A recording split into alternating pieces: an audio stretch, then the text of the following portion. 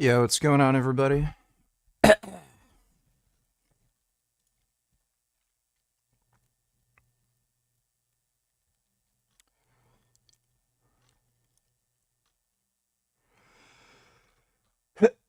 Oh, shit.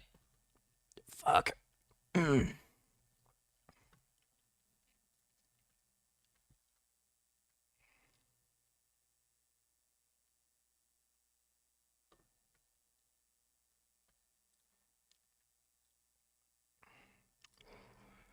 Always leather, dude.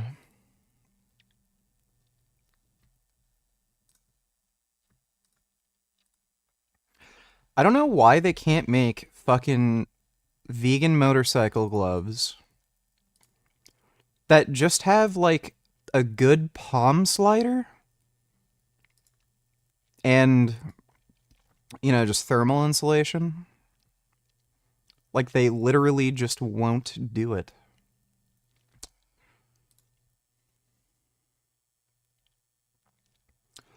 I'm sickish today. I feel so gross. Well, that sucks, dude. I don't like being sick either. Especially since can't use that as an excuse to not go to school anymore.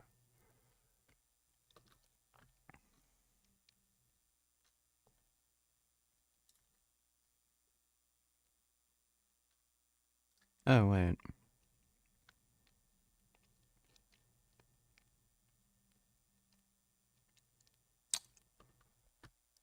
Does that have an electric visor? No.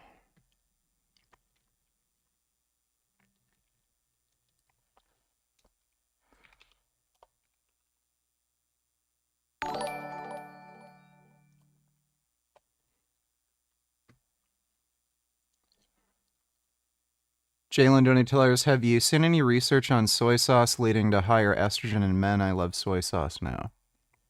No. There are two very comprehensive meta-analyses on soy consumption at this point, and neither of them have found a correlation between soy consumption and hypogonadism in men. So, you shouldn't worry about any of that. Thanks for the donation, though, Jalen.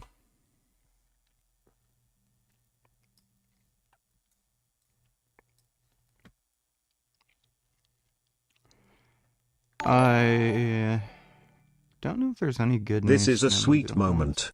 Can you react? Let me take a look. Vibrance. Who's coming out? Who's coming out? Who's that? Who's that? Who's that? Who's that? Who's that?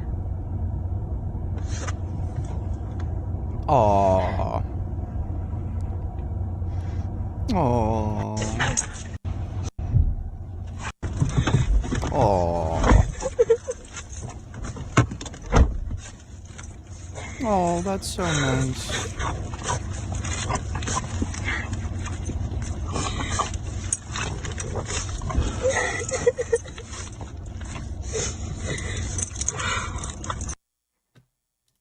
That's sweet.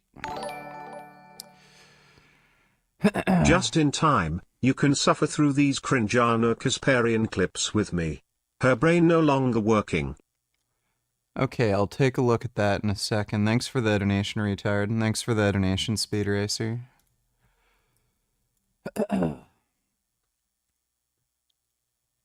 Certain reversals of Trump-era immigration policies, which at the time I didn't give Trump credit for because he wasn't really applauded for it. And I didn't realize that, the Remain in Mexico policy was actually very successful.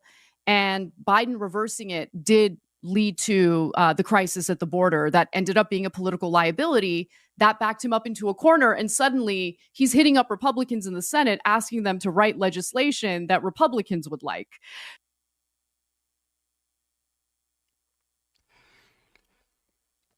Dude, you can just see from the comment section in their videos I'm convinced most of their audience at this point watches them ironically, as like a joke.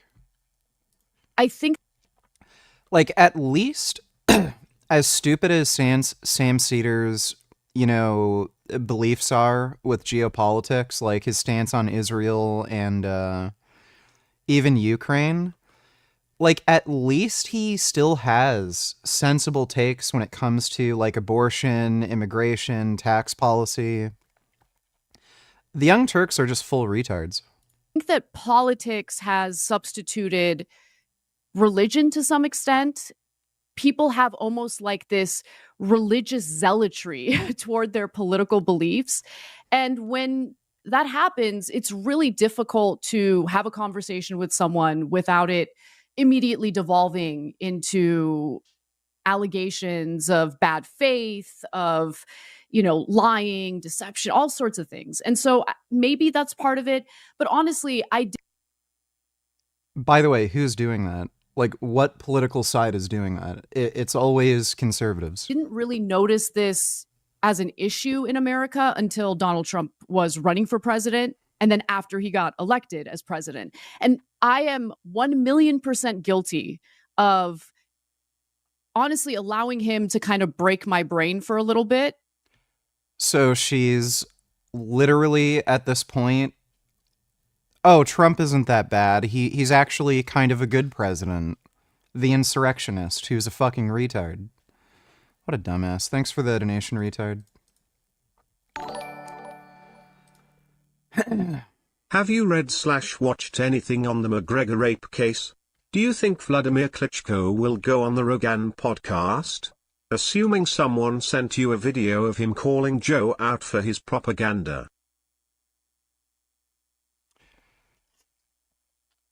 Has Klitschko... Oh, yeah, right, because he's Ukrainian, right? I would imagine Klitschko really doesn't like Joe Rogan. I don't see Joe Rogan inviting Klitschko onto his podcast because he's a retard who can't handle any kind of criticism or debate or dissenting opinions. The Klitschko brothers are pretty fucking badass, dude. They were in fucking Kyiv handing out AKs, and they were ready to fight to defend Ukraine. I really like them. But I don't see Klitschko ever going on Joe Rogan because Joe Rogan's too much of a fucking insane retarded bitch to invite him on and actually have a debate. I haven't seen too much on the McGregor rape case. I don't know anything about the actual evidence provided in the case and the defense's argument. I guess we can quickly watch this. Thanks for the donation though, Gummy Gum. Yeah, Gummy Gum.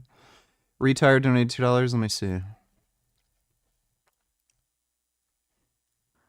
Joe Rogan, I listened to your latest podcast. I'm sending you this video to let you know that I disagree. You talk about these American weapons being sent to Ukraine, which you believe will lead to the Third World War. So, let me tell you that you're repeating Russian propaganda. Putin's Russia is in trouble, so they want to scare you and people like you. His war was supposed to last 3 days.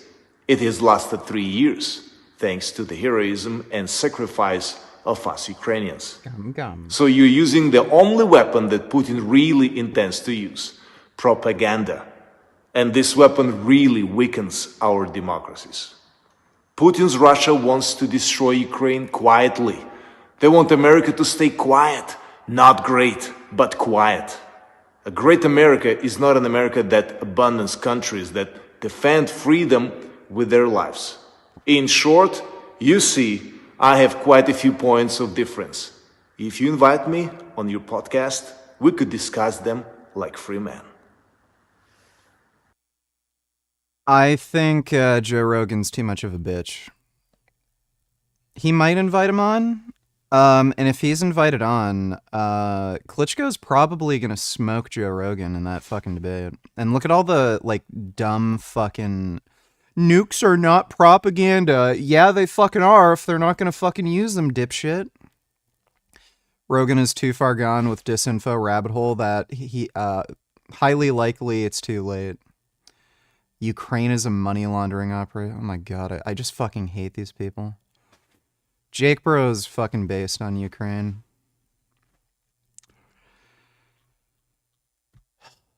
I hate Joe Rogan and his audience. Like, I can't stand them. They're the most fucking like, again, we talked about this like yesterday. Oh yeah, we're fucking conservatives and we're against femininity and we need to return to traditional masculinity where men go to war and fight and die for freedom. But oh, don't hurt us, Putin. We don't want any war or nukes. Just give Putin everything he wants because we're too scared. Like, I fucking hate them, dude. Thanks for the donation, there, retard. One, donate $2, some more exploration videos for you. Also, what do you think of that graph?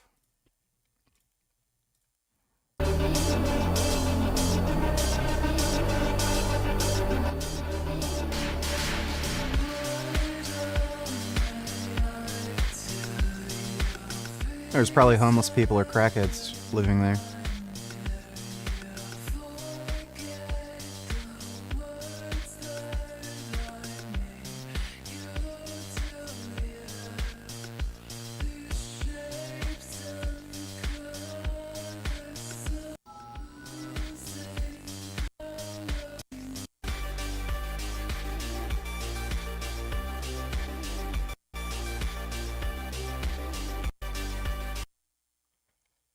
Yeah, there's crackheads living there. Like, any abandoned building you see, practically, it's gonna be crackheads.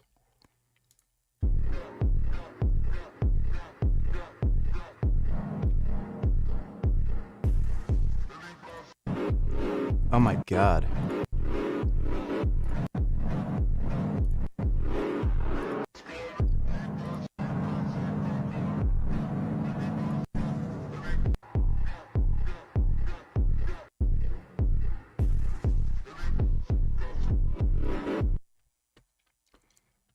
I like some of those exploration videos.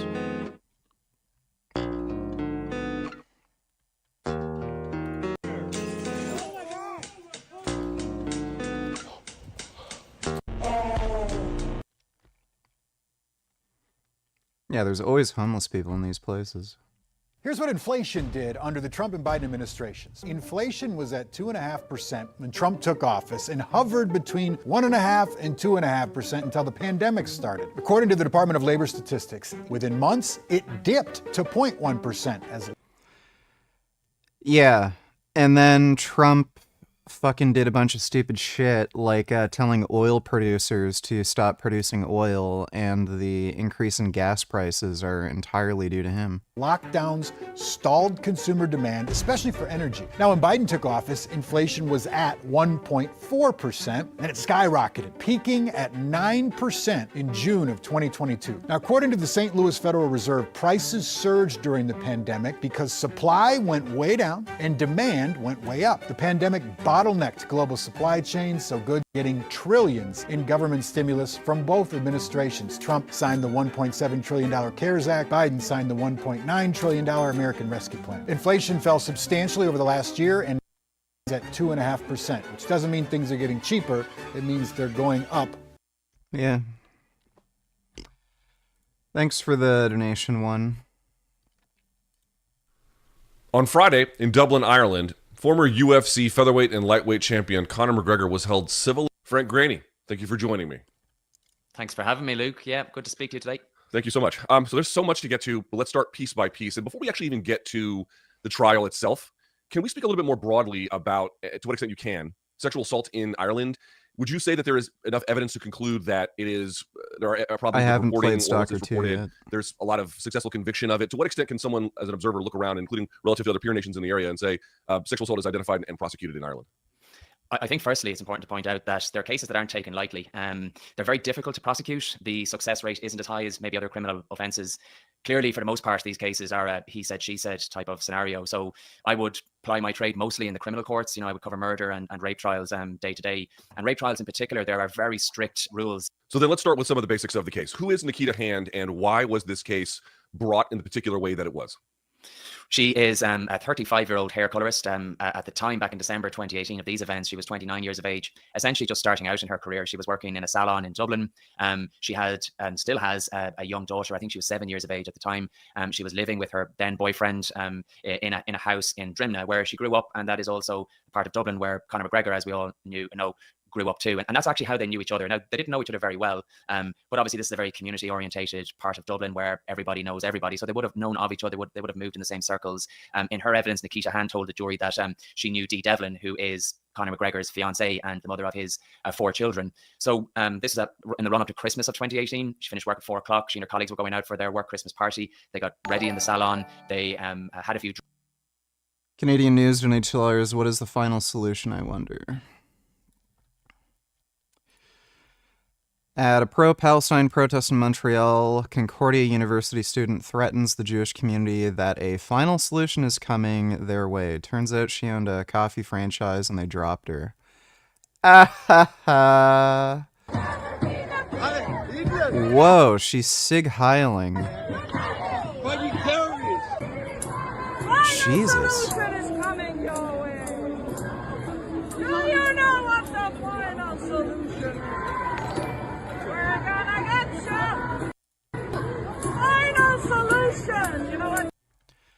They're all Nazis. Like, I don't know how the fuck this person isn't, like, charged for hate speech under Canada's hate speech laws. She's literally claiming we're gonna kill all the fucking Jews. Sig Heiling. Lock her the fuck up. Like, honestly, every single one of these fucking protesters should be locked up because we know exactly why they're fucking there. Last night, our franchisee at the Jewish General Hospital was filmed making hateful remarks and gestures. Second Cup is zero tolerance for hate speech. In coordination with the hospital, we shut down the franchisee's cafe and are terminating their franchise agreement. Get fucked, bitch. This fucking cunt needs to be locked up, though. Thanks for the donation, Canadian News. Dodo donates. Remember when Vegan Gains said that Kamala would win and that Tate would lose his case? Never trust Vegan Gains' opinion on anything, especially veganism.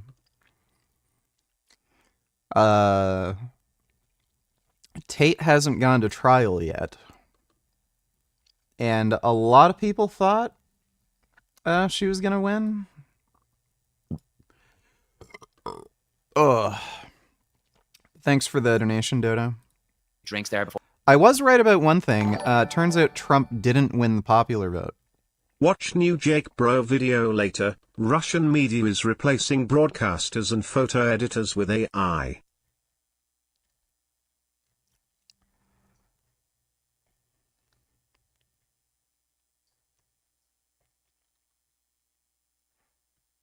Hola queridos seguidores, soy Tania Sputnikova.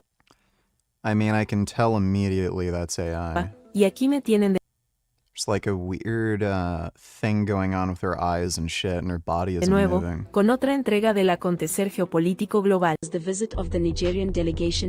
This is Anna, Sputnik Africa's virtual host. China and South Africa, the United Arab. Alright. I'll watch Jake Bro later. Thanks for the donation, retard. Before moving on to an event not too far away from there, they went to a pub. More drinks were had. She was drinking beers. Did you see Trump's new AG wants to lock up Palestinian protesters? They should. We know exactly why they're fucking protesting. They're just anti-Semites. So yeah, they should. She admitted she had a lot to drink, Bacardi and Coke. She'd also taken some cocaine throughout the night. She was wearing a red jumpsuit that night, and she posted a photograph of her on her night out wearing the red jumpsuit. And Conor McGregor responded privately. She followed him on Instagram. He didn't follow her, but was able to comment on this photograph, and he essentially asked her where she was. Conor McGregor was on his own night out with his pals, some of his mates from his gym, fellow MMA fighters, and also his friend James Lawrence, who was also on trial before the civil courts. Now, the jury didn't rule against him, and perhaps we'll get into that in a little bit more detail later. But in any event, they ended up in a nightclub. They were drinking until the early hours, and they left that nightclub at about 7 o'clock in the morning of the 9th of December 2018. Nikita Hand had kept the party going as well. She was back at the salon with her colleagues, where they were having drinks, listening to music, having a good time. And one by one, all of her colleagues started to go home as the night wore on. And in the end, it was just her and another girl that she worked with, a girl called Danielle Keeley, who also gave evidence before the High Court. And I suppose where their paths and their stories crossed, Conor McGregor and Nikita Hand, that is, there had been some contact throughout the night. Conor McGregor was in the company of another couple of girls in this nightclub. He wanted to go partying with them. They wanted to go home. So they got dropped off home. And Conor McGregor ended up on his own driving around Dublin with a member of his security team at the steering wheel. And he ended up going out by arrangement with Nikita Hand to that salon, picked them up at about 10 o'clock in the morning. From there, they spent a couple of hours driving around Dublin, all in good form, all having drinks in the back of the car. Music was being played. They picked up his pal, James Lawrence. Conor McGregor said that Conor McGregor's never going to fight again, dude. Dude, he's getting up at 10 a.m. to pick up girls and going drinking and taking drugs at 10 in the fucking morning. Like, this guy is just fucking cracked. he went into James's house and he essentially said to him, look, I have two beautiful ladies outside.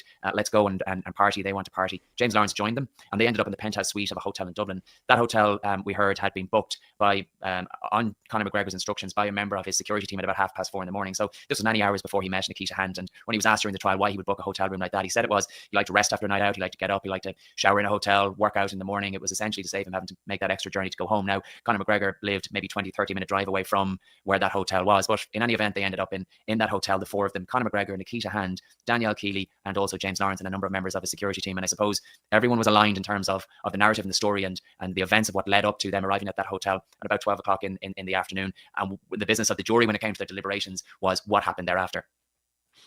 Okay, so that brings us to essentially what happened thereafter. So I have a few things I want to go into, but I guess it makes the most sense to keep proceeding. Tell us how Nikita Hand alleges the night progressed from there. Well, her story was that they were all sitting around the living room area of this penthouse suite. Drinks were brought to the room, vodka, Bacardi, mixers, beers. Again, everyone having a good time. Now, she said at one point she walked into one of the bedrooms and Conor McGregor was using the toilet and turned around and propositioned her, and she didn't think too much of it. She didn't want to make a big deal out of it. Left the room, ended up alone in the room with him again a short time later. And this is where she claimed that she was raped. And essentially what she told the jury in her evidence was that Conor McGregor made advances that she resisted. She had a boyfriend at home. She wasn't interested. As it turns out, she told the jury she was on her period. She had a tampon in. So even if she was interested in having sex that night, which she said that she wasn't, she said she wouldn't have given the circumstances. And also that there was that connection with Conor McGregor's fiance, Dee Devlin. So she didn't. This is a really weird story. Like, I guess Conor McGregor is a huge MMA star and everything. So it's not so weird that some random person who follows him on Instagram would want to hang out with him and stuff, but you have a boyfriend, you're not interested in having sex, but you meet up with this guy to go drinking at like 10 in the morning and go to a hotel with him and shit. Like, it's a little weird. Feel comfortable with what was going on, and she essentially pushed him away, thwarted his advances, I think was how she put it in her evidence.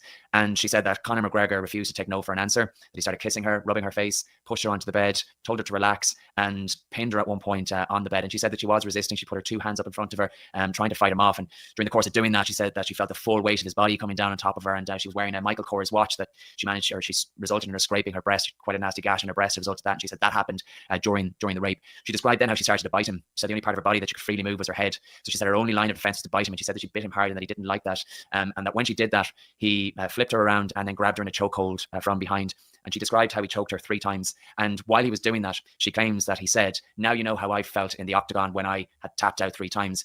And that was a reference the jury was told, to the fact that he had lost one of the biggest fights of his career just 2 months later against Habib. We all know what happened there, and we know how he lost that fight. Now, interestingly, when that was put to Conor McGregor under cross-examination, he said, look, everybody knows who I am. I don't speak about defeats. I don't speak about fights that I'd lost. So he denied saying that, but Nikita Hand in her version of events was adamant that he had said that. And while he was choking her for the third time, she said that she really thought she was going to die, that she was thinking of her daughter, that she was looking at the bedpost and she was thinking, how am I going to survive this? And she said at that point, she just submitted to him and whatever was going to happen. And she said it was at that point that he raped her.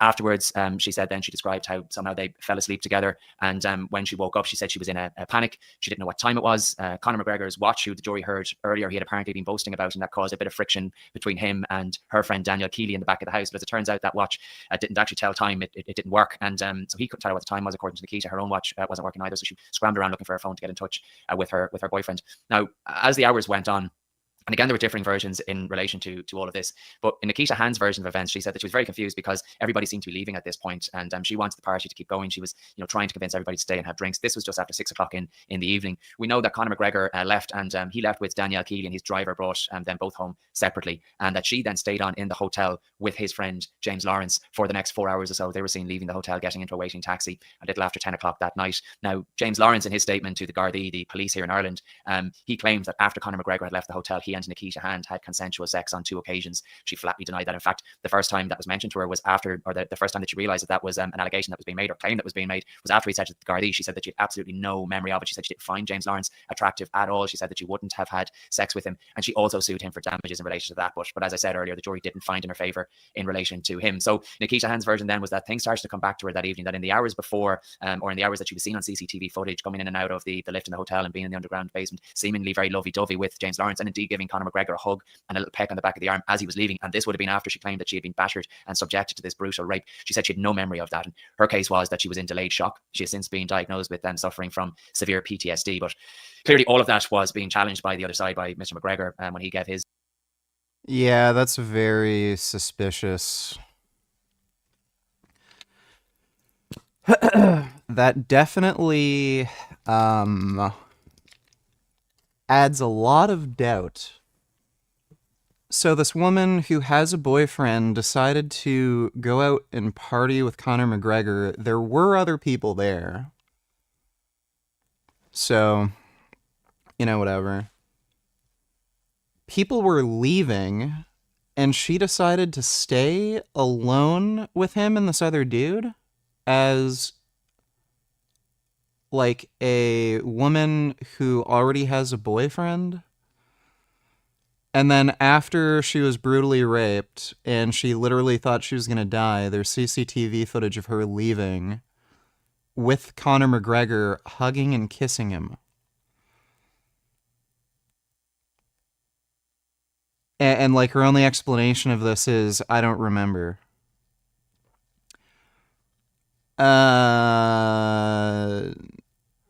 No. Like, I don't buy that. There's always this narrative that, you can't expect people who've suffered a traumatic incident to act rationally.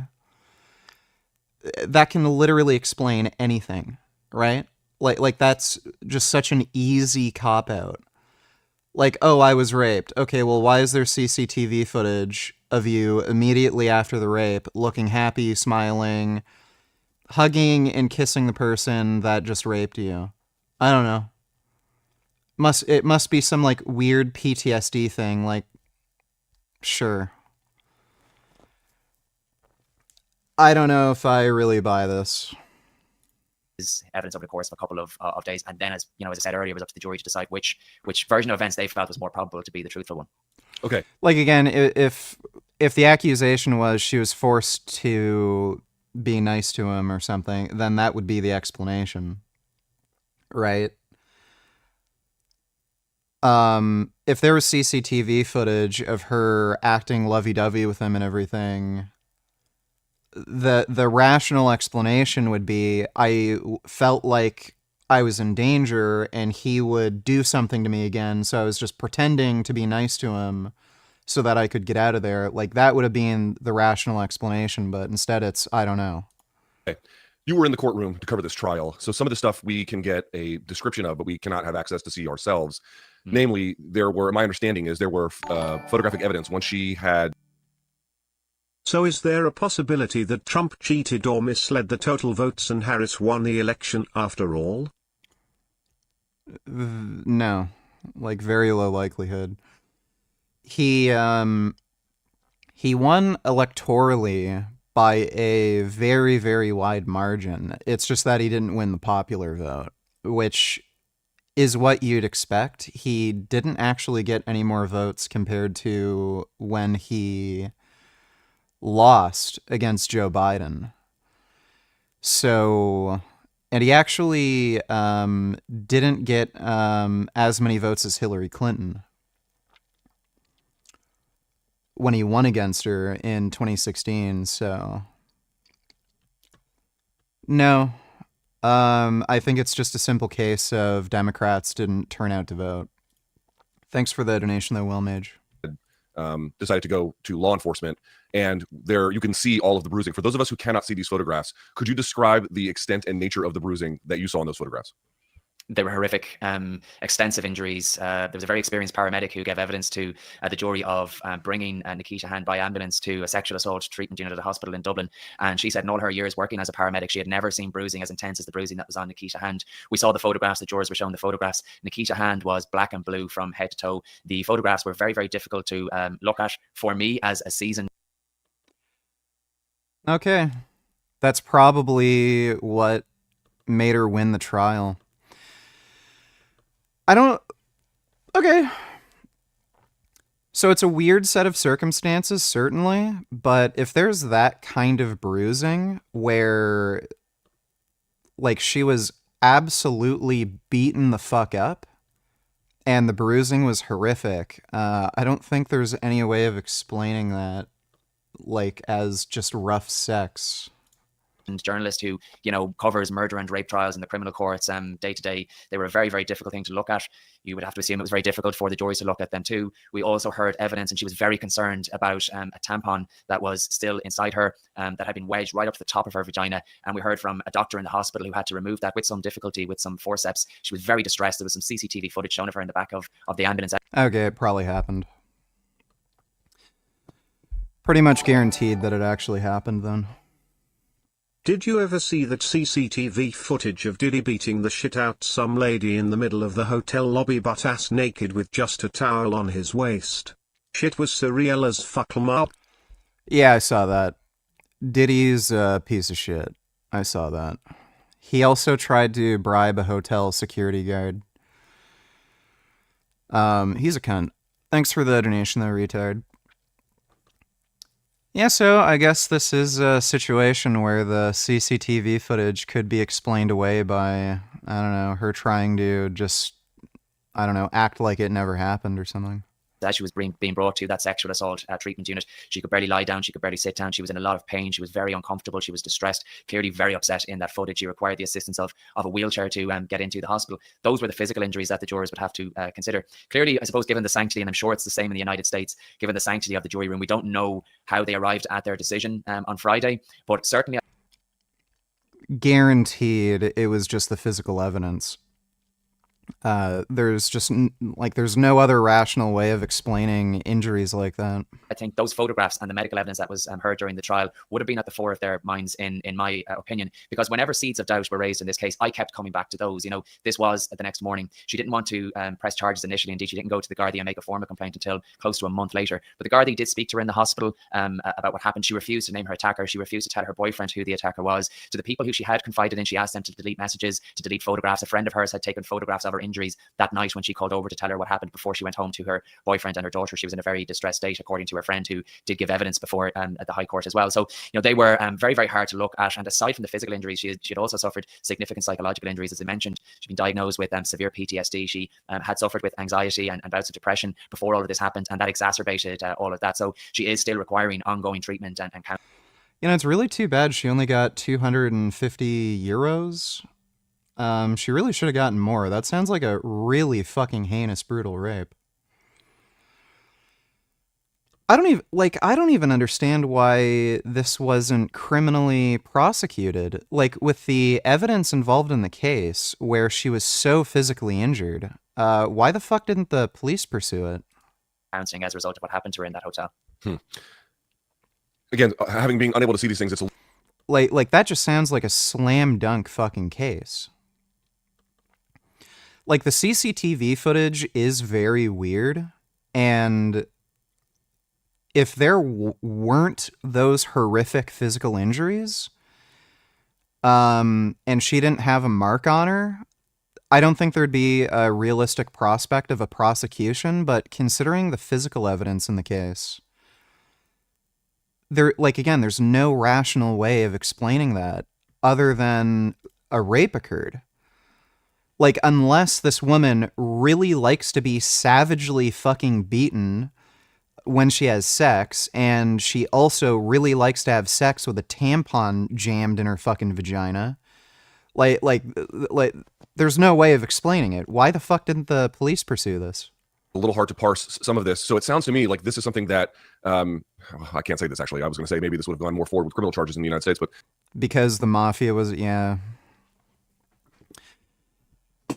Connor does have links to organized crime. He is involved with the Irish mafia.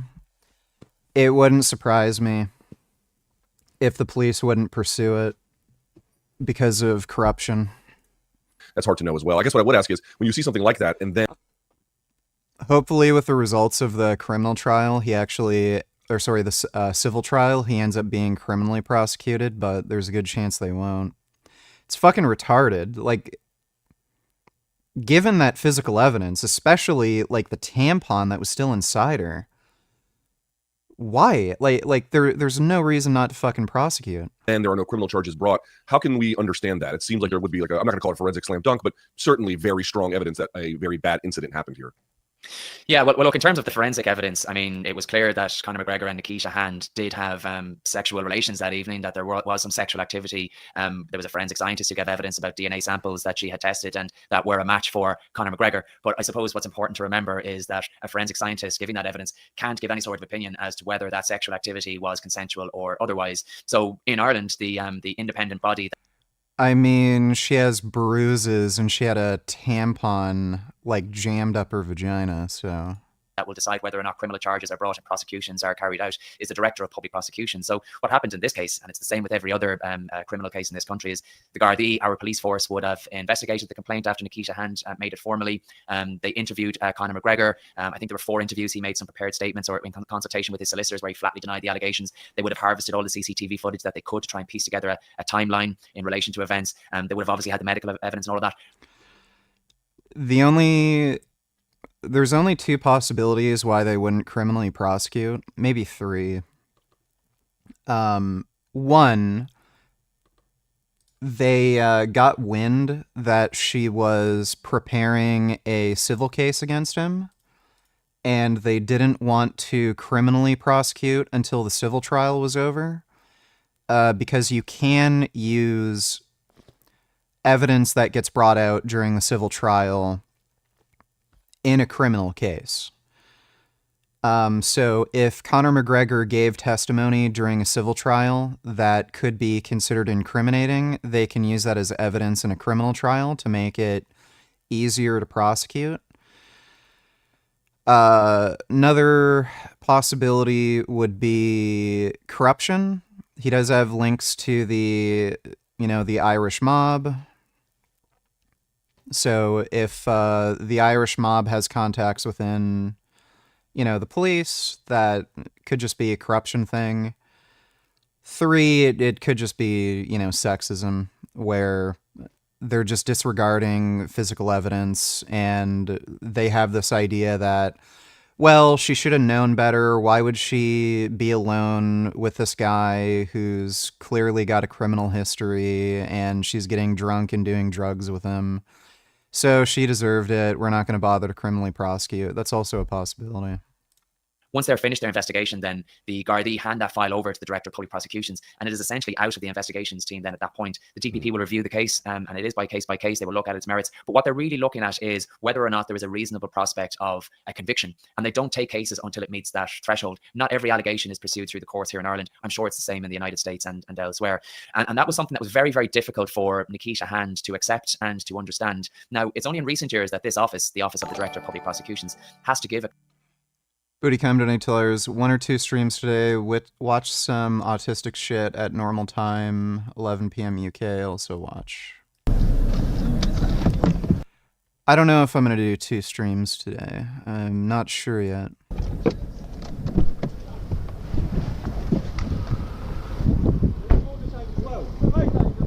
Yeah, mate.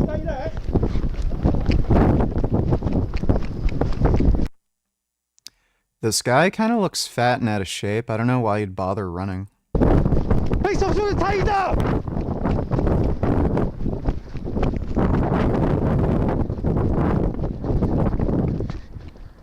Stay there.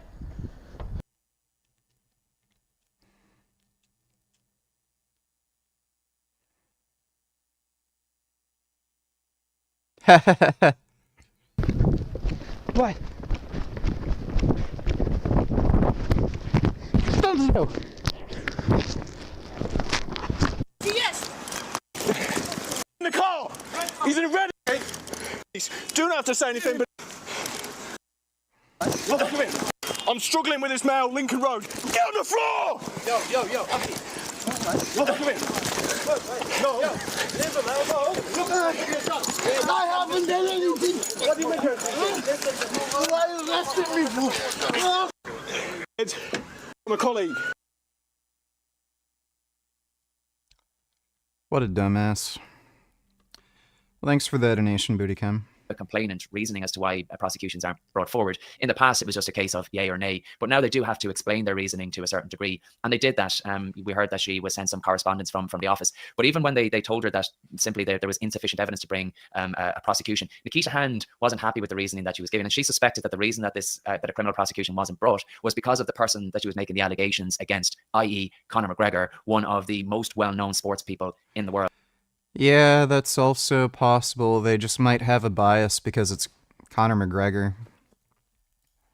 And she was assured in a follow-up letter from the DPP that wasn't the case. We heard that the director herself actually carried out a full review of the original decision not to bring criminal charges, and the DPP was satisfied, having looked at the file again, having taken a second look at everything. And Nikita Hand did get a lot more detail, I suppose, as to why criminal charges weren't brought, and they felt that it was difficult to corroborate her version of events. The evidence or the statement that was made by Conor McGregor's friend James Lawrence, who claimed again that he had consensual sex with Nikita Hand twice after Conor McGregor had left the hotel. So this would have been in the hours after she had claimed that Conor McGregor raped her in the penthouse suite, and the DPP felt that it was very difficult.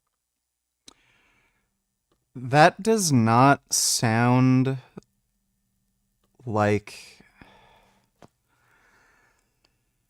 So after getting choked, savagely beaten, and Conor McGregor literally had sex with her while a tampon was still lodged in her vagina, and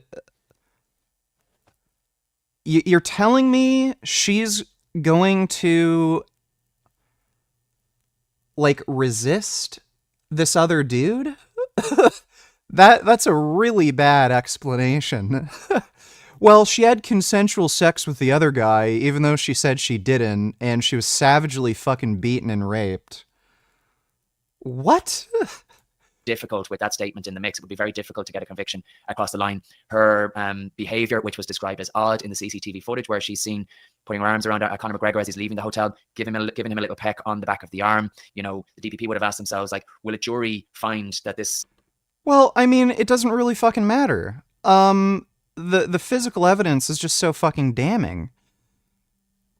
She couldn't even walk. She had to be wheeled in by a fucking wheelchair when she went into the fucking hospital, and she had horrific fucking bruises all over her fucking body, and she had the tampon lodged, like, way up her fucking vagina.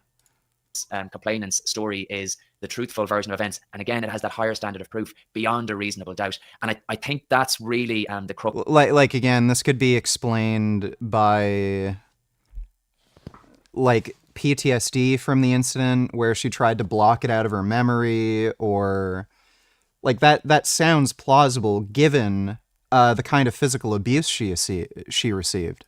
Books of the issue when it comes to the lack of a criminal prosecution being brought was the DPP didn't feel that they would be able. Like, yeah, without the physical evidence, without the bruising and the tampon in her vagina, like, yeah, there wouldn't be a realistic prospect of prosecution. But I mean, with the physical evidence, that can easily be explained.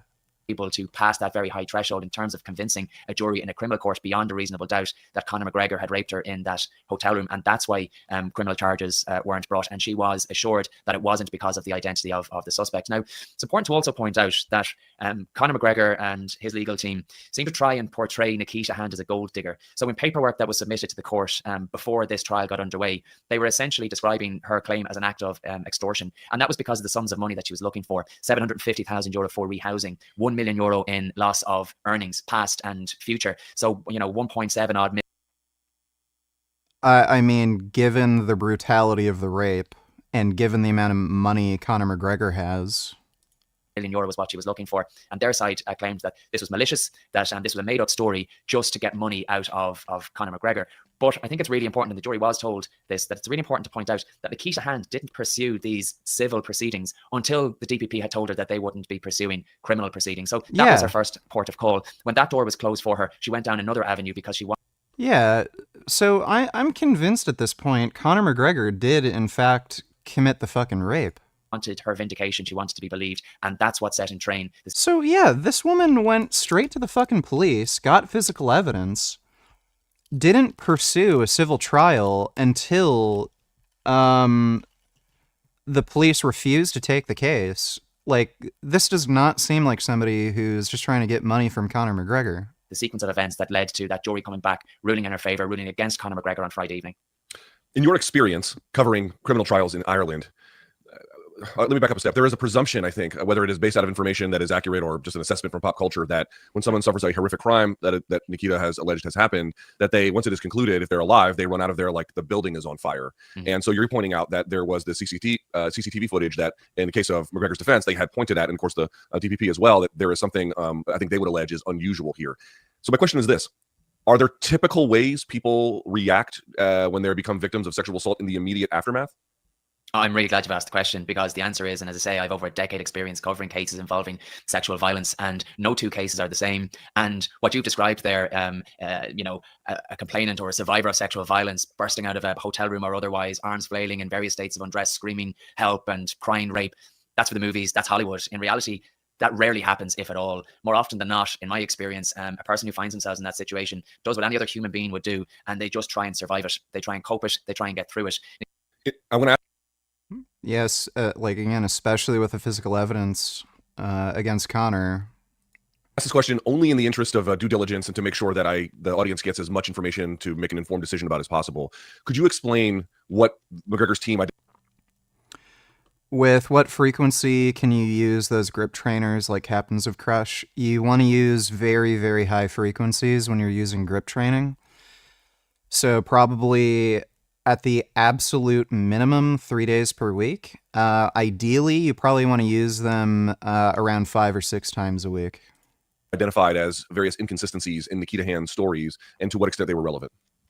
They made like, look, they would have described a lot of what the other side was saying as noise, and the same charge was put to the defense. Nikita Hand's barristers and her legal team would have told the jury on day one that this was actually a very simple case that may look like a complicated one, and that everything surrounding the facts, the 5 or 6, it could be summed up in 5 or 6 sentences, and everything else is just noise to distract. Her side would have accused their barristers of trying to throw as much dust in the eyes of the jurors. A lot was made of lies that she told to her boyfriend. As I mentioned, she at the time, her boyfriend, they owned a house together in Drimna with their young daughter, and she was out at her Christmas party, and at various points, and she did accept this, she didn't try and shy away from it. She did lie to her boyfriend about where she was going, who she was with, and what happened. We heard that when she came back to her home in the early hours of the following morning, her boyfriend had actually secretly recorded the conversation that she had. She told him that she had been attacked, that she had been raped.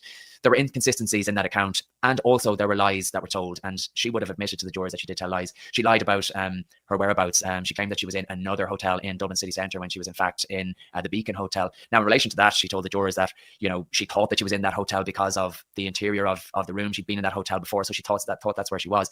Whereas Conor McGregor's barristers were saying the reason she had referenced that hotel was to turn attention away from the Beacon Hotel, because she was worried that the CCTV footage that was eventually harvested wouldn't support her claim that she had been raped by Conor McGregor during the few hours that they were all there partying. There was also the evidence of her friend, Danielle Keeley, who gave evidence to the jury of not hearing or seeing anything that would suggest that Nikita Hand had been raped in that room. At no point did she seem distressed. At no point did she seem upset. She also gave evidence of Nikita Hand trying to get everyone to stay as she and Conor McGregor were leaving the hotel. I suppose what the jurors were being asked was, are they the actions of somebody who has been brutally and savagely raped by Conor McGregor? There was also talk of a phone call that she made to Conor McGregor, a very short phone call shortly after he had left the hotel. Now, she couldn't remember making that call, and she couldn't remember an awful lot about the hours after Conor McGregor had left. But again, the jury was being asked, why is she calling Conor McGregor if this is the man that she would go on to accuse of raping her? Now, I think it's clear, and the jurors would have been allowed to infer that the reason that she was calling him was because she and James Lawrence had essentially been locked out of the penthouse suite. We saw them both going up and down in the lift, but not able to get access to the penthouse suite. So clearly, Conor McGregor, having booked the room, needed to give them that access. But that was obviously a matter for the jurors to consider. So there was all of that evidence, and also something that muddied the waters in terms of deliberations. I mean, all of this is really irrelevant. Hey bro, how's it going this morning? Hope you're doing well, friend. I'm doing good, dude. Just chilling, enjoying life, and having a good relax. Thanks for the donation, Farce. Was the evidence of Conor McGregor's friend, James Lawrence, because James Lawrence described the hours after Conor McGregor left, and he essentially told the jurors that Nikita Hand was trying it on with him, that he wasn't interested, that he batted her away a number of times, but that he eventually relented, and they ended up having what he described as fully consensual sex twice. Now, there was no evidence to suggest that forensically that they had had any sexual interactions, but he said that he'd worn a condom, so it's not unusual that if it had happened, that there wouldn't be any forensic traces of it. So that, from the defense's point of view, there was a By the way, this could very easily be an absolute lie on his part. Probably is, and very likely is lying to protect Conor McGregor, his buddy. The idea that she would be in such poor physical shape, like bruises fucking everywhere, still has a tampon inside of her that she literally couldn't even remove because it was shoved so far up her vagina, and doctors even had trouble removing it. And then she'd, try to come on to some other dude? I don't buy it. I think that dude's just flat out fucking lying. A lot of evidence that I suppose was raising question marks and raising doubts in relation to the narrative that Nikita Hand was giving. But again, she accepted that her behavior after Conor McGregor, after the rape had taken place, she accepted that it was bizarre, that it was odd, that it was out of character. She got very upset when she was watching the CCTV footage of her in the lift with James Lawrence, because she said it was like looking at somebody else. It was like looking at a different person. She didn't remember it. And that was the evidence that she gave. And she was accused of having selective amnesia as well, of remembering specific. Again, given the physical evidence, this can very easily be explained. If there wasn't that physical evidence, yeah, that would be extremely questionable. And I was questioning it before I heard the physical evidence about the rape, but not details that would actually work in favor of the other side. And again, that's something that the jurors would have had to wrestle with. How has the country of Ireland received both Nikita Hand and Conor McGregor throughout this trial? Well, certainly since the verdict came in on Friday, Nikita Hand has been embraced by the whole country, it seems, with warm, open arms. She is a remarkably brave woman to have brought the allegation in the first instance and to have kept going, particularly after that bitter disappointment when criminal charges were not brought. Because, as we spoke about at the beginning of this piece, unlike in criminal proceedings, she, throughout the past couple of weeks in relation to these proceedings, wasn't afforded the same protection when it comes to her identity. If these were criminal proceedings, her identity would have been protected throughout and forever if that was her wish. But with civil proceedings, she doesn't have the same protection. So she was photographed every day. Her name and her image were splashed all over the papers, spoken of ad nauseum throughout the trial, clearly, as you can imagine. And this wasn't a story that just attracted headlines and coverage here in Ireland. 20 plus journalists in the press bench every day. This case attracted international attention. Conor McGregor, on the other hand, Conor McGregor, even before this trial began, is a very divisive character in this country, and you would argue elsewhere. When Conor McGregor first broke onto the scene as this incredible fighter and athlete and this larger-than-life personality, I know a lot of people in this country were very proud of what he was achieving on the world stage in a very, very difficult arena. And Conor McGregor, as we all know, wears his Irishness on his sleeve. He is a very, very proud Irish man. He comes from a very disadvantaged part of town, where he wouldn't have had the same opportunities that others would have. And he's spoken ad nauseum about how he worked hard to get out of that. Like, it is a real rags to riches story. And at the beginning of that journey, and as he was, I suppose, rising to the top of his game, he was loved and endeared by all, and even though like he had that larger than life character mocking opponents and whatnot, it was all part of, we felt, the pantomime surrounding Conor McGregor. And there is a fine line between confidence and arrogance. I think it's fair to say that Conor McGregor rarely walks the line in relation to that. But over the past few years, I think people's opinions of Conor McGregor here in Ireland have changed somewhat. He had the potential to be such a positive role model for so many, and given for whatever reason his behavior, he's a burnt out, drug addicted fucking rapist. What happened on Friday, one thing that he certainly hasn't done is come out and apologize or shown any remorse in relation to what happened. He seems to be in totally unaccepting of the verdict of the jury. Indeed, one of the first things that he did after jumping into his Bentley and speeding off without stopping to make a statement or anything like that after the verdict came in was to take to X to announce his intention to appeal the decision. He's clearly very upset by it. And look, Conor McGregor, like any other person in these circumstances, has the right to appeal if he feels like he didn't get a fair trial. But certainly there's a lot of questions I think that will be asked in relation to his career in combat sports going forward, and clearly you're far better versed to speak to that. Just to wrap up, you indicated that they will be back in court, I think, next week. And as I understand it, as you mentioned, it's related to, okay, who's going to pay these legal bills? Conor was generally the loser here. So can you just very quickly explain what we can expect when this goes back to the court to adjudicate some of those costs? It'll be back before the court on Thursday, and Mr. Justice Alex Owens will receive submissions from both sides in terms of, I suppose, essentially how much it all cost. I don't think he's going to be granted an appeal. It's pretty, like, anything could happen, but unless he can provide any kind of new evidence that would completely, like, that is strong enough where it could realistically change the outcome of the trial or demonstrate that the jury didn't have access to certain evidence that was presented during the trial, like, I seriously doubt he's gonna actually get granted an appeal. I don't know how civil courts in Ireland work, though. There were a lot of lawyers in this case, more lawyers some days than there were journalists, and there were a hell of a lot of journalists in court every day, as you can imagine. Lawyers in this country, it's the same in the United States, don't come cheap. Conor McGregor had one of the best criminal barristers in the country in... Yeah, McGregor lost the civil suit. Remy Farrell. This is a man who defended one of the country's most infamous and... Thank you for streaming. I've had a terrible day. Hope you're well. I'm doing good. Oh, it's too bad you've had a shitty day, but... you have good days, you have bad days. What can you do? Notorious killers, a man called Graham Dwyer, who was convicted of murdering a very vulnerable childcare worker called Elaine O'Hara a number of years ago. Now, he was unsuccessful in that, and look, this is a very different arena. Not really feeling sick right now. Feeling a lot better compared to last night. Just had a relax. I don't feel like I still have a little bit of inflammation in my sinuses, but it's pretty much gone. Clearly, that was a murder case. What do you think of Blaze Pizza? What's your favorite pizza place? Blaze Pizza is some of the most disgusting pizza I've ever had. It's absolutely fucking horrendous. It has no flavor. The crust is like soggy cardboard.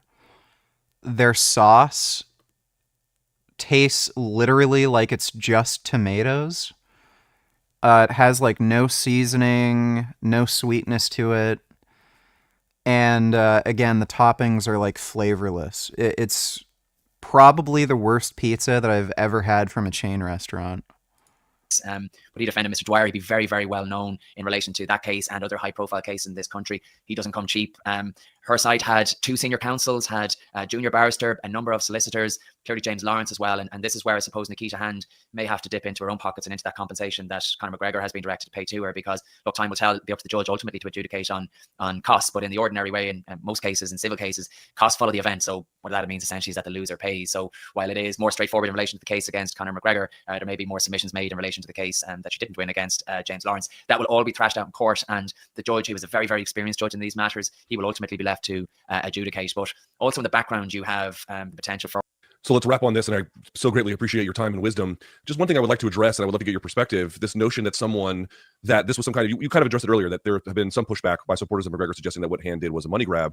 But in the end, she didn't get much. She knew she wouldn't get much. She knew that there was a risk that she would, in fact, have to pay his legal bills in the event that this went south for her chances. And then she pursued this over the course, as you indicated, for 6 years.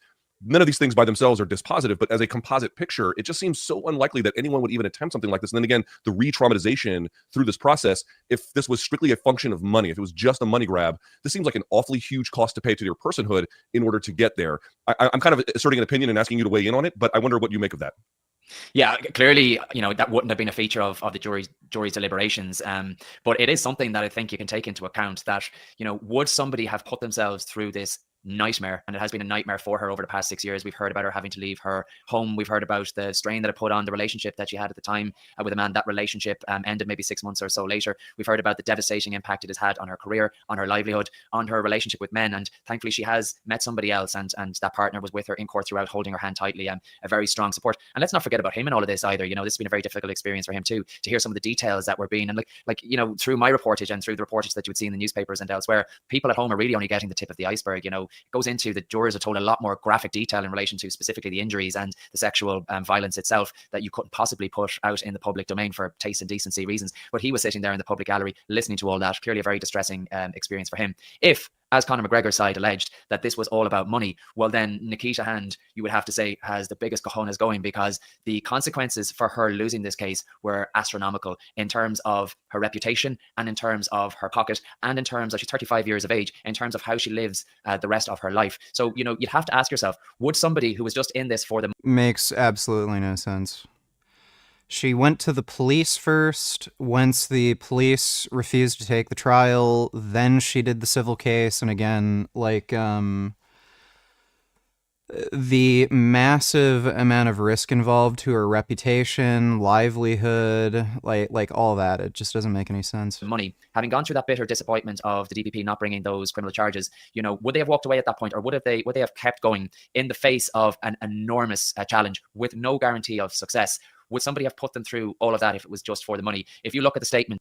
Yeah, so he fucking did it. He's an actual piece of shit. Let me see.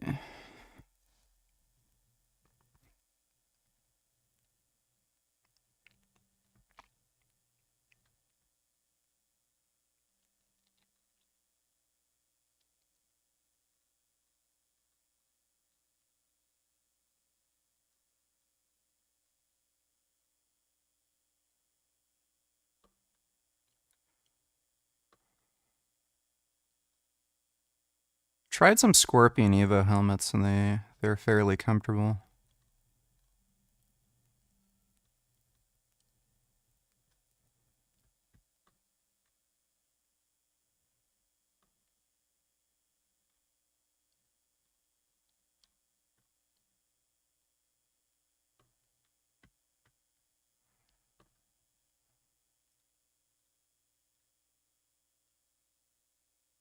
Oh, is that a women's helmet?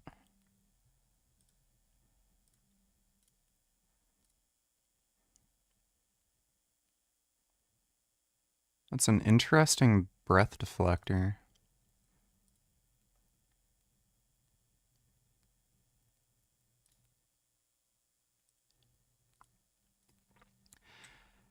I just really don't like the breath deflector on my current snowmobile helmet.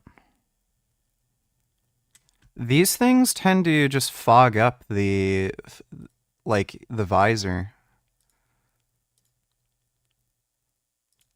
Unless you have it plugged into the electrical.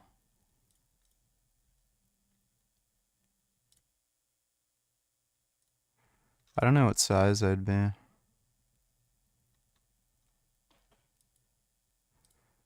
Elliptech ratchet system, elliptical motion that pulls the shield securely against the eye port, ensuring proper seal. Toolless shield changing.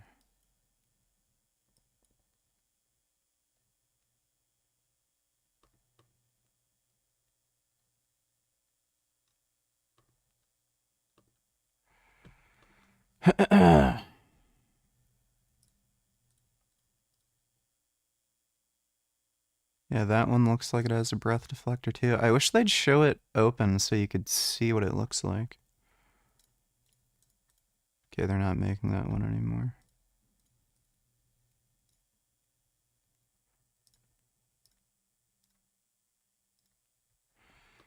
I don't know. Alright. Let's play some COD matches. Greg Doucette says most Turkesterone is fake, so that's why people say it's a scam, but real Turkesterone works. Is there merit to this argument? No. If he's gonna say real Turkesterone works, then provide the evidence. Like, Greg is rich. He has a lot of money. It's not like he wouldn't be able to afford a small clinical trial. He can just hire a company to conduct a small trial with maybe 20 participants, and he'd very easily, like with his social media following and everything, he'd very easily be able to recruit people probably for free. Just because people would be interested in doing a study with Greg Doucette. And according to him, he's the only one with real Turkesterone. So, why, like, considering that, the amount he could gain from a study, proving it works, he'd make a killing. He'd probably only really have to spend, realistically, at most, 50 grand on a small clinical trial like that.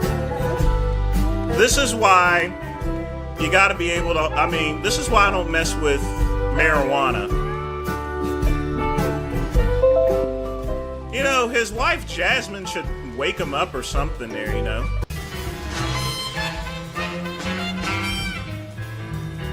I mean,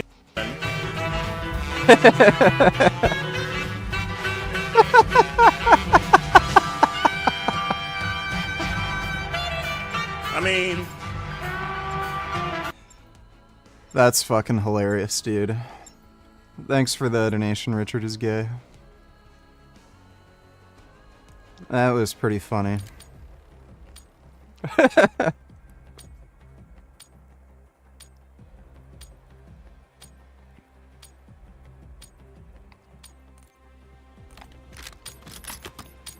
Vince Goodcum is a pretty funny guy sometimes. Hardcore domination. Secure the objective. Lock down Charlie. We're starting to think. Ah, damn it.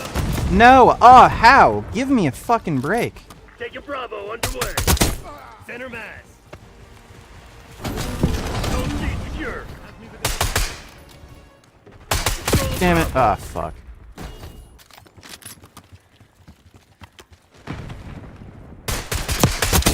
Sniper's gone. Push up. Bravo. Damn it.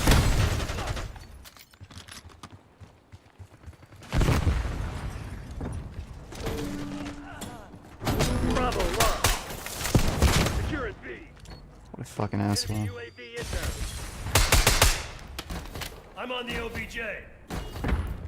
B secured. No more sniper. Move. We're losing Charlie. Losing B. Taking A. We got the lead. Now we're rolling on the objective. Eyes on enemy. Damn. Yeah, I knew it. That was bound to happen. They're taking C. How did he even see me? We lost B. Marksman deleted. Hostile UAV established overhead. Taking B. This shit ain't working. We've lost these. Damn it.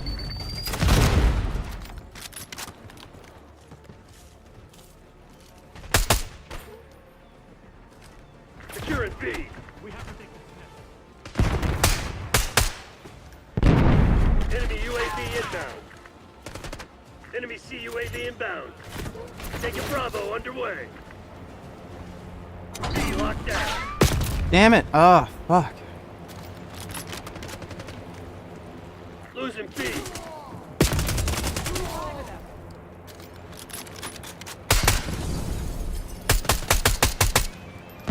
Secure zone A.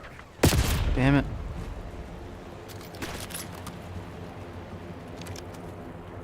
Losing Bravo.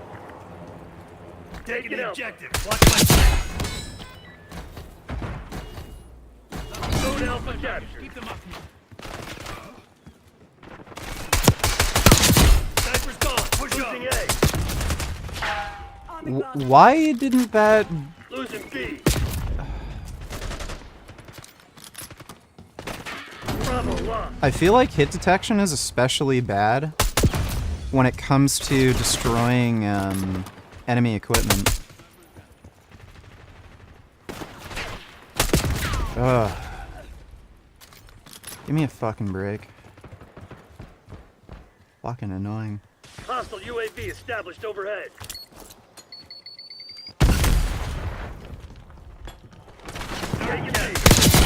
Got it. Secure Charlie.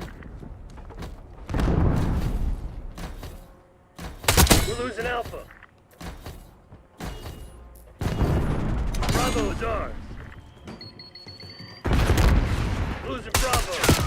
What? I hit that bitch! Fuck you! That is some bullshit.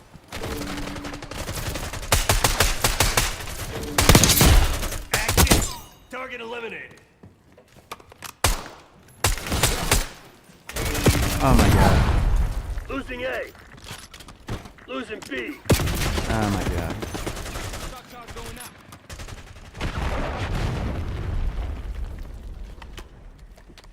Losing Bravo.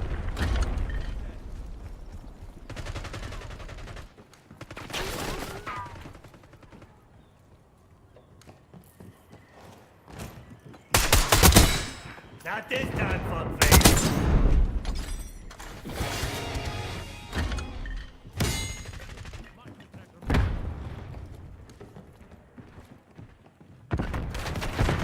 Losing B. Losing Bravo. Bullshit. Lost B.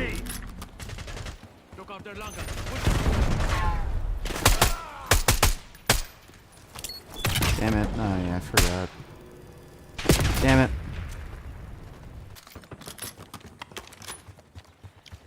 Fucking hate those trophy systems. Oh shit. We're losing Alpha.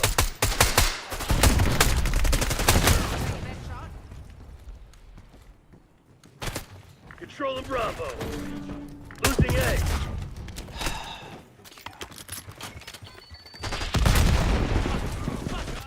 Teammate killed me with a fucking grenade.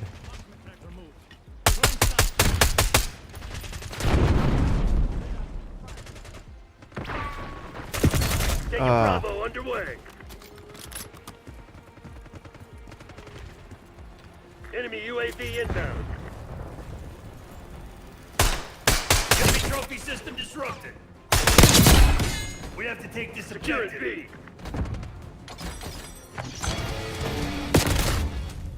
We're losing Alpha. Oh shit! What have I done? Got the sniper. Let's make moves. I hate this map.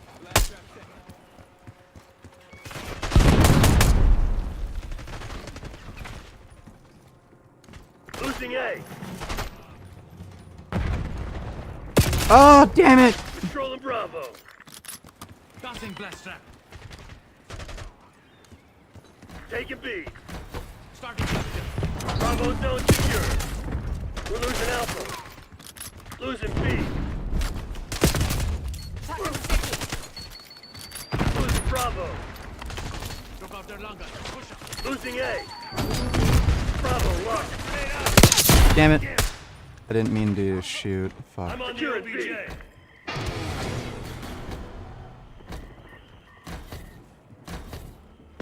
Help me with this objective. Marksman deleted. B locked down. No. Oh my god. Identified enemy sleeper agent. Enemy is down. Losing B. Warm up set. There's a spy in our ranks. Watch your six. Won't be eliminated. Watchdog helo incoming on your location. Fucking bye-bye.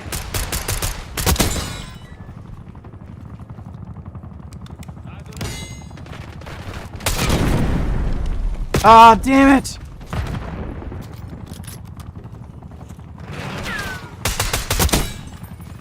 Security objective.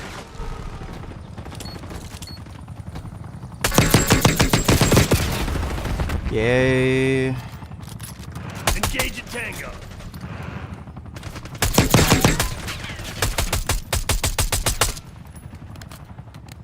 Secure an Alpha.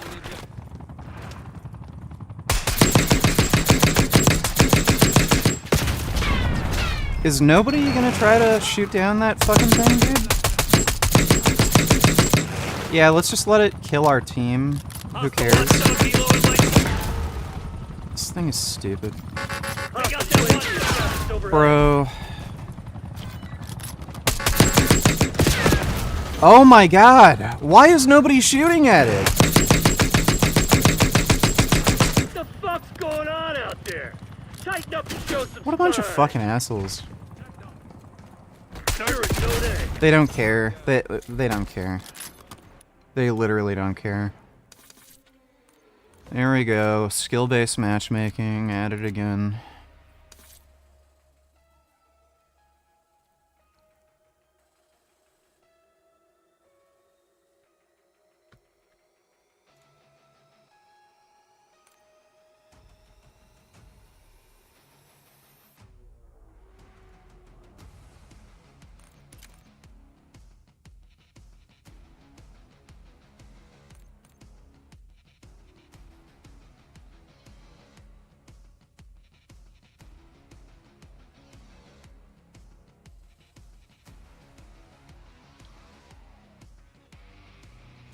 Why am I so cold? Ugh.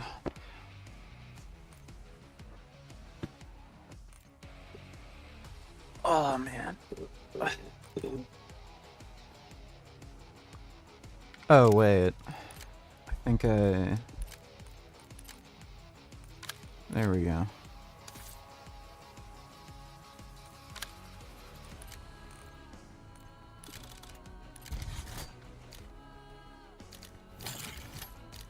Lit Meg, extended Meg 1. Sweet. 40.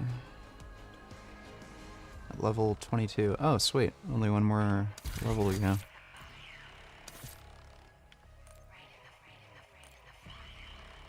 Hideout. I'll vote for classified. Ugh. Yep, there's no such thing as teamwork in COD. You got that right.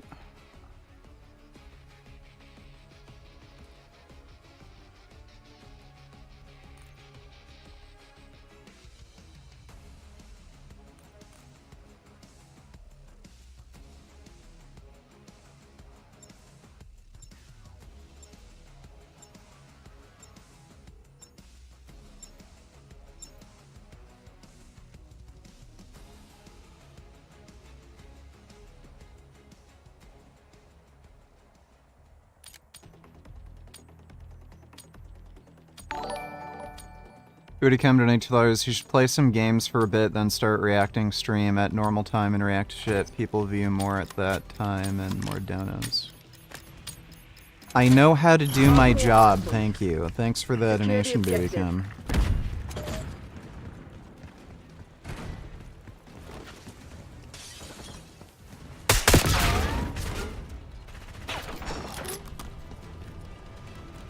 It's so weird that my entire fucking team can just walk by no problem, and then I'm the only one who gets fucking shot.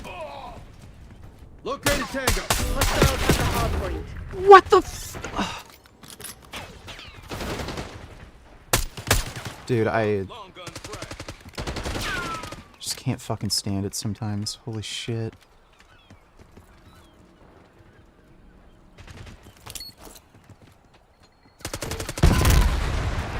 Hardpoint locked down. Oh my god, what in the fuck? Enemy UAV inbound. Hardpoint located.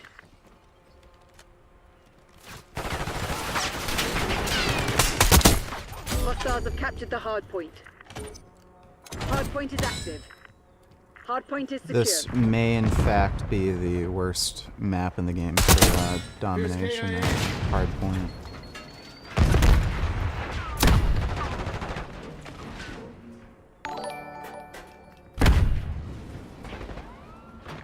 We're winning. Keep it up. Damn. Woody come donate $2. Yeah, sure. Just like how you know how to play Black Ops 6. Stick to Shenmue. Fucking better than you, dipshit. Thanks for the donation. There we go. Packet losses. You want to explain that? It's just fucking great. Oh my god, dude. What in the shit? Like, the spawns make no fucking sense. See you never, asshole. Hardpoint active.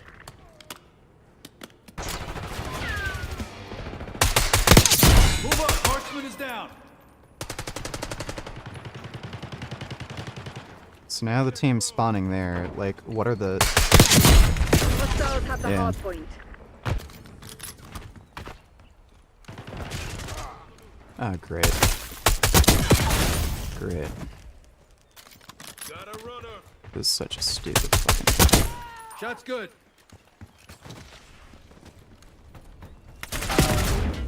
Great.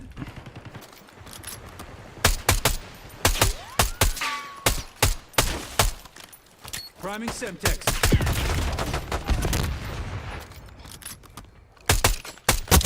Tango frag. Hardpoint located. Target sighted. You're falling behind, Crimson. Hostile long gun neutralized. Hardpoint is active. Hardpoint locked down. Okay, then I guess. The lead is ours.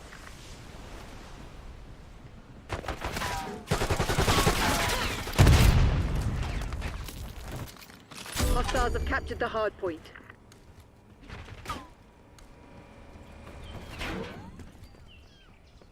We've given up the lead. Damn it! Oh, man.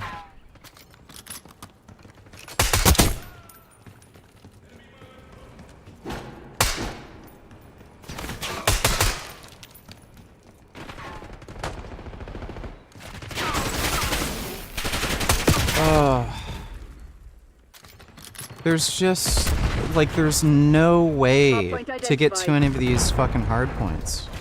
Like, you just get fucking smoked. There's too many fucking angles. By the way, what the fuck is this worthless shithead doing there? Hardpoint active. Hardpoint is secure. Like, you literally just have to hope that where you spawn is where the fucking hardpoint is. There's no way to fucking get anywhere. Eyes on enemy. Great. Yeah, does this make sense to you? This makes sense, right? Uh-huh.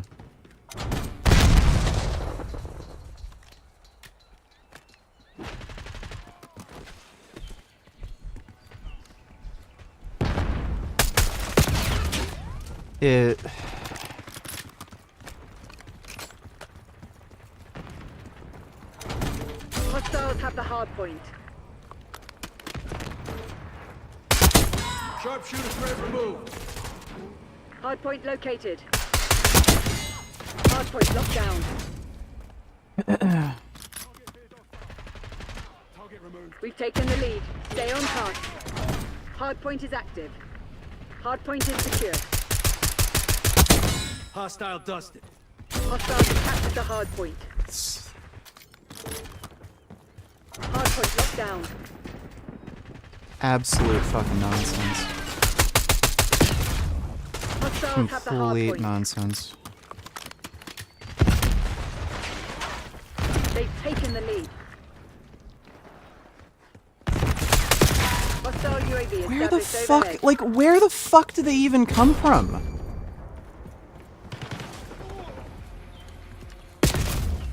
Gun. Fuck this map.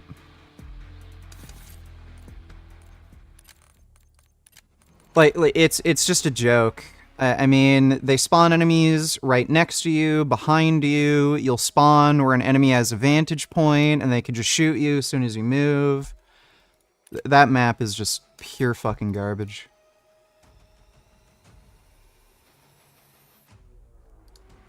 And the skill-based matchmaking makes it even fucking worse. Like, you end up just getting matched with, like, garbage fucking teams over and over and over and over again, and then you get fucked over.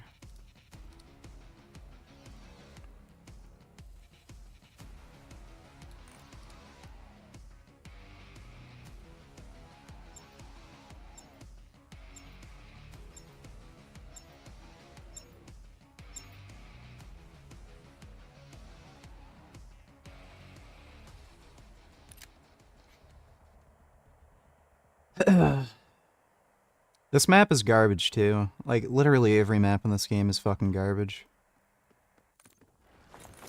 Hardcore team deathmatch. Work quick and clean. No witnesses. Like, they literally don't work for any fucking game mode.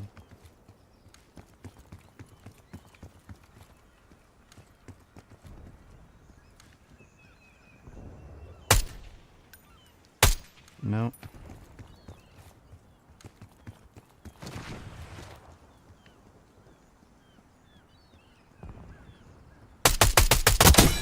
Smoke it.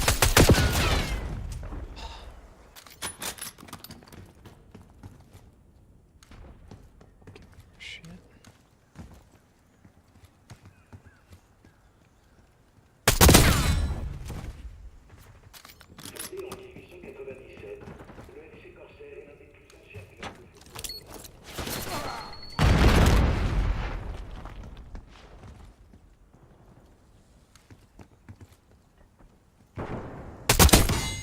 Clean kill.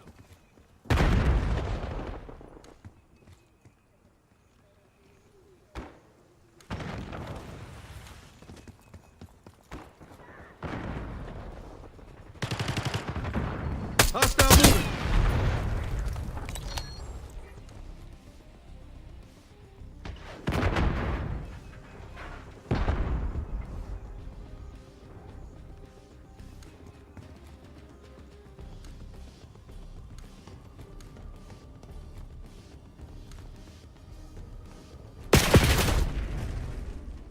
Yep.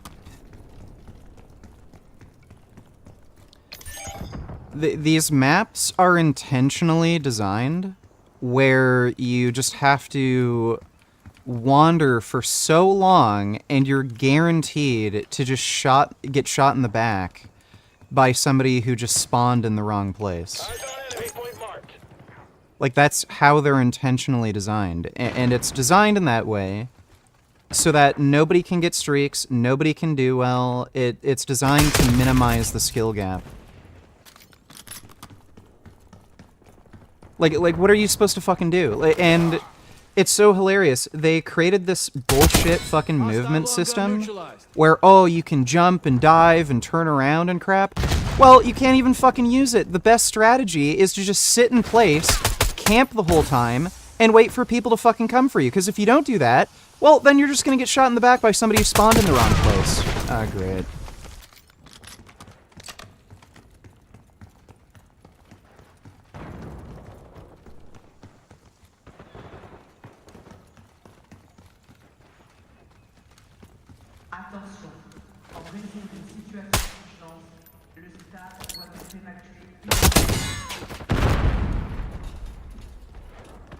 Oh, damn it.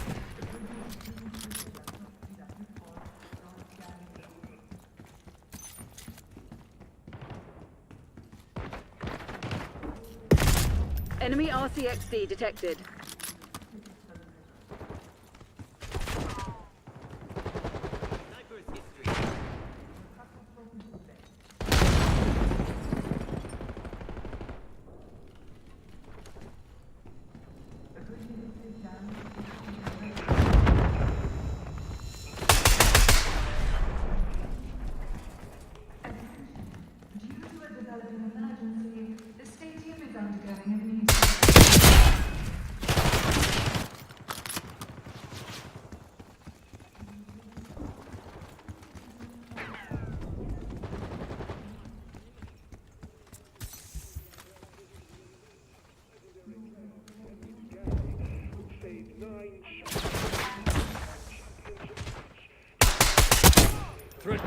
I'm also noticing in all the matches we've played so far, there's a really weirdly, unusually long lag between when you shoot somebody and when you actually end up getting hit markers. Like, there's a noticeable, really big delay.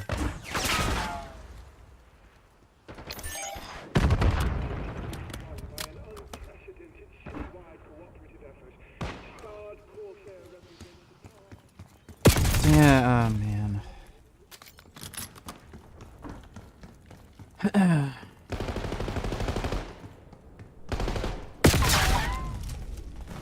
What is the point? Like, there just isn't. They're walking all over you. Have some goddamn pride. Yeah, we lost. Marking target location.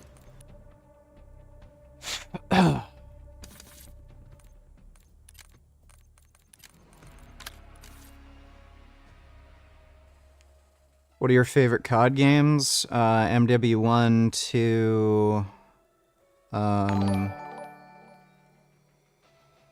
Can we talk about how sweeping generalizations and unnuanced opinions have absolutely fucked us? TikTok brain, YouTube shorts, and brain rot is to thank. I'm pretty sure people have always been like that. It's just social media has made it far more apparent. Thanks for the donation, Farce. Yeah, so Modern Warfare 1, 2, Black Ops 1, 2... probably being the best COD so far. MW 2019 was also pretty good after the updates. The original set of maps were just god-awful, though. See what I mean? I hit the guy, like, at least twice there. And, like, just no hit markers. It's been happening like this every match. Taking Objective C. capture in progress. Enemy UAV inbound.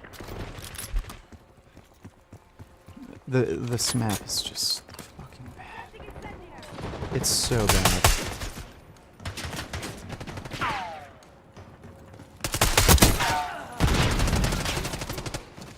Locking down Charlie. Losing Bravo. Charlie locked down.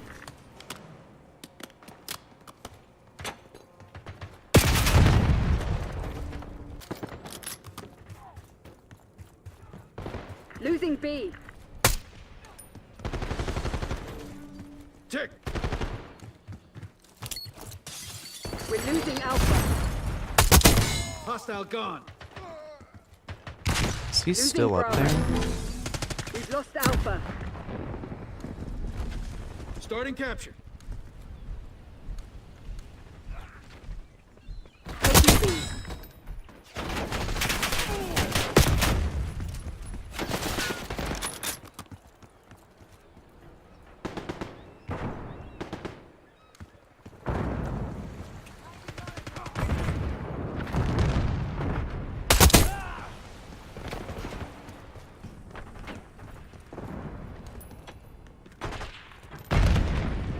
Securing B.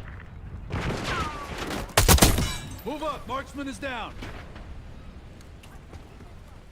We're losing Charlie.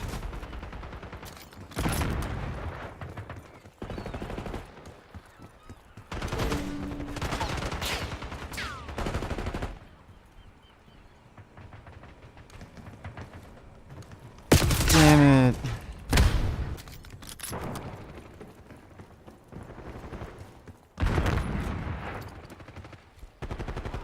Here we go. They're taking C.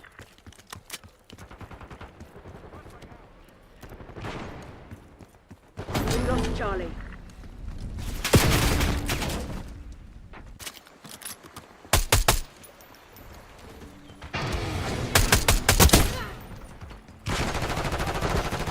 Taking Alpha. We have to take this Taking all objective. zones. Net call. Enemy watchdog helo inbound. Good. Secure. I need a medic over here. So somebody's Taking feeding. Bravo underway. Engaging over. Bravo is ours. Contact. Watchdog helo.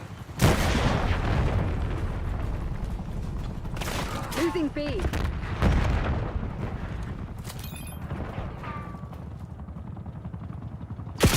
Bravo lost. Yes, my mouse has side buttons. 5 enemies.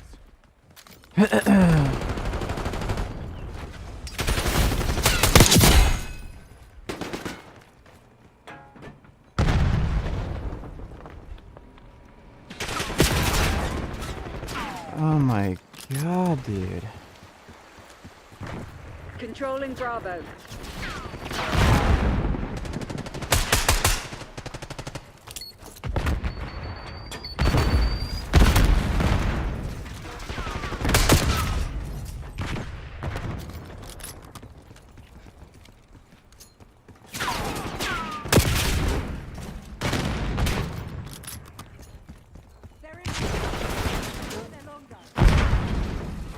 Hostiles reclaimed the lead.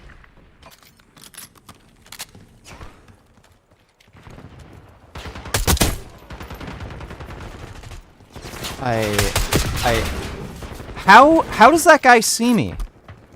There's no way. Was it that Say Less dude?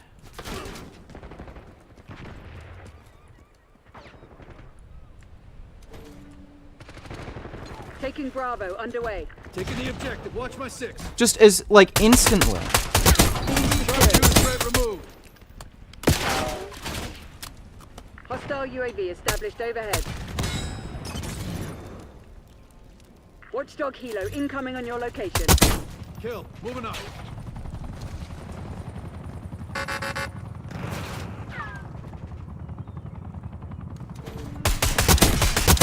Securing C. There's no winning.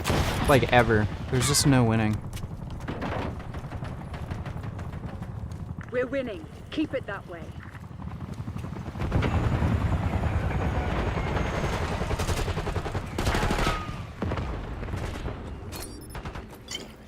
Lighting Molotov. No Bork. Bay, no Bork.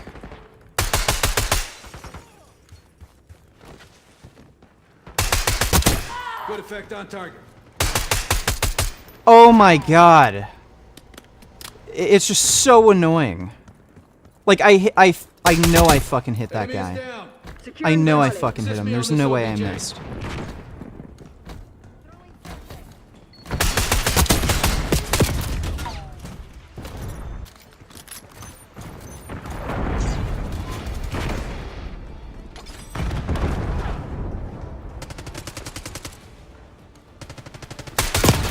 Losing Bravo.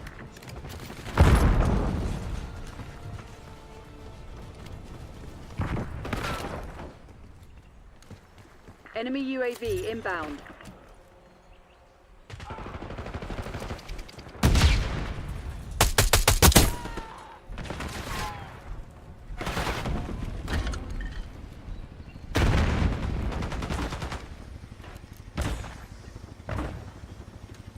Semtex armed.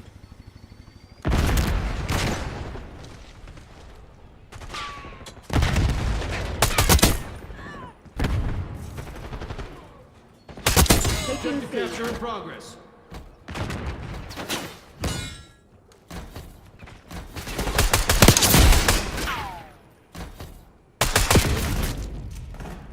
Fuck you.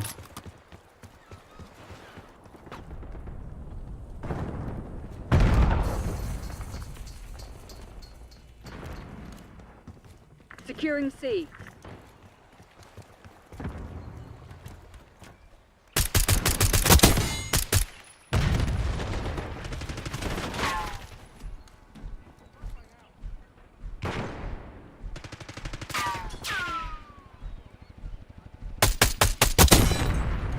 Locking down Charlie. All locations locked down. Dig in and hold them.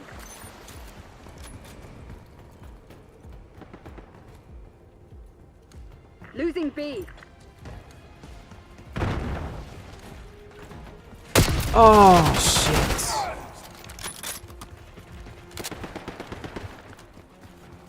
Lost B. TACOM, I need eyes overhead. Losing A. Taking B. We lost A. Taking the objective. Watch my Bravo zone secure. Sending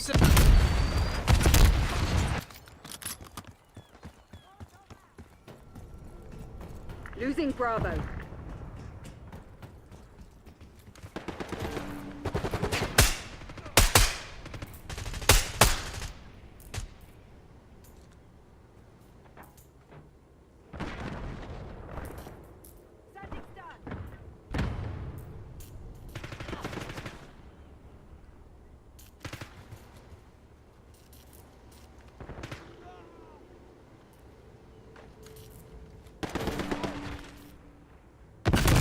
Authorizing napalm strike.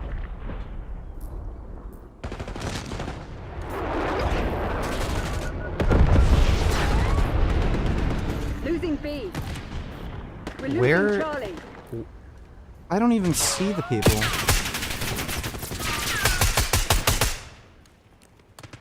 Feel that? They're about to break. Give them a nudge. We lost C. Taking A. Losing Bravo. Yes. Get a UAV on grid.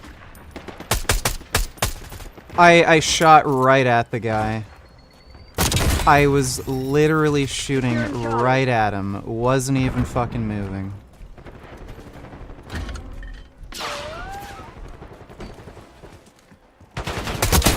Move up, marksman is down.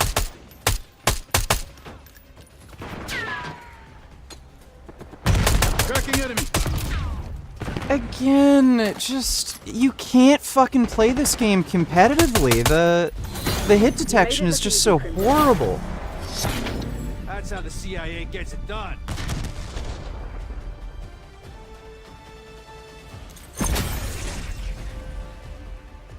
Oh.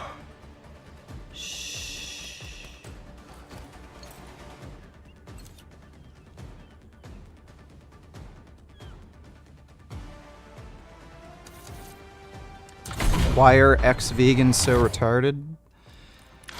It's kind of like asking why do people who believe in flat earth, like why are they so retarded? Like it just comes with the territory. You have to be retarded to be ex-vegan.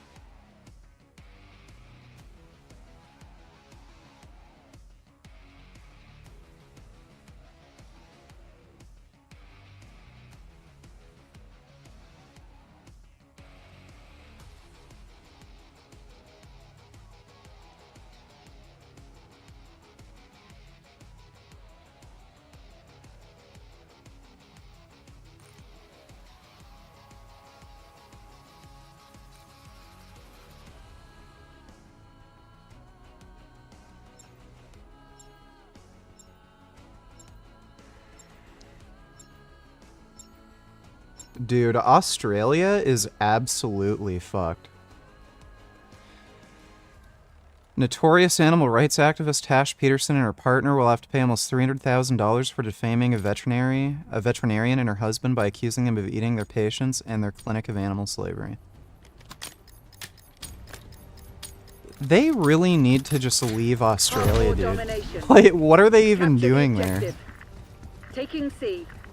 Absolute fucking shithole of a fucking country. Starting capture. Controlling Bravo. Losing B. Dude, if I had to pay somebody $300,000 because of some bullshit fucking court trial, I'd just fucking kill them. I'm not paying anybody 300 fucking grand for doing animal activism. They're dead. Like, I know where they live, where they work, what they do. They're fucking dead. I'm not paying anybody 300 fucking grand in a court settlement. And if the court orders me to still pay their family restitution, because of inheritance or something, well then their family members are dead, their kids are dead, their aunts, nephews, nieces, they're all fucking dead. I ain't paying 300 fucking grand.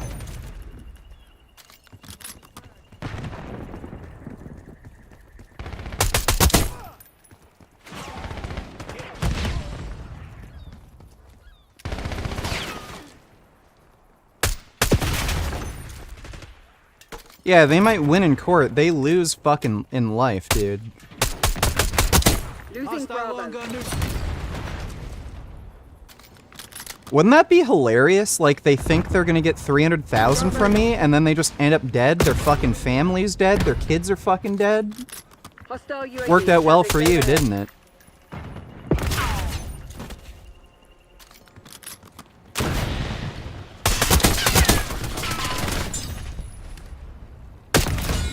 There's no way. Just fuck right off. Just fuck right off. Enemy UAV inbound. Sharpshooter threat removed.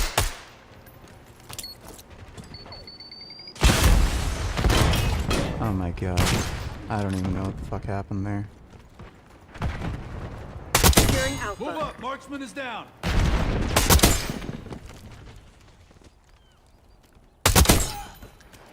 We've given up the lead.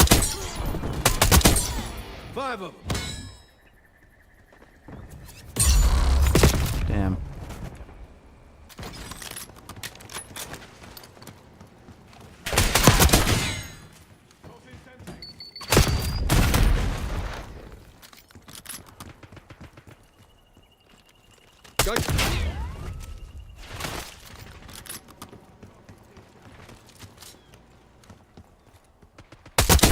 Neutralized. I can't with this fucking game. I just can't.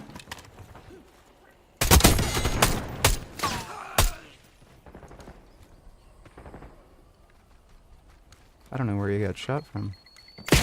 Oh, there. Fucking guy. Hostile UAV established. Oh my god.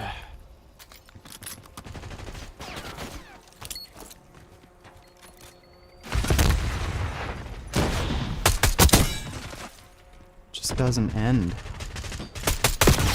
It doesn't end.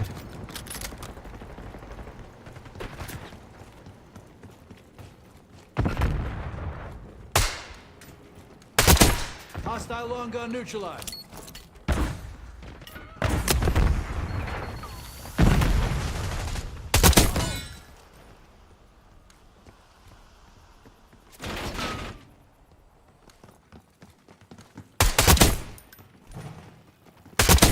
Bagged. Oh, shit. Taking A. Enemy UAV inbound. Hostile long gun neutralized.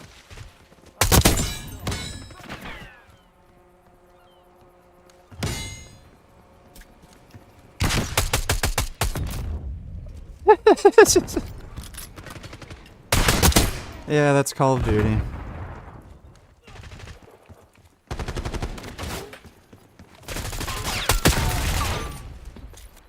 Like, I can't get anywhere or do fucking anything.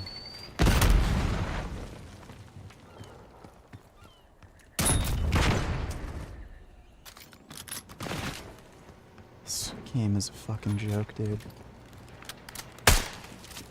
Oh my god. Kill. Moving up. Oh. We lose. Yeah, we're... No one's going after the objective. We lose. Skill-based matchmaking.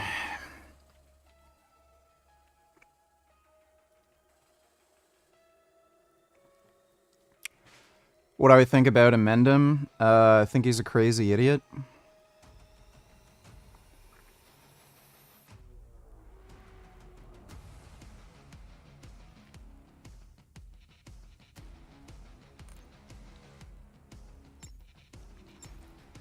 Watch the new Destiny vid. What does he do in the new vid?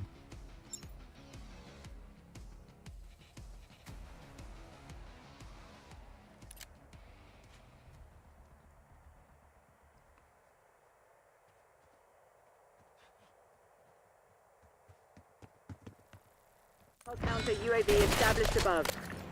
Hardcore hardpoint. YouTube takes, I think, a 30% cut through YouTube memberships. Streamlabs takes, like, practically nothing. It's like 1%. There's just a small transaction fee. Oh my god. This game is... This map is horrible.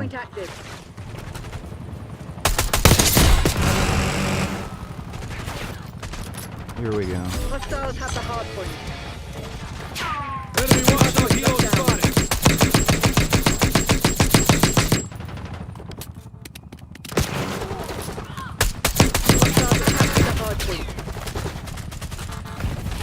Nobody's gonna try to take down the fucking helicopter? No? We're just gonna let it kill everybody? Enemy UAV inbound. Good idea. Yeah, let it kill everybody. Enemy CUAV inbound. Hardpoint located.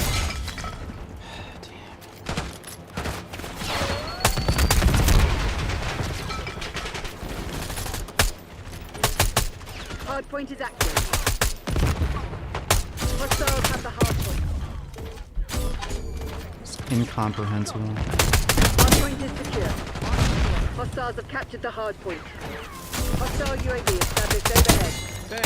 Hostile counter UAV established above. Marksman is down. There's literally like at least a 15-20 millisecond delay between when I shoot and when the game detects like a hit.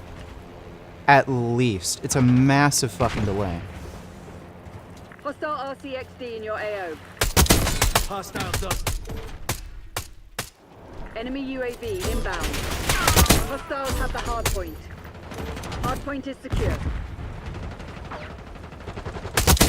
Move up. Hardpoint Marksman is identified. down. Clean kill.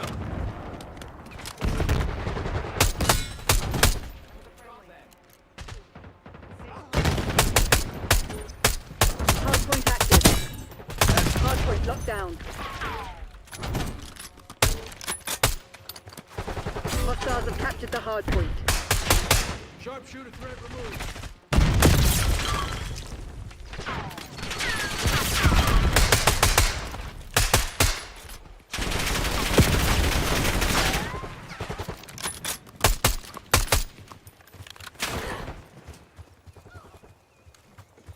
Hardpoint is secure. Hostiles have the hardpoint. I just don't get it. Like, how do they expect people to stay in matches when this sort of shit's happening? There's no point. We lose. Whatever. Skill-based matchmaking. We lose. Leave. Get a new game. And you see this. When I'm playing and I'm doing good, the enemy team just fucking rage quits because there's no point. Skill-based matchmaking. You know the odds are stacked against you. You're losing. Why would you stay in the game? There are so many people who just quit matches, entire teams. There's no point. Why do they keep the skill-based matchmaking?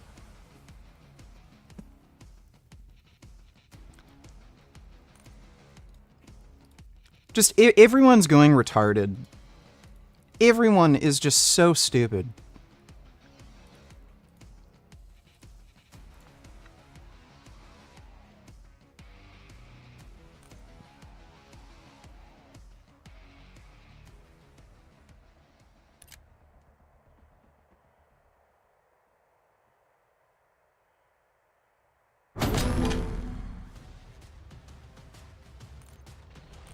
Hardcore domination. Go time. Capture the objective. Oh, we joined a match that we're losing. Okay, leave. Get a new game. Why would I stay in a game when I know skill-based matchmaking?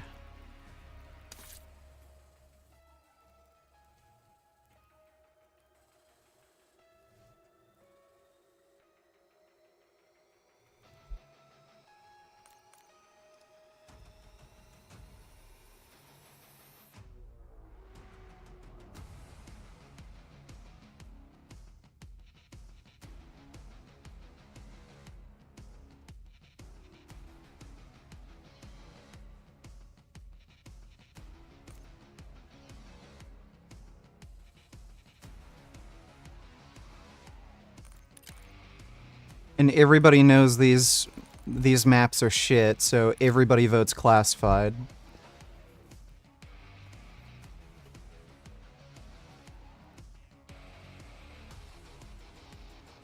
It's like they deliberately tried to make this game fucking garbage for some reason.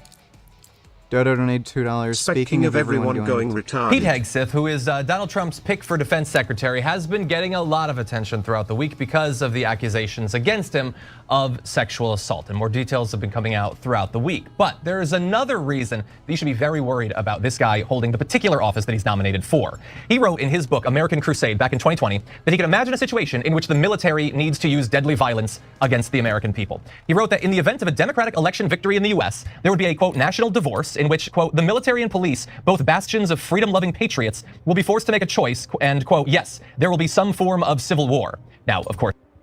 So this guy's a fascist, and he fantasizes about the police and military killing civilians. Hardcore team deathmatch. Teach those pathetic crimson bastards a lesson. Trump really knows how to pick him, doesn't he? Thanks for the donation, Dodo. Is this just TDM? Yeah, I think it's just TDM.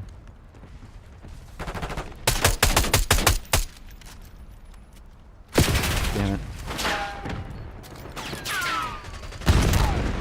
Oh my god.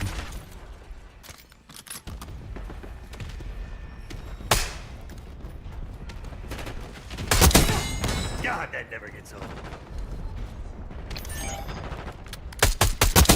No more snipers. Move.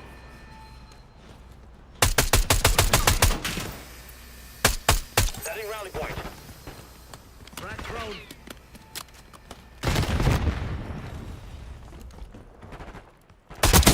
Damn.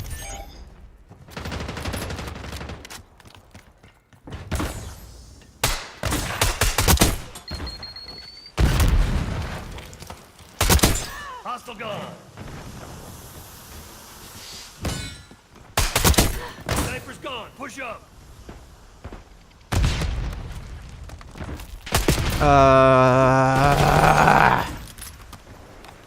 Cunt.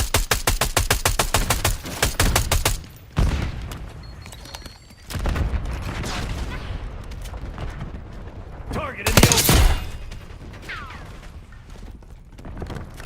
Enemy RCXD detected. RCXD. Oh, damn it. Fucking knew it.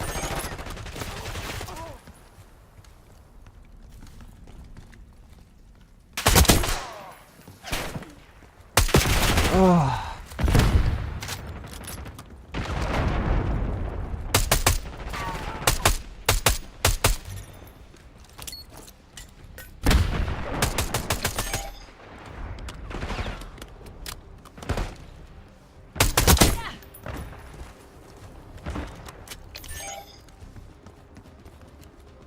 Marking location.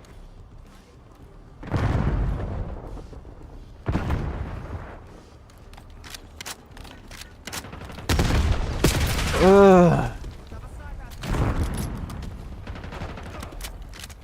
Enemy UAV inbound. This game just makes me feel dirty and sick inside.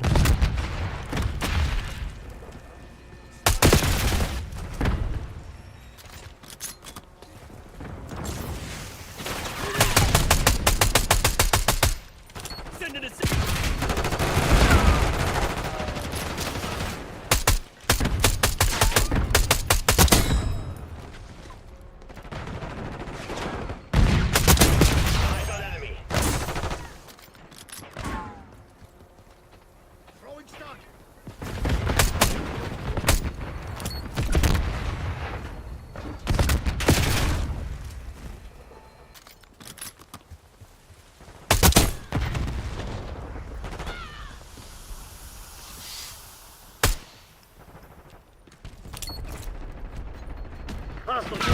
established overhead. You gonna let a bunch of company assholes beat you? Fight back, damn it! Hostile confirmed.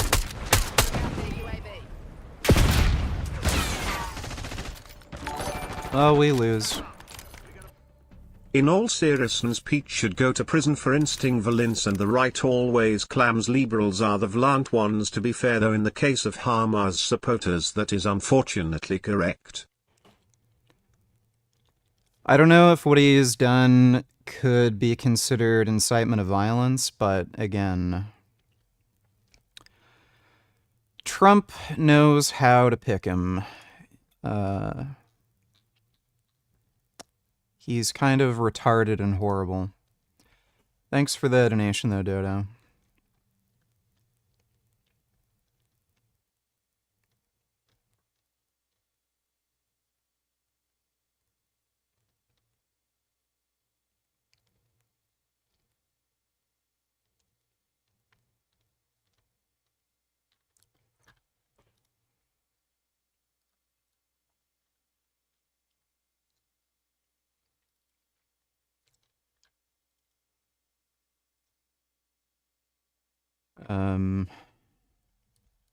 Let's just play some arcade games.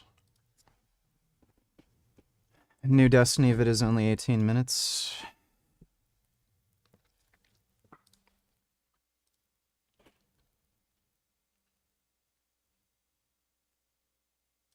But why lie? What? No? I can point to a terrorist attack that Gila Klein has participated in. I have an official blockade on Bad Empanada videos on this broadcast. Yeah, Bad Empanada's an anti-Semite fascist. While I'm live, that's number one. And number two, he's not just mean on Twitter. He is a psychopath, okay? The idea that he's just simply mean on Twitter is ridiculous. He is not just mean on Twitter. He is the most insane person on Twitter. No. Okay? I would, however, use a much better example. He's watching more Bad Empanada? Or is this a Willie Mac video reacting to Bad Empanada? What China did in that circumstance was not dissimilar to the Civil War, I guess. Yeah, black soldiers in the Union during the Civil War. The other way around? Oh, Bad Empanada video covering a Willie Mac video? It's insane how Bad Empanada is now officially a good guy in the sphere. No, yeah. I haven't played Trials on Xbox 360. In what way does China do Honification and China create autonomous zone that sustain the teaching of Tibetan language and culture aside from religious areas? Come on, dude. Like, this is a thing that China does all the time. It's a way to basically control what aspect of the culture is presented. It's the same thing in Xinjiang as well. It's the effectively...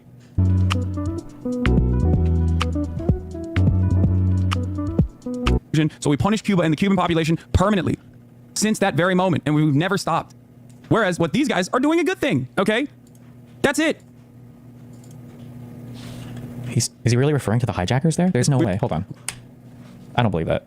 The mildest Google research would show Yemen has been trading the cruise ships for their own people being held by the Saudis. Yeah, also, you have to look at like what the reason is. The reason for why we have an embargo on Cuba is because our fascist dictatorship that we backed and offered material support to and offered arms to, Batista's dictatorship, was forcibly overthrown in a revolution in Cuba. Okay? And we never let that go. We were very mad that our sugar plantations were taken away. We were mad that like our mob's tourism destination was taken away. We were mad at the Cuban Revolution, so we punished Cuba and the Cuban population.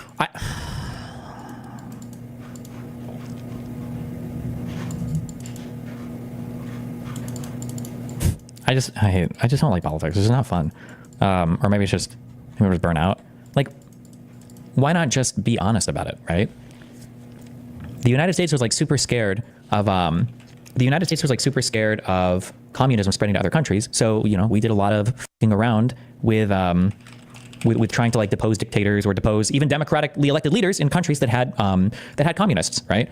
Yeah, it wasn't good, and in some cases it was bad, for sure, but why lie and say the only reason we started embargoing Cuba was because of our sugar plantations? Like, what? No? It was because we just didn't want communism to spread to countries, especially when it was nearby. Like, and again, but you can criticize that position. Just like you can be critical of that position, that like there were democratically elected regimes that were probably better for the actual people themselves, right? I actually don't know much about the history of Cuba, but my understanding is, I say this hesitantly because I just don't trust anything unless I read it now. My understanding is Batista was a pretty bad dude, pretty shitty guy, and that at least in the beginning, I think under Castro things were better, or he at least promised them to be better than under Batista. But like, but anyway, I just wish that, like, why not just engage? Like, I wish, I'm not even mad at Hassan because I understand the grift, but like, I wish the viewers were like, why not just engage honestly with the criticisms? Like, the United States shouldn't be deposing democratically elected leaders or enforcing dictatorships and regimes in countries just because they'll be more loyal to us. Like, that's a fine argument. That's morally defensible. It can be pragmatically and practically defensible. Like, why not just, that's just so easy to say. Why do you have to lie and make it so much more extreme? No?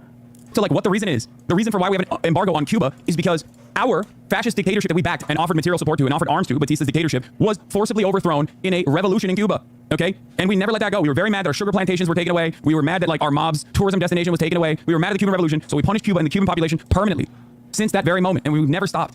Whereas what these guys are doing a good thing, okay? That's it. That's wild. Like this is a professional female bodybuilder. Female bodybuilding is one of the most controversial sports. Oh my god. I'll play that again because I didn't hear it. Oh, Hassan is parading come must propaganda news flash comes new does not work.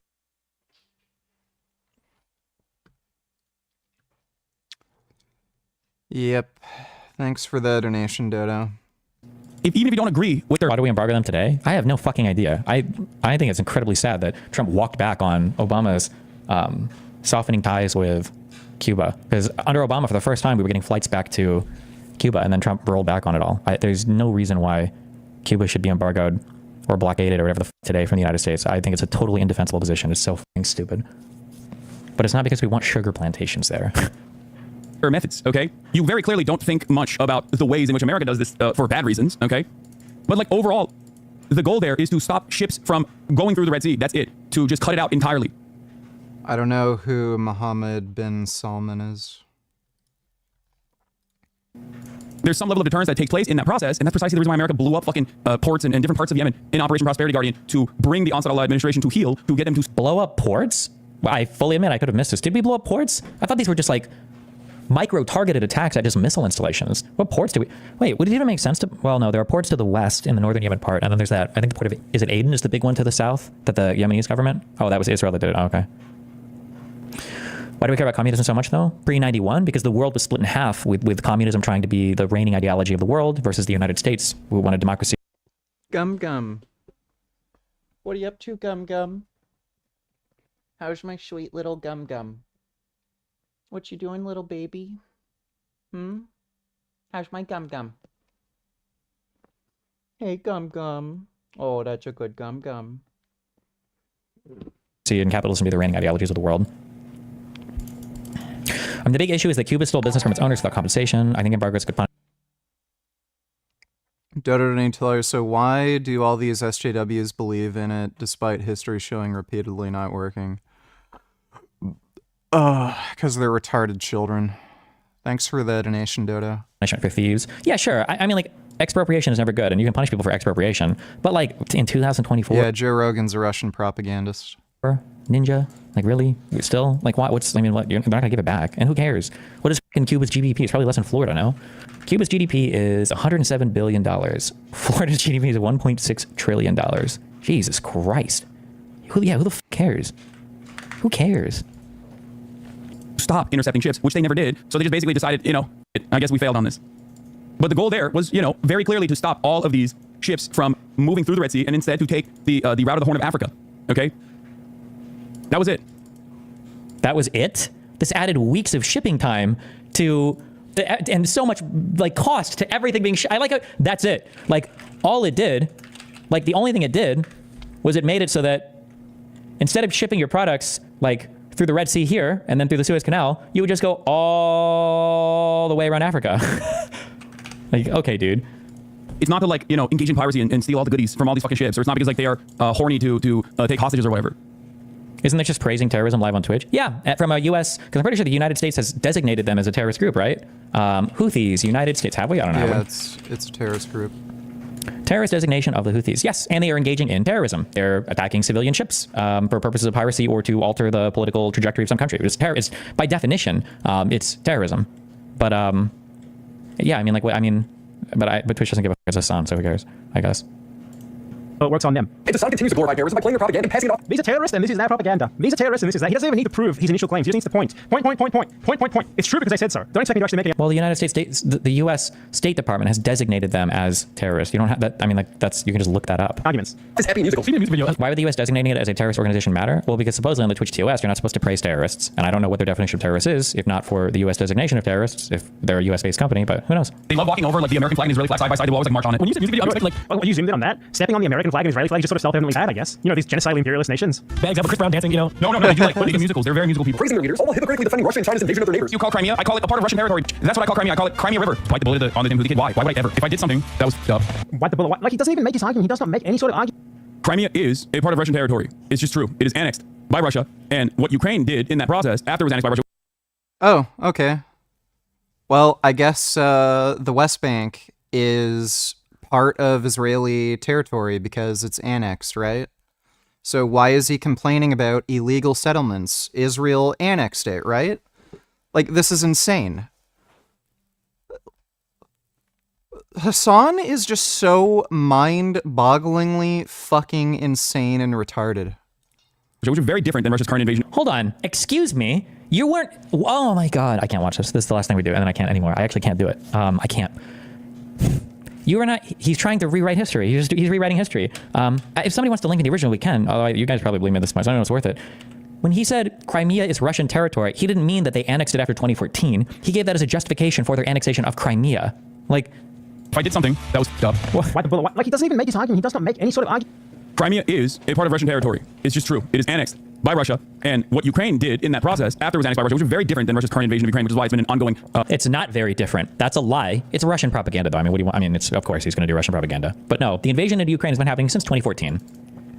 Massive, inhumane military campaign that is killing thousands of fucking people and has displaced millions of people, okay? To make this comparison between Crimea and what Russia is doing in Ukraine right now is idiotic, and no one would take you fucking seriously if you were to make that comparison, okay?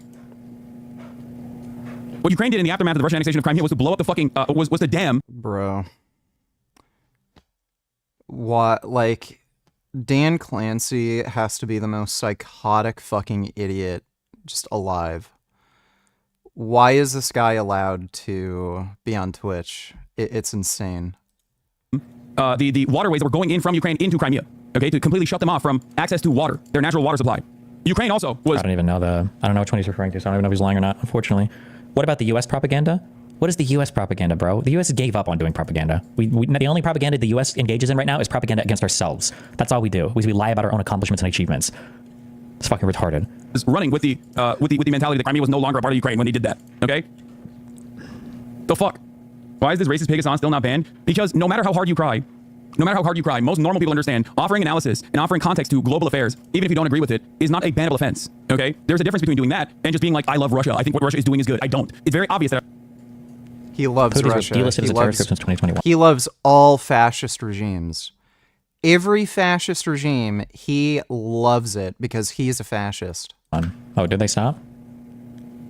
The Department of State today is announcing the designation of Ansarullah, commonly referred to as Houthis, as a specially designated global terrorist group. What is the date of this?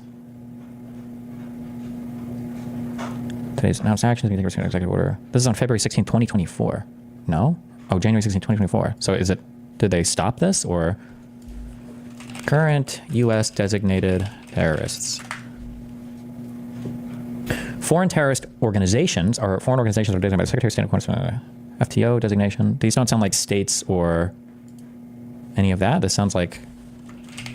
Oh no, ISIS is included in here.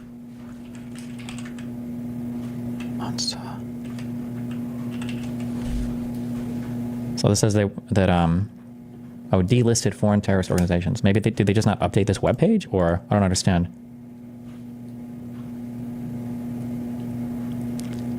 You can't honestly think that the U.S. isn't the source of any kind of propaganda at all? Then tell me some about Ukraine, bro. Go, tell me some. Looks like Biden lifted the terrorist designation in 2021 and then reimposed it in 2024. Hassan is signaling to his chat that they can call Ela a terrorist. Anyway, let's continue. Why is he a terrorist? He's an Arab in Yemen. Why else would he be a terrorist, right? Someone who, by the way, like, what terrorist attack has he committed? What terrorist attack has he committed? I can point to a terrorist attack that Hila Klein has participated in. What terrorist attack did this guy participate in? Could you point to that for us? Which one? What did he do? I'd like to offer I believe his name is Rashid Al-Khalidi. We will crowdfund a GoFundMe so you can sue whichever one of these people you choose. This guy could be the easy target. There's precedent for this working because, for example, Sacha Baron Cohen's video Bruno, he framed a random Palestinian grocer as like a terrorist, and he ended up having to pay that guy hundreds of millions of dollars in a defamation case, or at least tens of millions. Rashid, my friend from Yemen, you have a chance at a huge payout. Grocer as like this guy could be the easy target. There's precedent for this working because, for example, Sacha Baron Cohen's video Bruno, he framed a random Palestinian grocer as like a terrorist, and he ended up having to pay that guy hundreds of millions of dollars in a defamation case. Hundreds of millions of dollars for Sacha Baron Cohen? I feel like I haven't heard about this. I mean, maybe you did. Sacha Baron... I can't pronounce it. Or Baron Cohen, defamation case, payout. Was this a settlement, a case that he lost? Or he wins defamation appeal brought by... Okay, he defeated a lawsuit. Defeated a $95 million defamation lawsuit filed by former Alabama Supreme Court Chief Justice... Oh, this is from Roy Moore. So different case. Are the benefits of credit cards good? I heard debit cards are more risky since there's more risk in being burdened with fraud. What?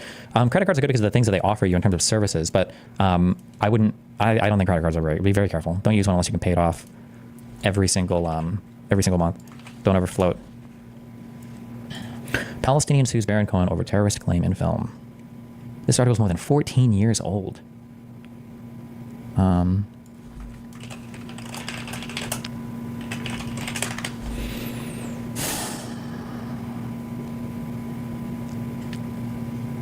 Well, they settled the suit.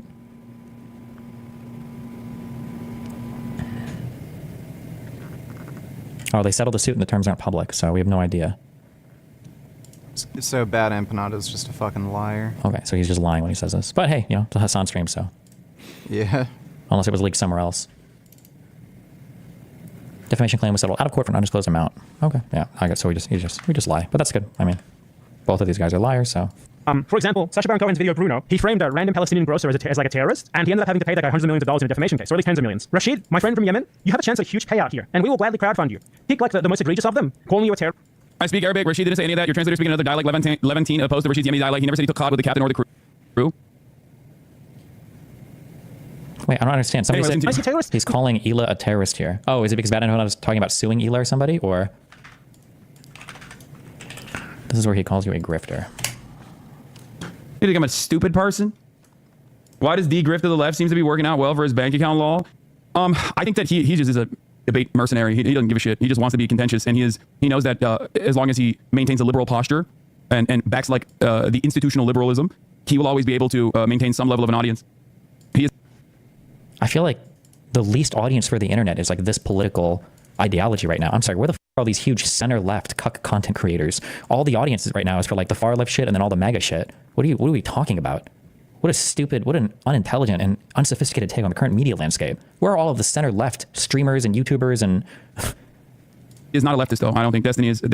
Yeah, I'd say Hassan would be the anti-Semite of the year. Never really been a leftist. There was like a brief moment where I thought he might be, but he was not. He's just a very annoying liberal who says incredibly reactionary and edgy shit on a regular basis and will defend it. Yeah, he's perma-stuck on whatever the liberal status quo is, and he'll always defend it. And I think part of the reason why is because if you're going to base your worldview off of like empirical evidence, there's a whole bit of information that's readily available on the liberal side, right? Why are you making fun of me for? Like, it's great. You can just like go to Wikipedia and just churn out, misunderstand what the Wikipedia pages are telling you, and make it seem as though you're, you know, infinitely more knowledgeable on the subject matter than the idiotic right-wingers that you're duking it out with. Because right-wingers not great at debating, and they're not great at understanding reality in general. So I think it's like a very easy way to present yourself as an intellectual giant, an intellectual titan. Okay. It's that time of year again. Vote and help us crown the 2024 Anti-Semite of the Year. Some nominees might even be proud to make this infamous list. Supposedly, Hassan Biker is here. Absolutely based. Greta Thunberg? Damn, she's on the top 10? Am I mixing her with Nina Turner when they said that Jewish money came in and fucked up the election? I think that was Nina Turner, right? I don't know if Corey commented on that election as well. But it seems like almost all of them are on steroids, and no one wants to talk about it. Guys, I am so terrified of someone getting mad at me asking Natty or not. Is there anything you don't want me to ask? Steroids. Steroids? No steroids? Okay. Here, I just feel like women definitely care, and I'm terrified to ask them, but I'm gonna do it, okay? Please subscribe. Natty or not. Do you think I'm natty? I just have to ask. I'm like 200 pounds. I can't assume, okay? I mean, you kind of can. All right, I kind of knew. If you're a female bodybuilder in the pro league, you're not natty. Are you natural? No. Es natural or no? No, not Natty. Not Natty. Neither of you. She's pretty cute. Most of them have like fucked up voices. They sound like trans girls. Oh my god, Hassan is denying Tarost attacks. What a scumbag. Yeah, well, what do you expect from Hassan? He's a fucking terrorist, so... Thanks for the donation, though, Dodo. No hiding it either. Not at all. No reason to. Natural. Natural! You lying to me right now? No. Look me in the eyes, look me in the eyes. 100%. Yo, she's telling the truth right now. No, I'm You can tell by the size of her neck, really. not on steroids. Okay, I thought... I was like a lot different, right? Are you on steroids? I am not on steroids. Loud and proud, natty baby. Let's go. Do I look like I'm on steroids? No. What are you taking? I have no idea what the second one is. I just take tests in GH. I'm taking GH. I'm on just TRT from a doctor. What has that experience been like? It helped me, but I'm naturally very much overweight and worked out a long time, couldn't figure out why I wasn't losing weight. Then I got my blood drawn and I needed TRT. Do you think people have a skewed perception of a woman that maybe is on TRT or on some sort of steroid compared to a man being on steroids? Absolutely. What do you think they're thinking? We're girls, they're men, so why would we need testosterone? But women need it too. There she is. What's up, dude? Hello. Your quads are insane. Good to see you. This is Hunter Henderson. She's Apparently Robin Williams used to play Call of Duty. Could you imagine joining a COD match and you're just casually taking over objectives with Robin Williams? That would be so wild. R.I.P. Robin. Oh, I've been playing it for a while. I always play like Call of Duty. Veterans of Foreign Video Wars. When you play online and you get owned by a 10-year-old, you're going, You're my bitch! Hey, old man, I own your ass! how old are you? This many! That's why I don't play multiplayer. They own you. I own you, bitch. How old are you? 12. Playing online is a thing. And it's always weird when you play after like 10 o'clock at night. There are people playing from other countries. And one night there was a guy playing, it was, I think, a young Frenchman going, does anyone here speak French? And I went, je parle français. He went, could you please help me? And I felt like we were doing, Private Ryan. I was going, stay with me, I'll protect you. Where do we go? Behind that wall. Stay down here. Robin Williams is funny. Thanks for the donation, Tyler. Hey VG, would you nominate Hassan as the anti-Semite of the year? Or is there someone worse than him? I don't know why you people ask me questions that you asked in chat that I've already answered. I said yes. Hassan is definitely the anti-Semite of the year. Thanks for the donation, Dodo. She's competing at the Olympia for the first time this year. And oh yeah, she's definitely on steroids. Last workout before Olympia. Let's go. Proud of you. So how long have you been bodybuilding for? So I've actually only been bodybuilding for total a year. What? I'm currently the 3rd ranked powerlifter in the world, regardless of gender. What's the biggest difference with your supplementation from the beginning of prep versus now? Like steroids? We started with just and now we've added in some towards the end. Okay. My coaches are super health conscious. Okay, good. I've had coaches in the past who were not. And what, they push you too far? Bro, look at her. Her coaches are health conscious? Give me a fucking break. Oh my god, what a fucking cope. That's retarded. They got me where I needed to be. I didn't like the sound of that. I've investigated steroid use by men, teenagers, and now I'm diving into the world of female bodybuilding. And I realized I don't know anything about how steroids affect women. I decided it was time to talk to an expert, ideally someone who researches female health, specifically female athlete health. So I'm a doctoral researcher in the area of women's health, specifically though female athlete health, and my sounds like she's on steroids. research is on female steroid use. How important is it for someone to educate themselves before they take steroids, especially females? Should be the first thing they do. All too often I see people going into the pursuit of performance enhancement. And when they come onto that topic, it's more or less, I want to get jacked. One $2. What monitor do you use? It's a Samsung Neo G8, I think. What is it? Why doesn't it?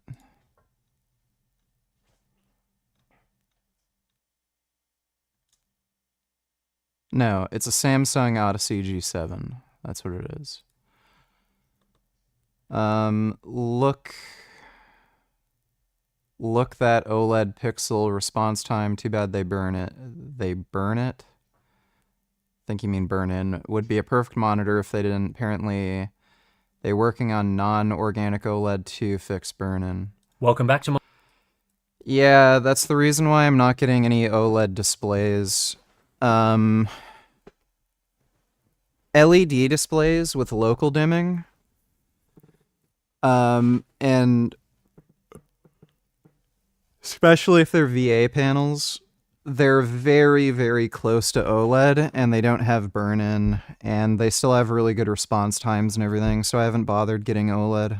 Monitors unboxed. It's time to update our picks for the best 4K gaming monitors you can currently in the 4K ecosystem. When choosing a 4K HDR gaming monitor, or just a high-end 4K monitor in general, you can't go wrong with one of the OLED options that have hit the market throughout 2020. The different models, pretty much every and price. There's this guy blabs. Both beating the MSI variants. Gigabyte if you want the 4K W OLED panel. There's a few. Yeah, I just ordered a new TV. I did the same thing. I got a QLED TV with local dimming, and it's a VA panel. I didn't want to go with OLED because of the burn-in, especially with the way I use my TV upstairs. I'd get really, really horrific burn-in, and I don't want to spend, like, you know, over $1,000 on something that's just going to be a piece of shit in, like, a few months to a year.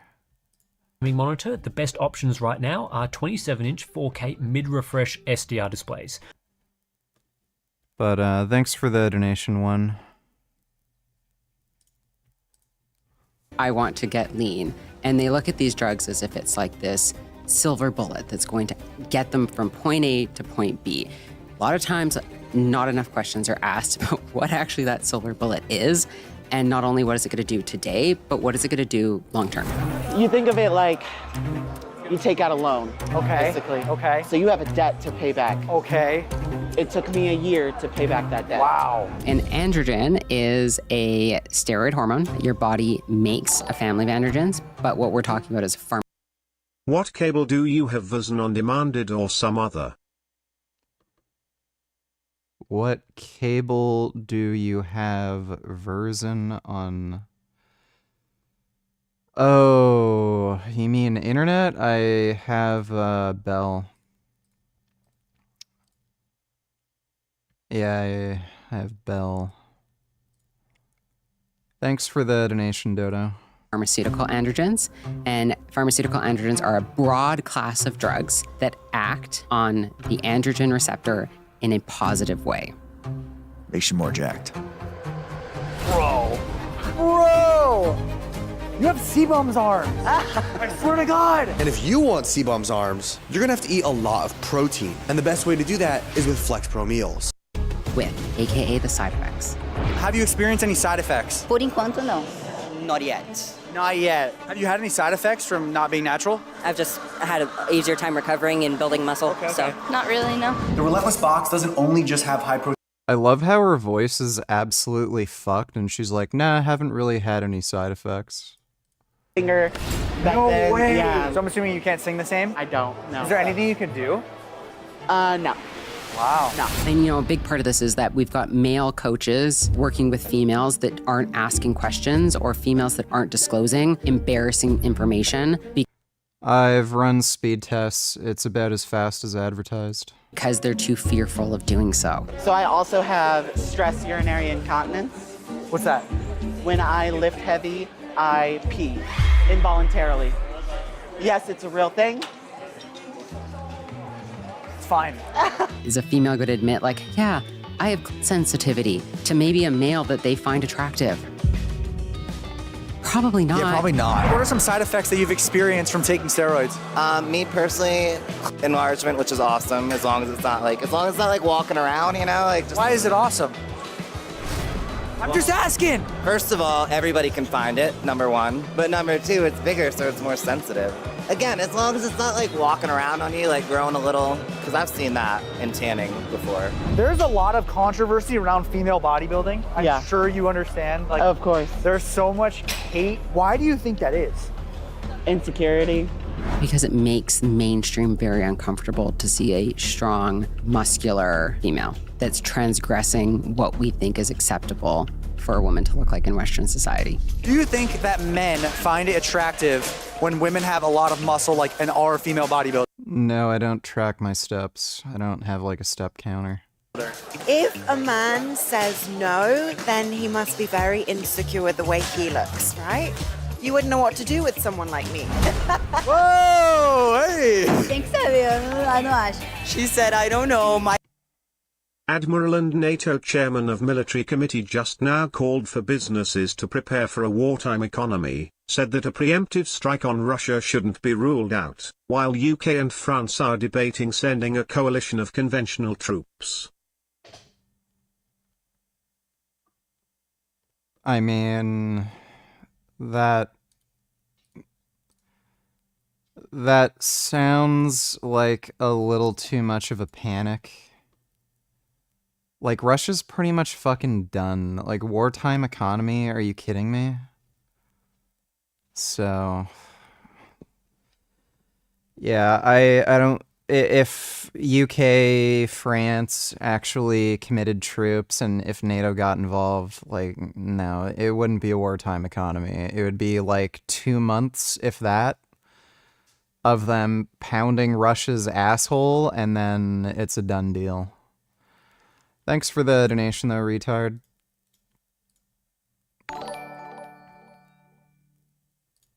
Bob Denver's hell no. Greta Thunberg is a scumbag Hamas supporter whom does not strive to be president. Yeah, she's a retarded piece of shit.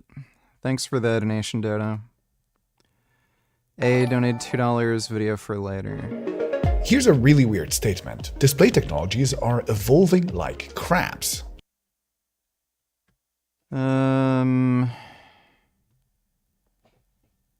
I might skip through some of that. Thanks for the donation, A. My husband asked you to like it. Let's go! One last question. What do you think of muscle mommy lovers? Like, for example, Robbie right here is a massive muscle mommy lover. I'm not somebody to yuck someone else's yum.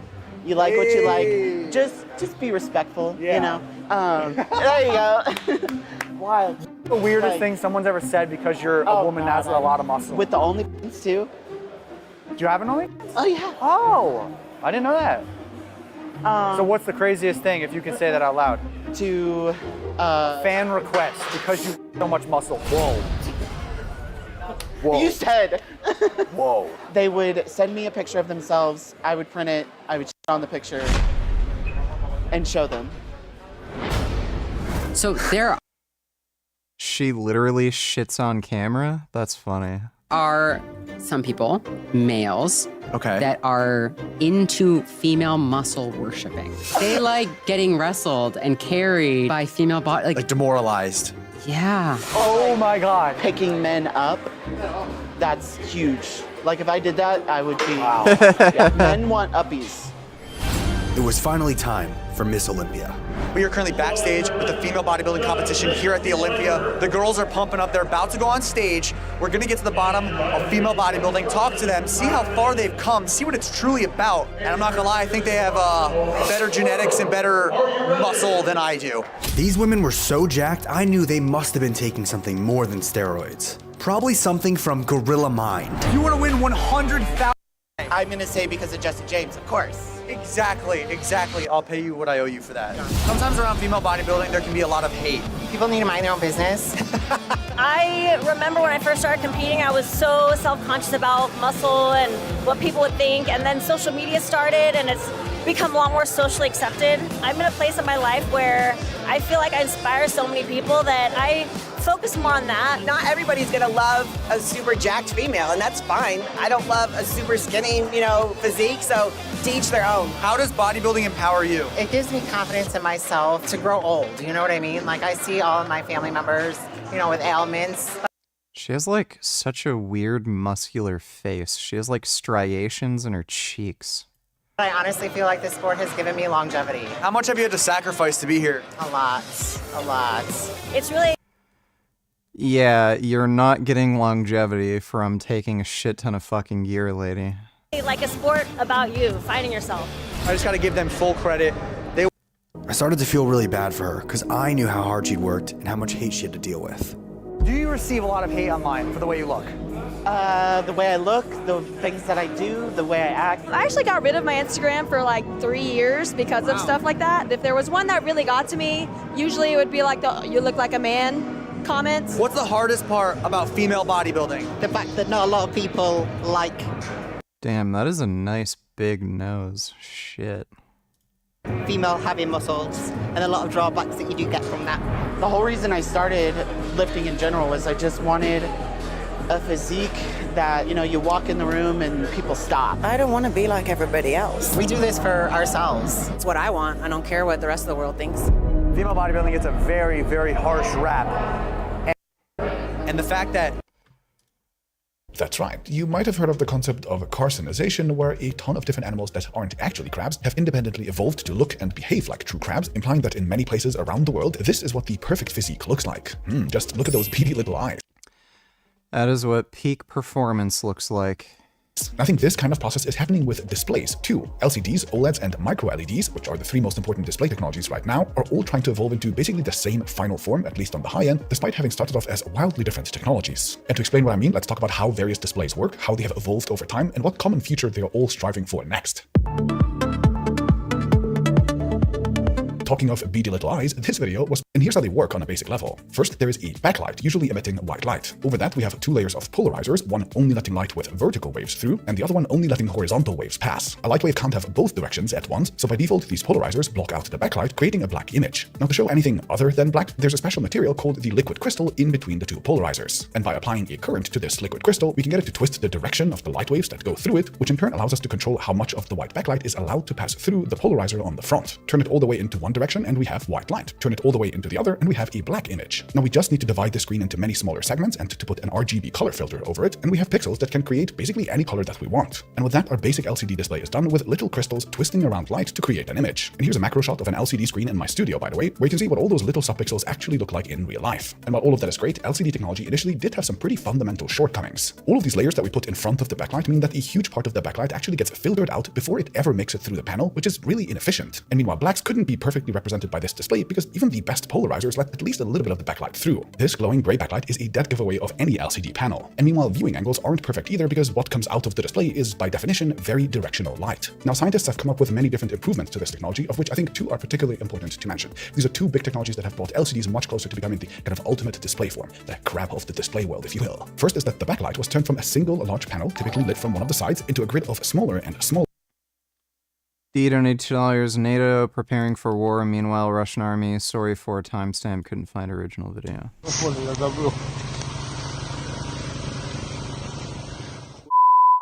Летящей походкой воин. Штурмовик. Спецназ ХМАО. Спецназ ХМАО. Вот он. 49 лет.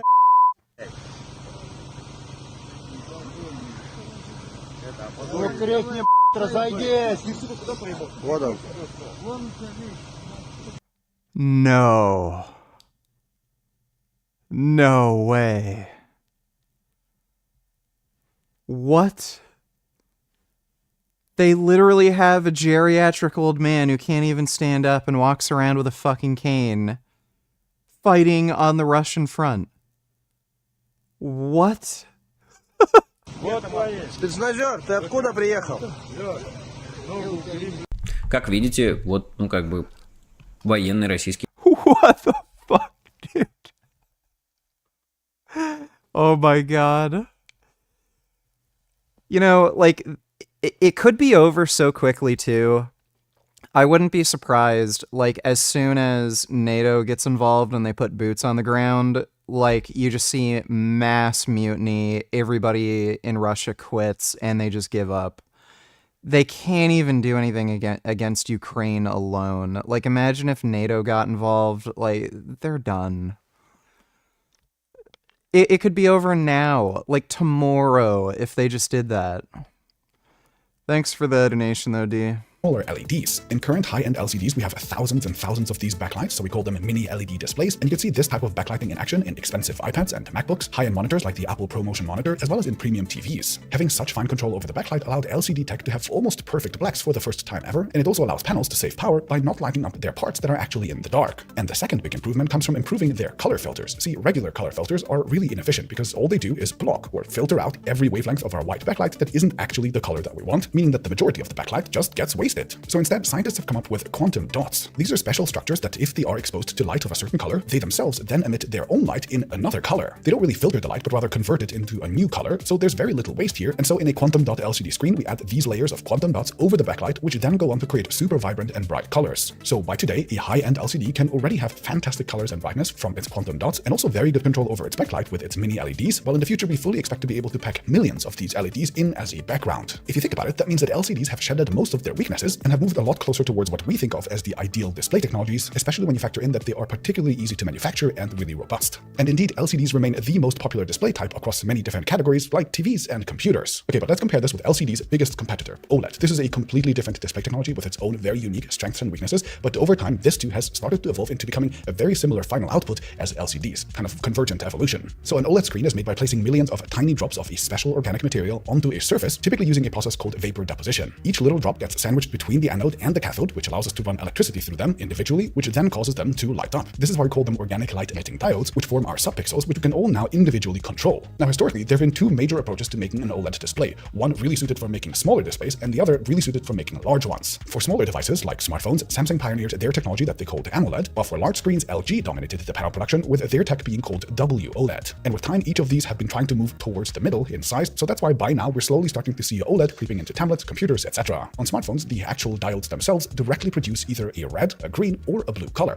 There are no backlights, no crystals, no color filters, not even polarizers in the latest generations, nothing. Just little dots that light up, meaning that this is an extremely straightforward display technology. In fact, if you take a look at a real close-up of one of my screens, you can see the individual little light dots actually doing their work. Now, you'll notice that they are arranged in a funny pattern, which has to do with your eyes being more sensitive to green colors than they are to the other two colors in this matrix, and to the blue material used in the screens actually wearing out quicker, for example, but the principle of the display still is just as we have discussed. Now, it turns out that while these individually colored diodes work great on smaller displays, they are much harder to pull off on really large screens, which is why on large monitors and TVs, for example, we have more or less been stuck with LG's WOLED technology instead. And W here stands for white because the actual OLEDs themselves are white, and then color is created by putting an RGB filter over them. So you still have individually lit pixels, but we're now back to white light passing through a filter, and since LG panels have white light already, they actually also include a white subpixel in each arrangement as well to maximize the screen's brightness. So if you think about it, this means that with WOLED, each pixel basically has its own white backlight. That means that the smartphone-style OLED screens are technically more pure, I guess, but either way, the benefits of an OLED screen, regardless of which one you use, are actually pretty clear. Both OLED types require way fewer layers than LCDs do, so they're both insanely thin, you can make them almost completely transparent, and they are of course also easily flexible. Pixels can individually be controlled and turned off, which saves power, creates contrast, and creates completely black blacks. And you get almost instant response times too, since you're just switching individual LEDs on and off. So that's great, but of course, just like LCDs, OLEDs had their pretty clear disadvantages as well, so they have to go through quite a lot of evolution to move towards becoming the ultimate display type, the crab of displays. And with OLED, the majority of the issues come from the fact that their LEDs are organic. Now, this doesn't mean that they're grown in soil with love and care and never see pesticide. It just means that they're made out of hydrocarbons, but either way, they can be pretty problematic. Specifically, the materials degrade very quickly if you expose them to air. Hey, Gum. What's going on here? Got a thing on your chin. You got a thing on your chin. Got a little fuzzy there. What are you up to, Gum? What's going on, little kitty?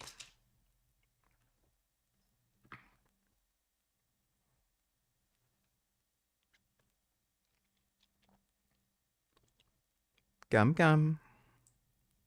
What are you doing, Gum? What are you doing, Gum?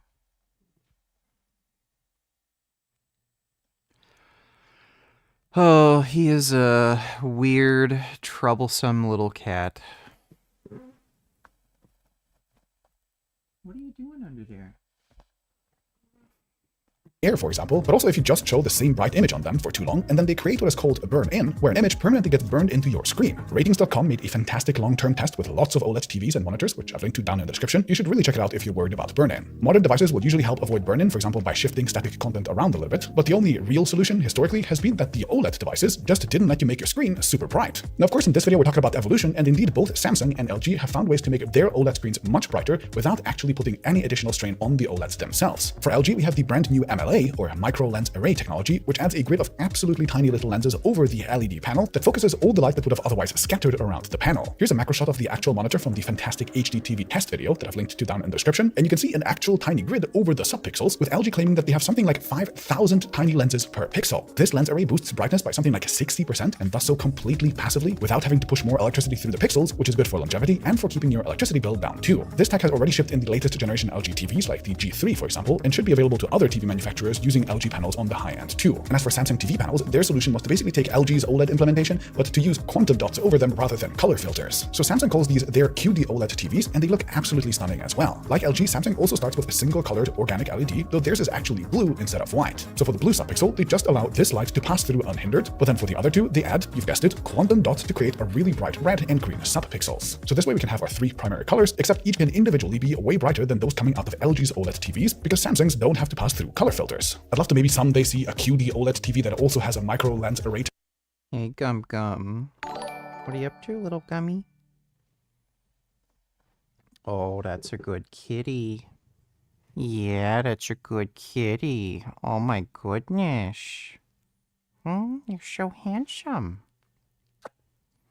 Look at my kitty.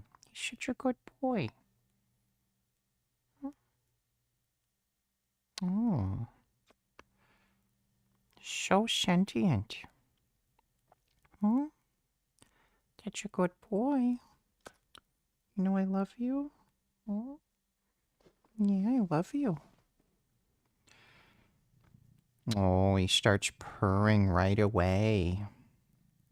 Yeah. Such a good boy. Oh my God. He is such a good kitty. Oh my God, I love him. Yeah, I love you so much. You are so good and I love you. What a good boy. He is just such a sweetie. Yeah, you're a sweetie and I love you. BootyCom donated $2, $237.12. Watch for a minute. Also, he says this when me and my fiance bought our first house at 23. Did I trigger him? One of the most important lessons in life.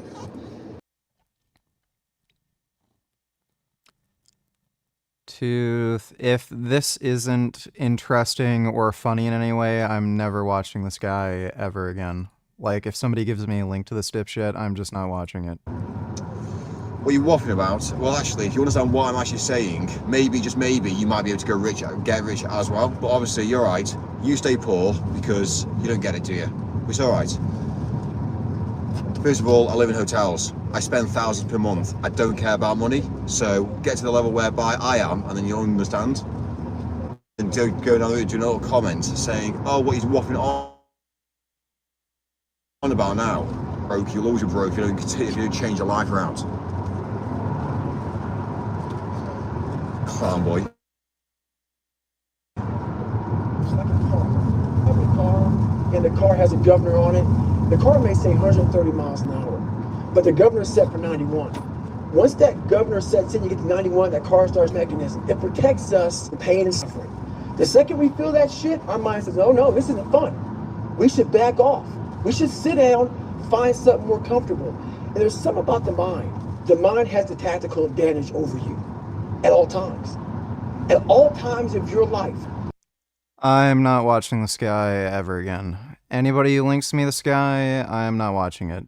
Thanks for the donation, Bootycom. Technology for the ultimate OLED experience, but either way, these two manufacturers have basically over time solved many of the biggest problems of OLED screens, which was that they couldn't get really, really bright without damaging the panel. So OLED technologies are also moving closer and closer to this kind of ultimate display form, the crab of displays, basically. And actually, there's a lot to be excited for the future of OLED as well, and I'd like to highlight 4 upcoming new innovations here. First, according to the Elec, Samsung is planning to launch so-called tandem OLEDs in 2024, where they place 2 OLED layers above each other. This way, you can get double the brightness at peak and 4 times the lifespan of the OLEDs, because neither of the layers has to individually run as intensely during day-to-day operations, and the Elec claims that 2024 iPads might be getting these already. Wild. OLEDs over OLEDs. Second, a company called UDC claims that their blue PH OLED materials are coming to screens of Samsung, LG, and more by 2025 too. Here, they would replace the current material that is used in blue subpixels with a new one that should be 4 times as efficient at converting electricity that we put through it into light, leading to huge efficiency and brightness improvements. Wild. Third, we have micro OLED screens where the pixels are deposited straight onto a piece of silicon. This means that the whole control electronics basically becomes a chip on the back of the screen itself, and so you can make tiny and insanely high-resolution OLEDs that are perfect for high-end VR like Apple's Vision Pro headset and, for example, the Big Screen Beyond that are starting to use these screens. And fourth, Samsung is experimenting with replacing the blue organic LEDs completely in their QD OLED TVs with gallium nitride or GaN nanorods, which aren't organic and don't burn in at all, so we could theoretically get to all the upsides of OLED with none of its downsides. Well, I guess in that case we'd have to stop calling them OLEDs because there'd be nothing organic about the screens anymore, but if you think about it, this is actually what my crab evolution theory is getting at. OLED makers are trying hard to fix their burn-in issues and to increase their brightness levels. Meanwhile, LCD makers are trying really hard to miniaturize their backlights and to make their colors pop more too. In the end, they're both trying to achieve pretty much the same result: a bright, colorful screen that is really robust long-term, where light is controlled at or really close to pixel level. And both camps are trying to get there faster and cheaper than the other. That is basically convergent evolution. But if you pardon my crab analogy just one more time, I promise you, if you think about it, LCDs and OLEDs are both kind of false crabs. They're starting at completely different positions. No whacking my microphone. No whacking my microphone. Stop. No. Gum gum. No whacking that. My sweet little baby. No whacking. No doing that. No, don't whack. Please don't whack, little baby. He likes to whack. Aw, my little sweetie. I love you, Gum Gum. You're such a good boy. Love my Gum Gum. No biting. No biting. He's so cute. Oh my god, I love you. That are not the final end result where they want to get to, and they're slowly moving towards a common goal. But there's actually a true crab that is already doing all of the things that these two want to do as well. It's called micro LED, and it's arguably the truest manifestation of what we want the future of displays to be. Here, tiny little individual LEDs are stacked next to each other to form subpixels, and they are arranged into a grid to create one big display. Now, unlike on an OLED display where we use vapor deposition to kind of spray some dots onto a single surface, micro LEDs are made using millions of actual separate physical LEDs. You can literally divide these LEDs into smaller blocks and combine them into really big screens, and on paper at least, they have all the characteristics that you'd want. Like OLEDs, the pixels are individually lit, but like LCDs, there is no organic material, so the panels can get insanely bright without a chance of burning in. It's the perfect display. It's the true crap. Except we don't really know how to make them yet. I mean, I've seen a bunch of micro LED displays myself at a trade show, and while they're better than ever, you can still clearly see alignment issues. The panels are insanely expensive, there's only a few of them, and the pixels are nowhere near small enough to create any reasonable display that is smaller than the size of your wall. Also, for now, companies are individually picking and placing millions of physical LEDs next to each other for each subpixel, which is just insanely time-consuming and prone to a lot of errors. New manufacturing techniques are being invented as we speak, and experts say that maybe in 5 to 10 years we'll Booty come donate $2. VG, remember you got knocked out by your sneeze. Well, I didn't get knocked out. I think I threw my back out. Like, by the way, there have been people who've broken their spine from sneezing. There was some dude who was about to sneeze, and he tried to block the sneeze, and it created so much pressure in his neck that it actually broke one of his vertebrae. So sneezes are no joke. Thanks for the donation, though, Booty Cum. We'll get real mass-market micro-LED TVs as well, but still, this means that the race for true crabhood, or at least getting there first, is still there. And that this race, being able to ramp up manufacturing and keeping error rates and costs low, is just as important to success as any supposed technological advantage, and it's also completely possible that yet unproven technologies, like electroluminescent quantum dots for example, or something completely different, will beat all of our current contenders anyway. Now, talking of crabs, I'm actually planning to be on the beach pretty soon. I typically take one bigger holiday in a year. No whacking. Don't whack that. Yeah, I just bought a Hisense. I got this one. Fucking triggers me that they advertise it with Black Myth Wukong. But I just ordered this TV. It hasn't come in yet. It's 144 hertz QLED display. It's got mini LEDs. 144 hertz refresh rate. So it'll be much better for gaming in my bedroom. This actually got much better reviews than the Samsung TV I was looking at, and it's pretty inexpensive as well. And it only got slightly worse reviews than a really expensive Sony and Samsung TV. It's like 2 to 3 times as expensive. So hopefully this TV is good. Got really good reviews. Terrified. I think I might have to take a shit. Should probably do that before we play some arcade games. Wow, I did not know a simple sneeze could do that. Yeah, you definitely don't want to try to block your sneezes. It's actually pretty dangerous.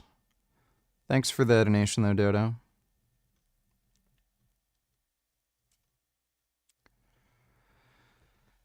Yeah, and it's it'll be good for when I get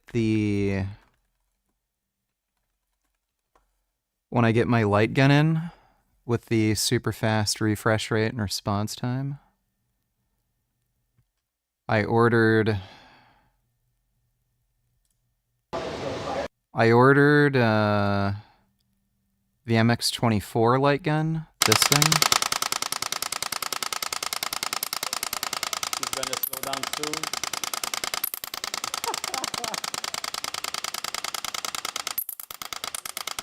Yeah, he's slowing down. All right, let's quit it. Yeah, for the past 2 weeks I tried. I'm gonna reopen the live. You need to make sure your player one is set. I'm really looking forward to this. This looks like a lot of fun. Does it reload words?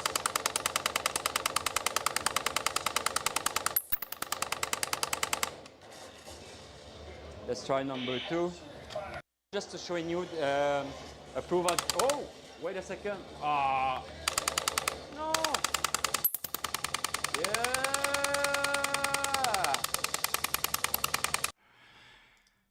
Yeah, I'm really looking forward to that. I'll be able to play light gun games on the new TV. Let's see, Bootycom donated $2. What a specimen.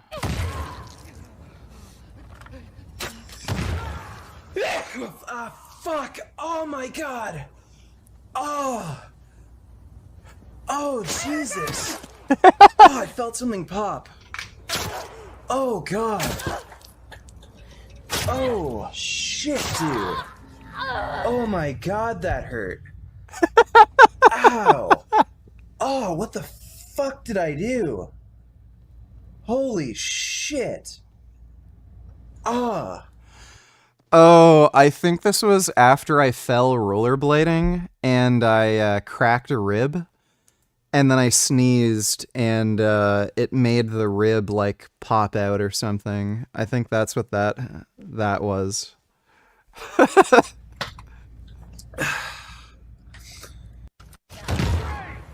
I'm pretty sure I tore a muscle. Like, Yeah, I fell rollerblading, and then I hurt my ribs, and then I sneezed, and then it fucked it up more. That's the story behind that one. There is an indicator. It's connecting with the LED. I mean, it's complete. Ping on the memo card to. It's gonna. It's not genuine. It's perfect. See, I'm shooting. There's nothing. And now, see, I'm gonna empty the ammo. See, I have no ammo. I'm shooting now. I'm reload outside. The reload outside the screen works. I don't know if they're gonna make an option to make it automatic reload and stuff like that. That can be a good idea, but I don't care. As long as you can reload. So there is 3 options to reload. You can reload off. Yeah, I'm super excited to get that. It should come in by like mid-December. That looks pretty sweet. All right, I'm gonna go poop. And then once I'm done pooping, we'll play some arcade games. Did you get the Rapid Assault Kit or the Reaper 2? Well, it's called the Reaper 3. I got the Rapid Assault Kit, so I got the, you know, the power supply, IR emitters, and the machine gun and the pistol. But I am going to go poop, and then once I'm done pooping, I'll get my arcade stick and we'll set up some arcade games. Might play Sailor Moon. Alright, I'll be right back.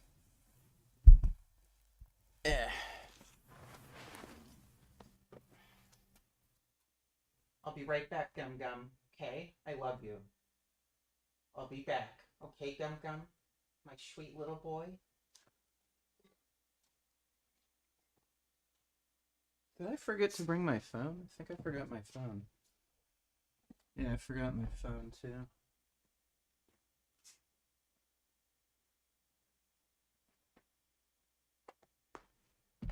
Love you, Gum Gum. I'll be right back.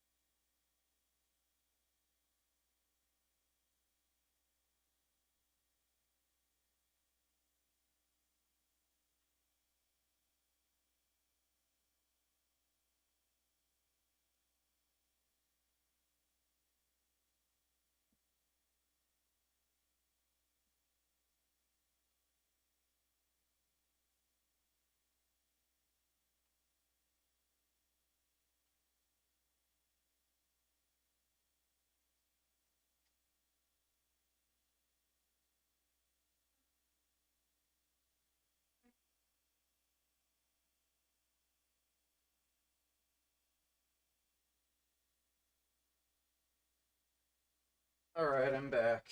Just took my shit.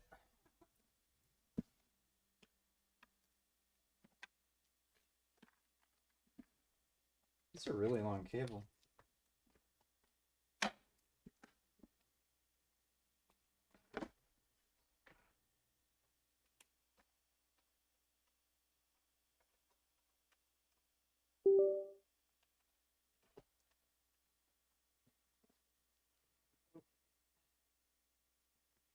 Oh.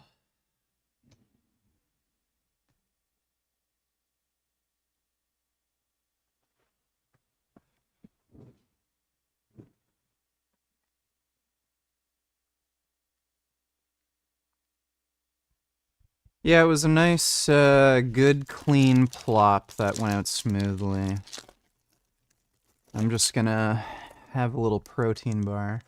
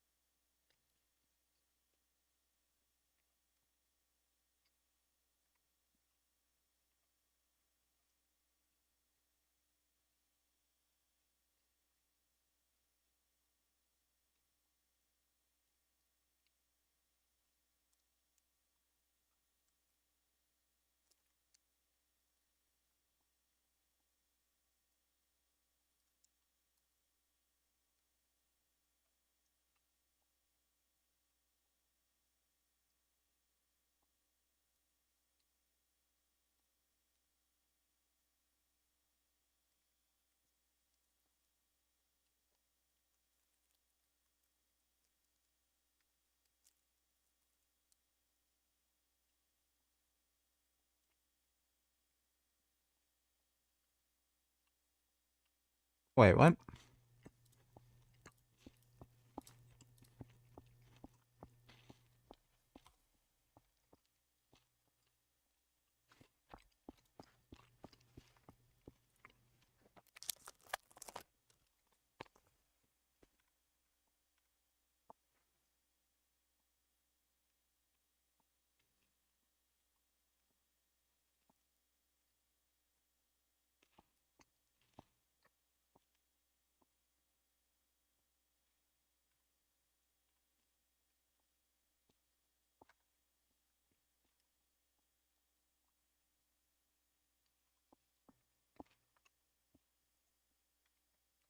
Oh.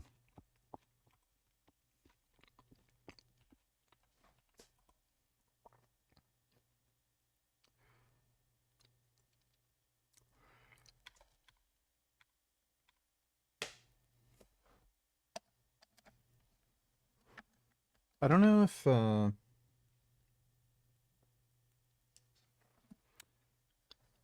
is the sound not working? Why would the sound not be working? Oh, no, it is. I don't know if, it kept the settings I made. Oh my god.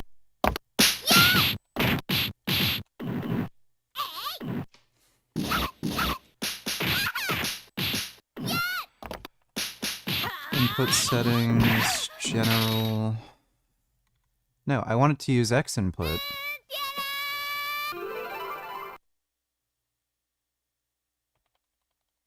Joystick, X input. Okay, there we go.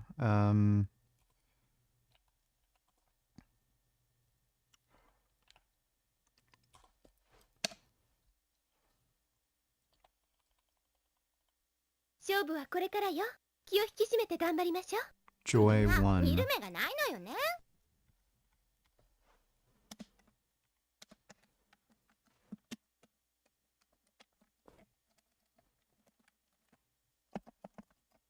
What would be Joy 1?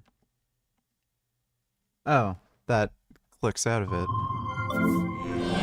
Wait, it's on... How is that possible? It's on X input. What?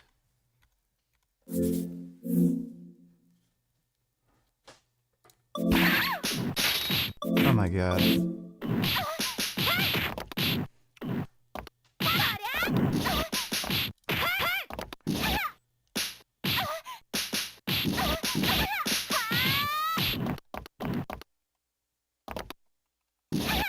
Okay,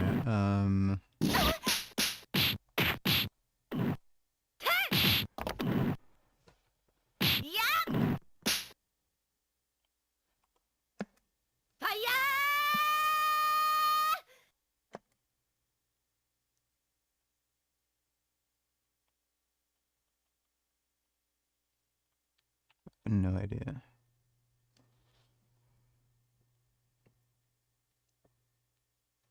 How many buttons would this even use?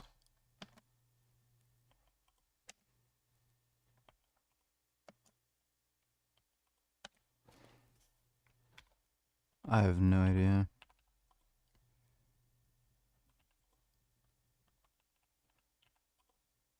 Player 1 start, we already did that. Coin 1. What would I want? I don't even know if there's an extra button on here. I'll just...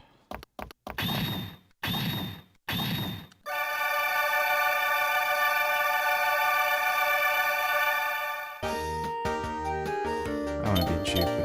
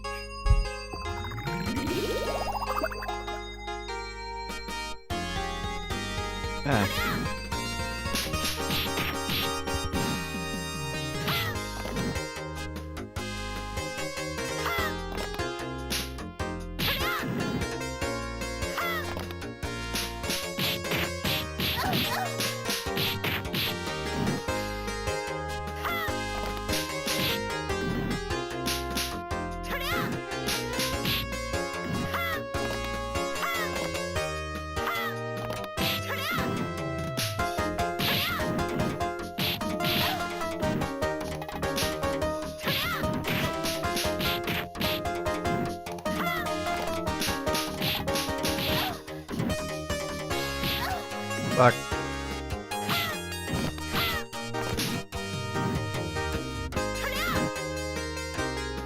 Sailor Jupiter's my favorite Sailor Scout.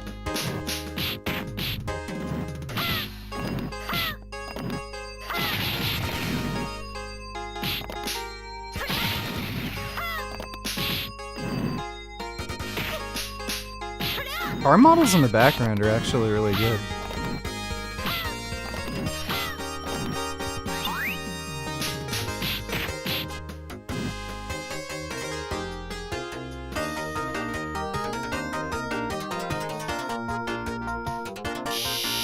Oh my god. Oh my god. What in the fuck? How in the hell are you supposed to beat them? What in the shit?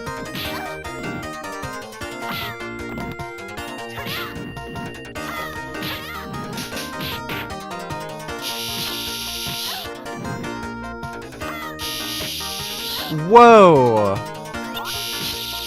What in the fuck?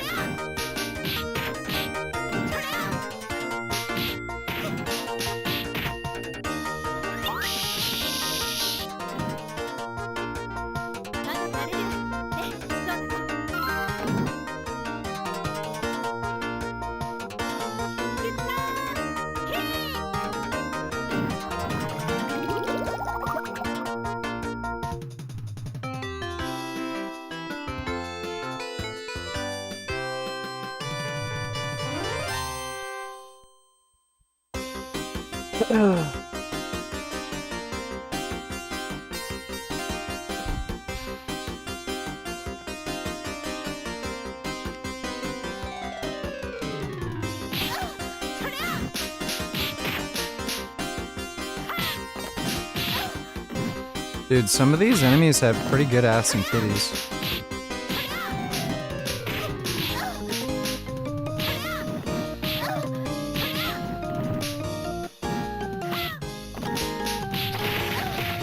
Fucking bitch.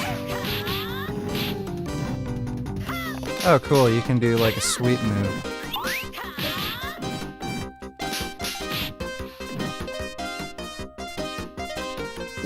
Ah, bitch. Oh my god. Oh my god.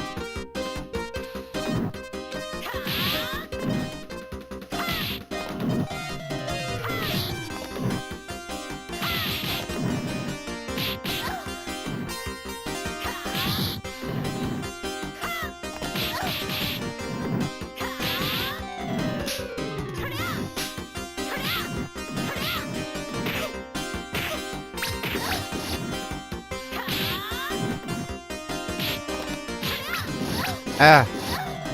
Oh my god.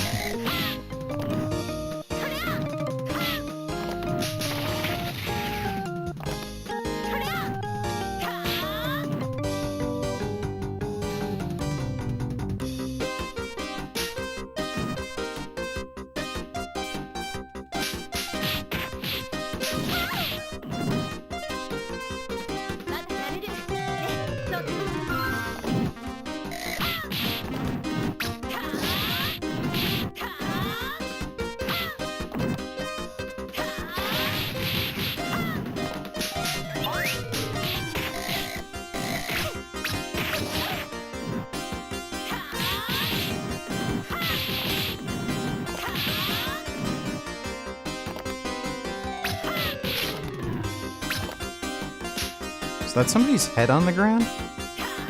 Oh yeah, it's the doll's head. That's cool.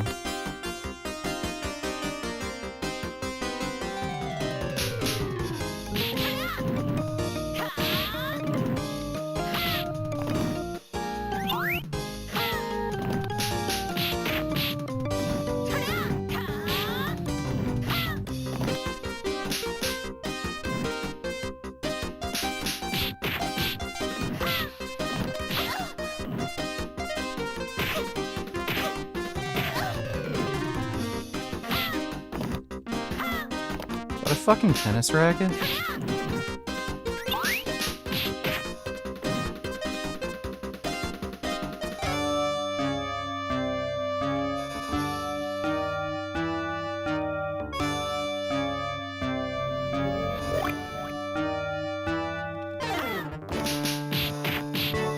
How dare you?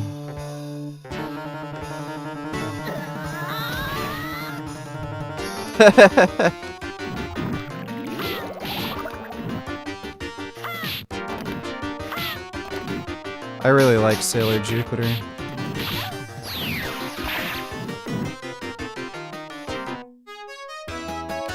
Yay, tuxedo mask!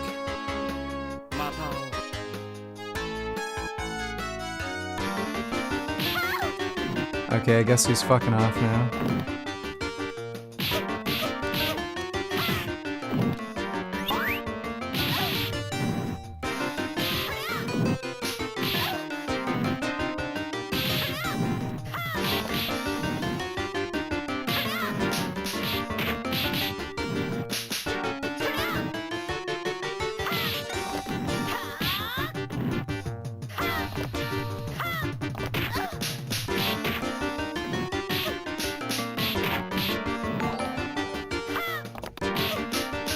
Should cheer you up.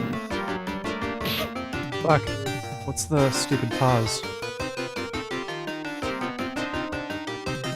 I don't know how to... I don't know if there's a pause input. I'll take a look at that in a second. Ah, damn it, I picked the wrong Sailor Scout. Ah, fuck me. Give me a second, I'll just...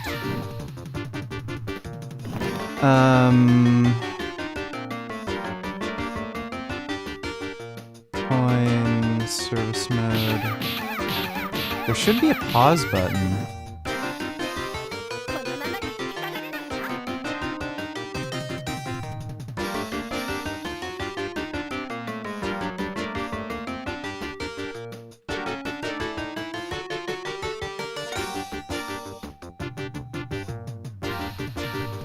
swear MAME normally has a fucking pause. No! Oh my god, okay, we're not playing that. Son of a bitch. Look what you made me do. Let me see, Axel.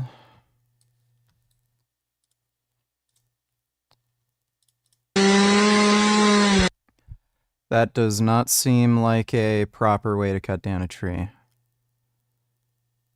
Well, yeah, that clearly was not very smart. Thanks for the donation, though, Axel. Yeah, I'm sure that does keep doctors busy. General settings.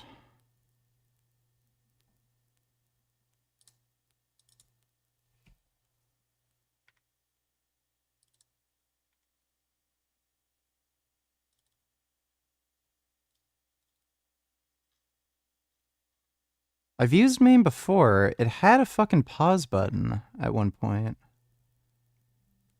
Why in the hell?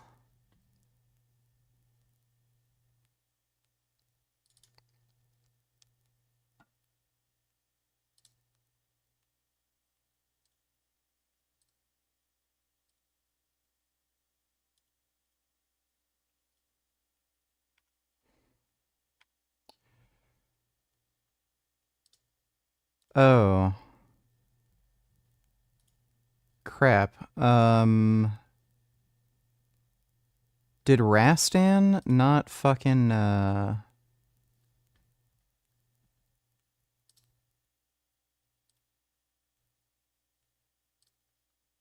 swear I downloaded Rastan. Wait, give me a second.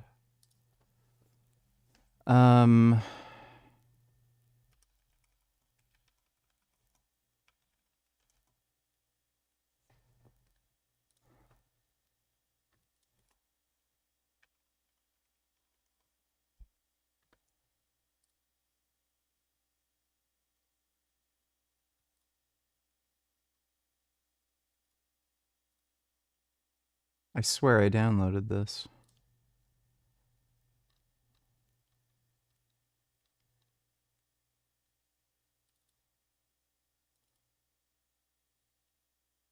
Yeah, it's already in there. Maybe I have to try the Japanese version.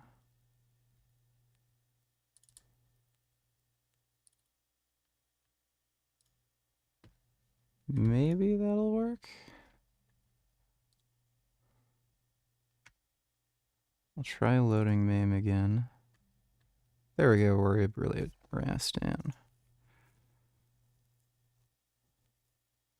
God damn it. Okay, that's gonna require some additional thing, apparently. What does it say? Required ROM/disk images.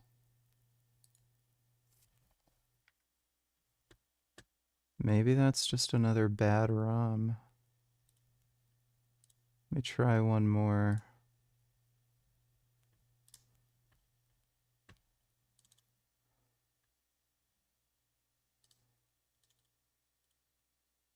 Huh.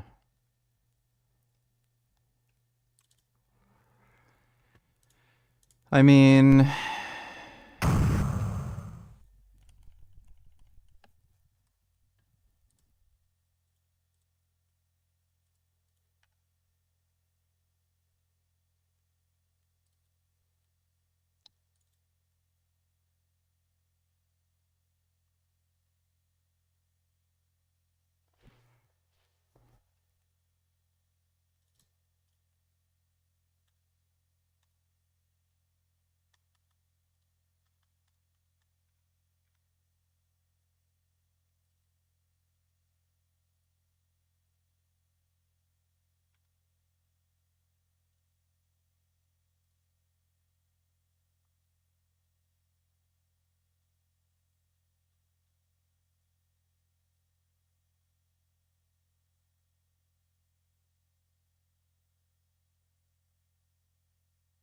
mouse.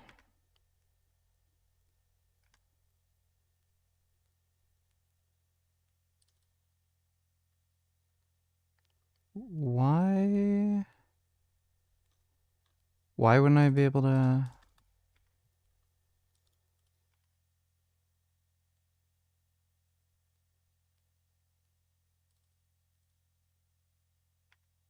God damn it. Nice shot.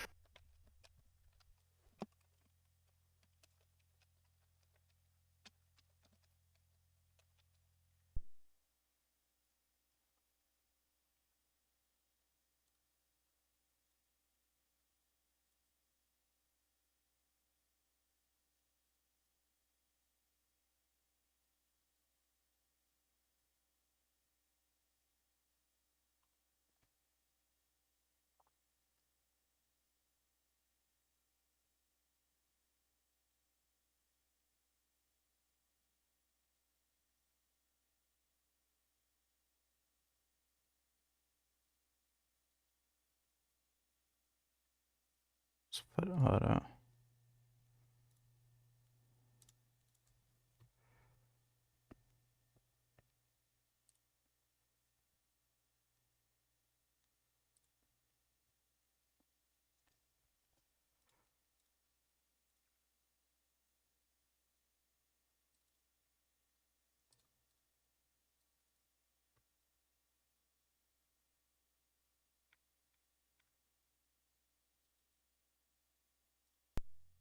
There we go.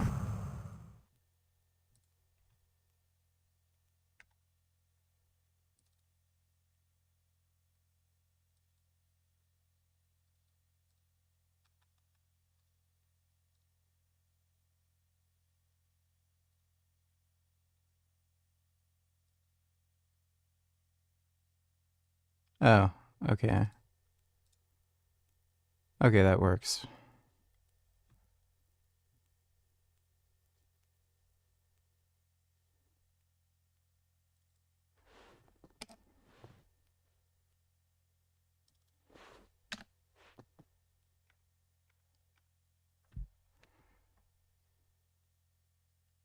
Nice shot.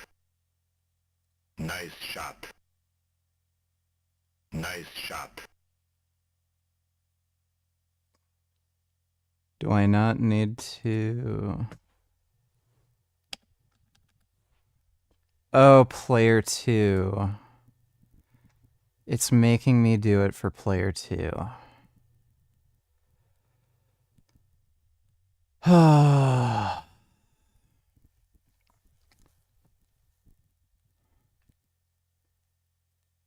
How about you fuck yourself?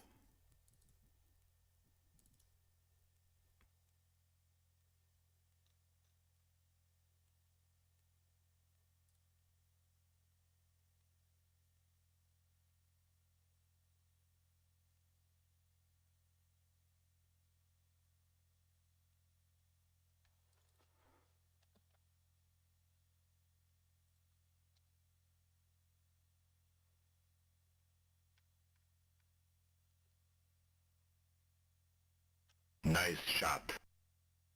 Nice shot. Nice shot. No problemo.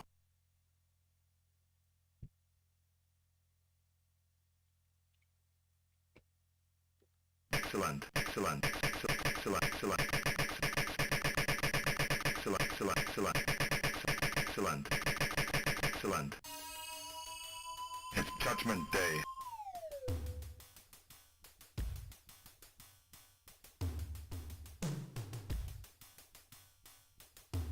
Fire at will. Nice shot.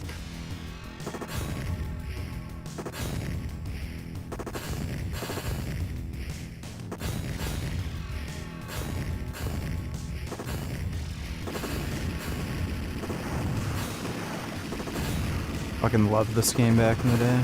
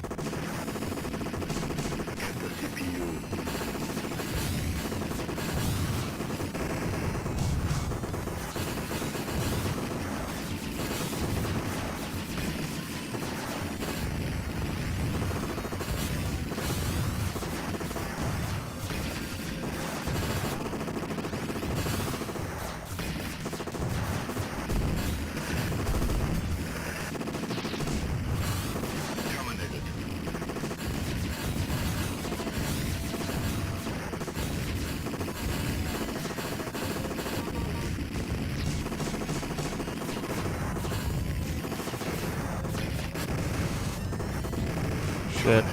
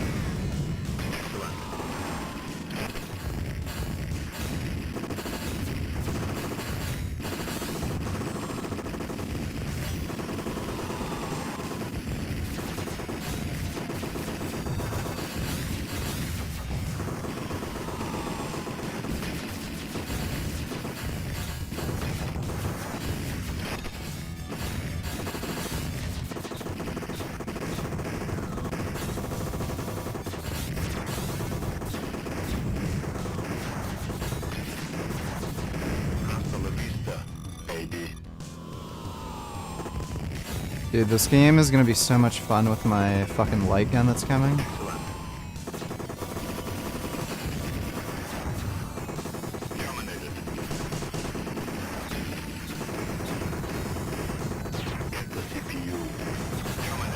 Damn it. Let's go. Reloaded.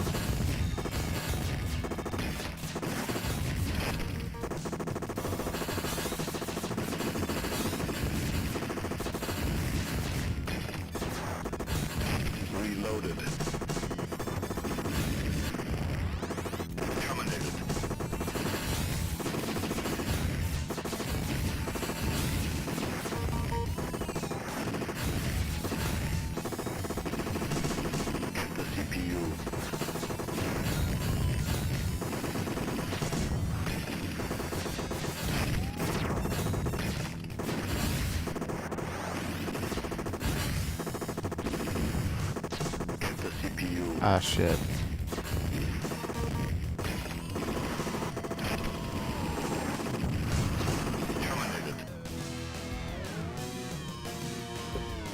Let's go. All right.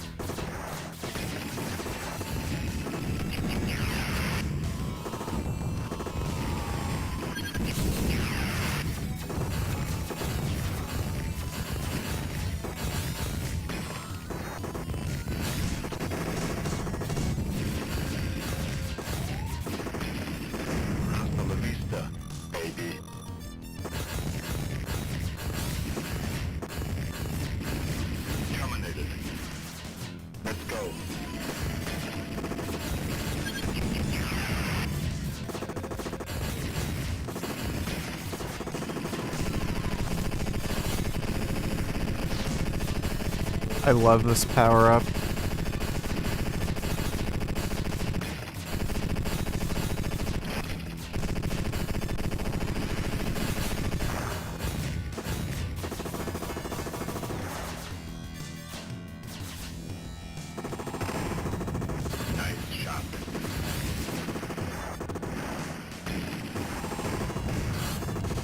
Oh, gold Terminators.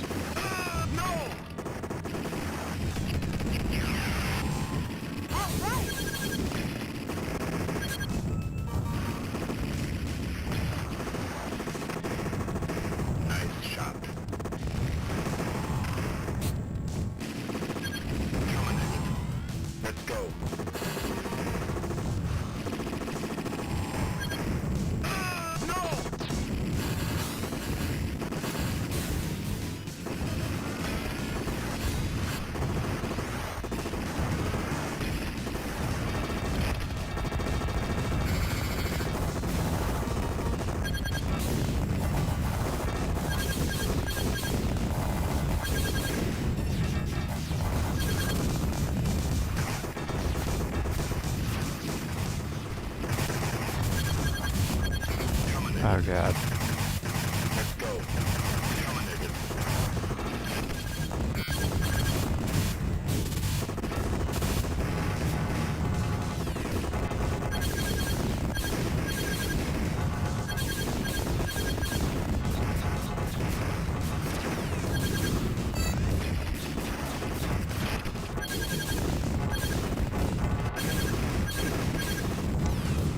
Play Half-Life Episode 1.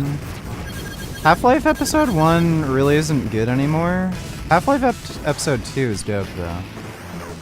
Like, that's still aged very well. Episode 1,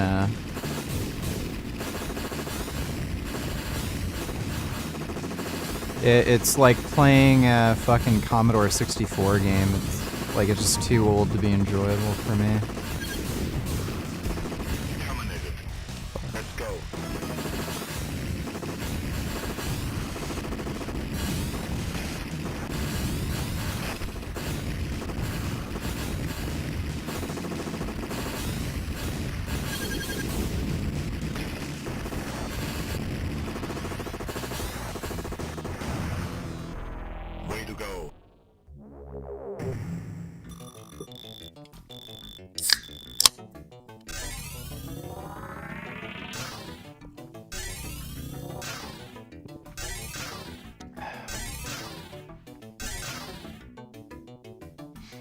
Terminator 1. Excellent.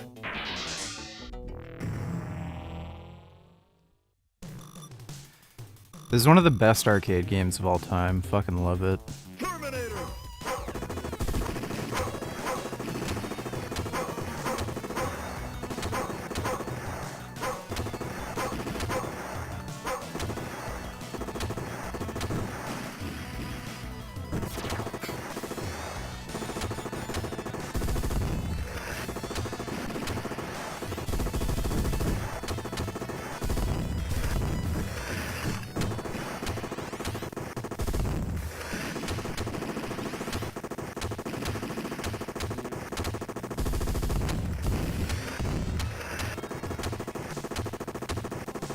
I remember when I was a kid, that technology where they could digitize like real people and stuff and put them in the game, that was so fucking cool.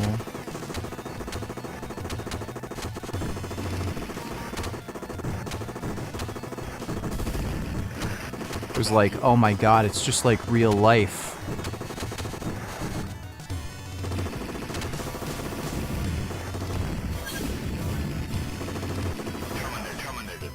Let's go.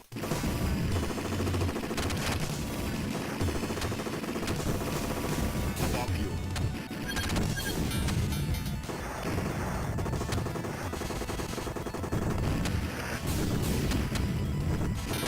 No! Reloaded.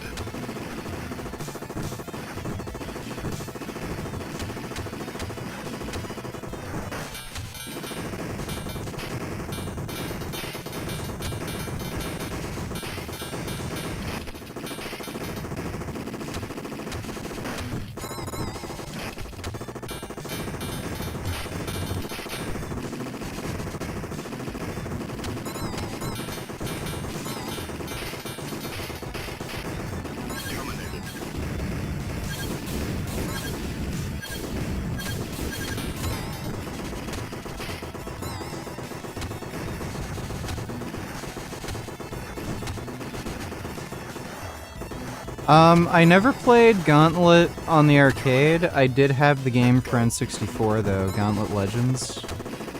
I've heard they're making a new one.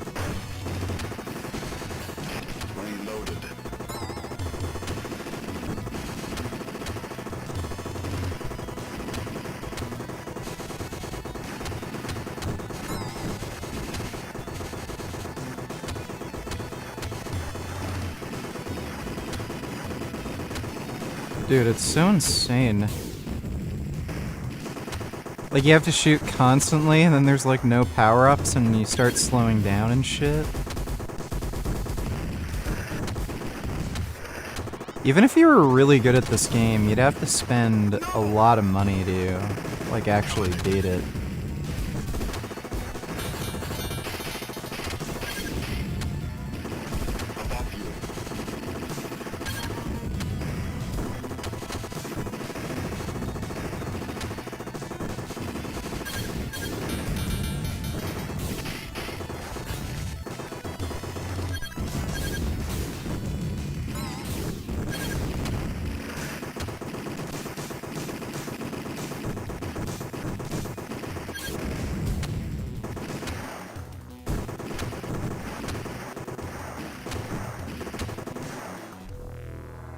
Well done. Tekken 2 is the first fighting game I was introduced to into the arcade. I was playing Mortal Kombat when I was really young. Like, I had to have been like 4 or 5 or something. My uncle also would play that DOS game. It was like a fighting game for DOS where you played Chinese characters. I used to play that with him a fair bit too. Is that John Connor? Oh, Jesus. Dude, if humanity was actually at war with a super sentient, like, AI, we'd get fucked so hard. Like, I don't think there'd be any fucking possibility we could win.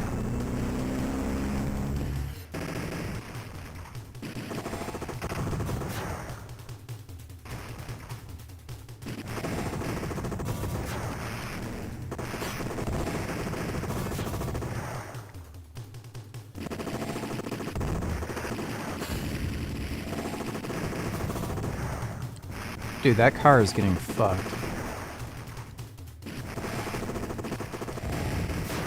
Oh, well, we killed him. Terminated. Let's go.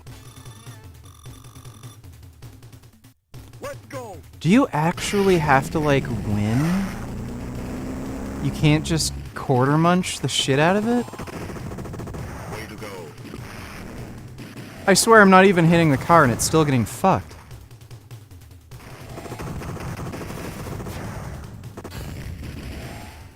Should I even shoot at the HK? Oh, well, that's not good.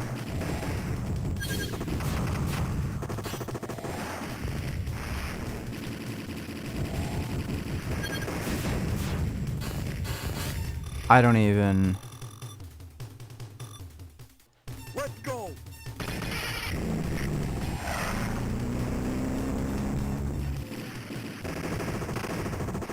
Way to go.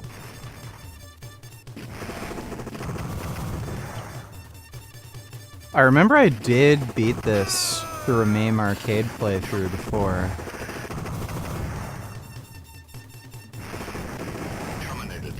How? Like, what? This is literally impossible.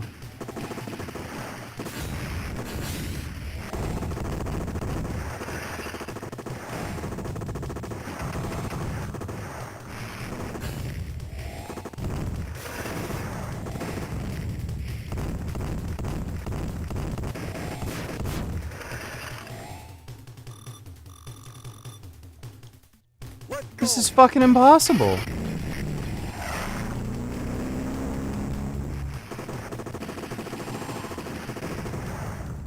Like, literally. How in the fuck? I I couldn't possibly be damaging the fucking car. Because the reticle... Like, that's not me doing it.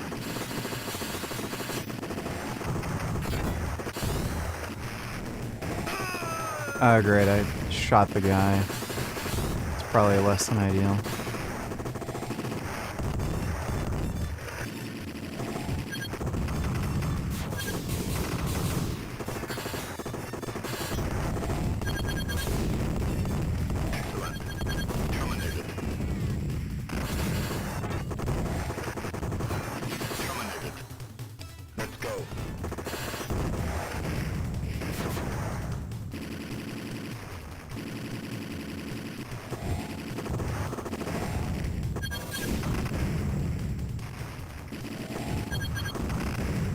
There's another hard scene like this near the end of the game, where you have to prevent the T-1000 from getting the helicopter close.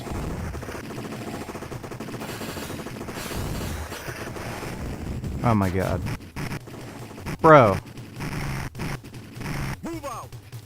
This game is like trolling me.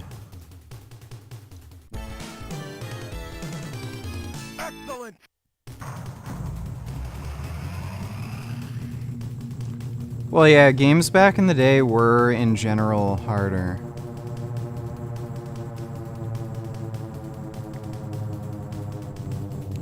I think people kind of overestimate some of the difficulty of old games a little bit because when they played them, they were like retarded 5-year-old kids.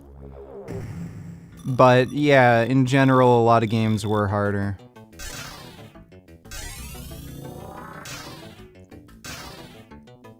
Terminator 1. Excellent.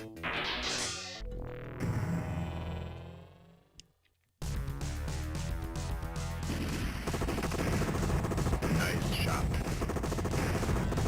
Move out.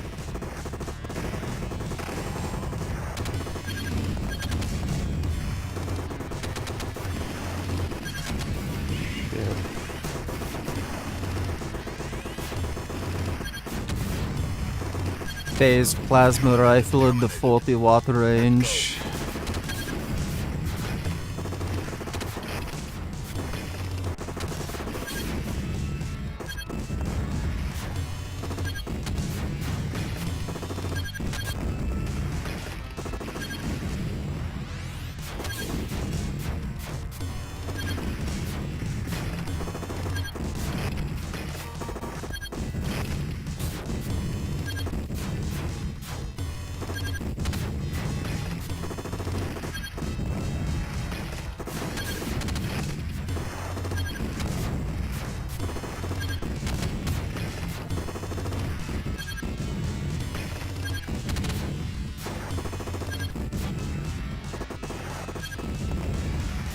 It's funny, like, too.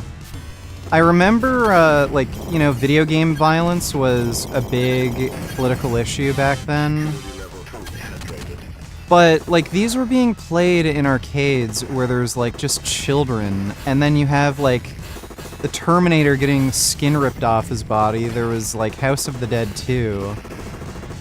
Like, it's funny how, like, back then, everybody was fear-mongering about it, but, like, nobody fucking did anything.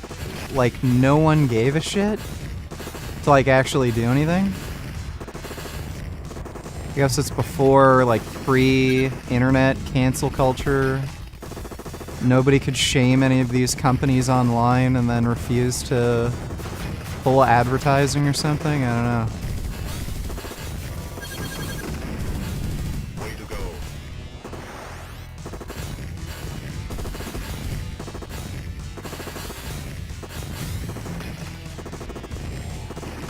Shit.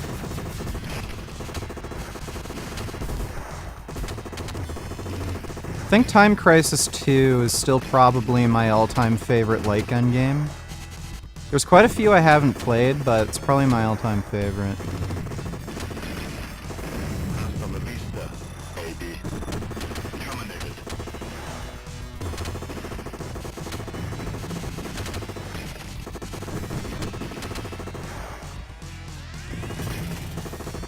Oh. Weird snake Terminator.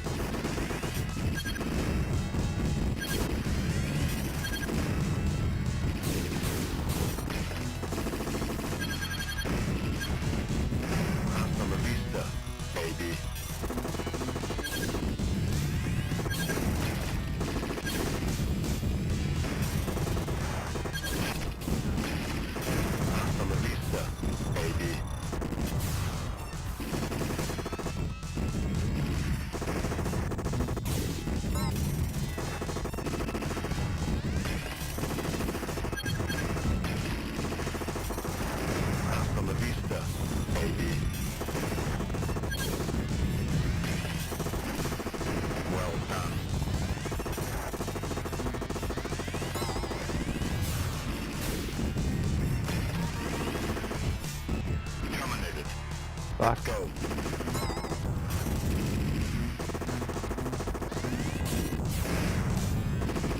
Mad Little Pixel has a lot of good modern light gun reviews. Alright, I'll check that out. I know there are some new modern light gun games. There's House of the Dead, Scarlet Dawn.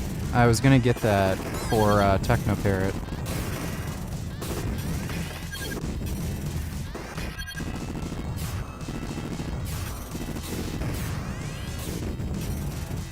You know, I wonder if it's technically possible to create a light gun that's like, you know, same weight, feel, everything as a real gun, and have realistic recoil. I don't know if they make solenoids that could actually give you the same amount of recoil force.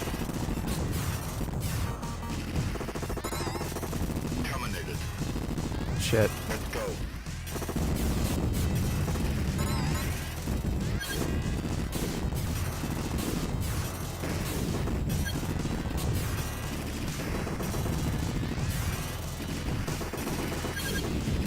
I've seen some simulators. Like there's actual combat simulators where you're put into a room with a projection screen on all sides of you, and they give you a real gun that's filled with like blanks. And there's like some sort of laser thing on the gun that tells you where like the gun's shooting. Like, that's the closest thing I've seen to kind of a video game with realistic recoil.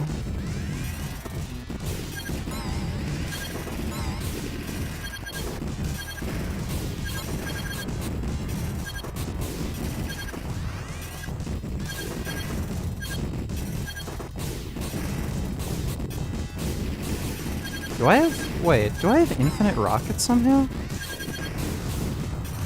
It just keeps shooting. Is that some... That's weird. How do I have infinite rockets? Oh, am I supposed to blow this shit up? Is that why it's taking for fucking ever?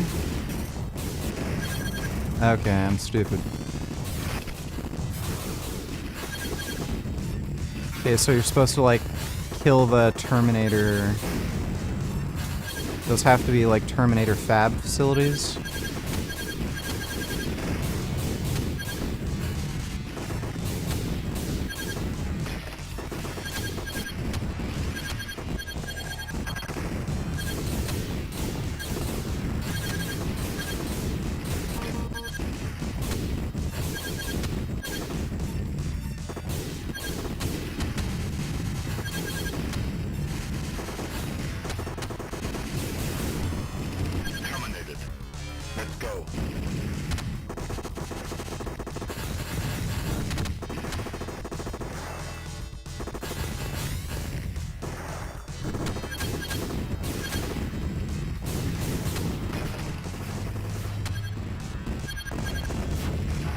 Oh shit.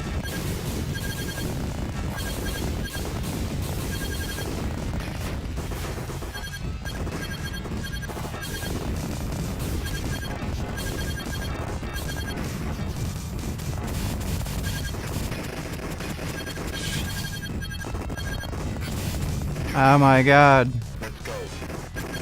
Yeah, that is literally impossible. There's so much fucking shit on screen.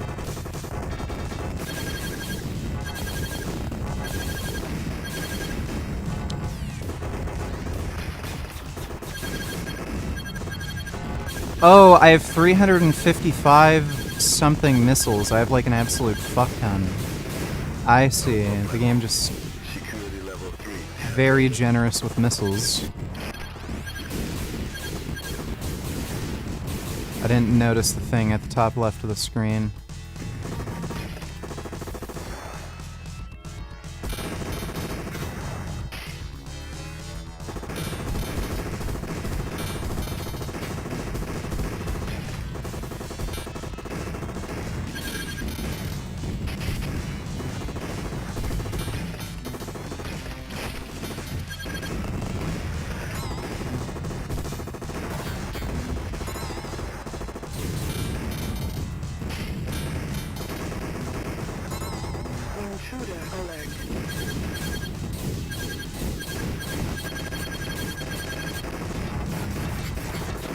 Bro.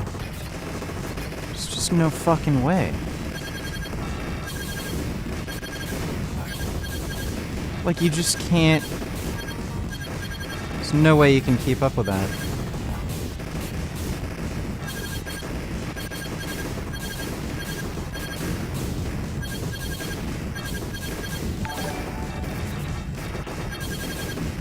Watch at your own convenience if you haven't quit the game yet. Super succinct guide on Kazuya for beginners, no bullshit philosophy or filibustering. All condensed in 14 minutes. Alright, we'll watch that after we beat the game. How about that? I don't know how to pause this. But I'll watch it after I beat the game. Thanks for the donation, Casey.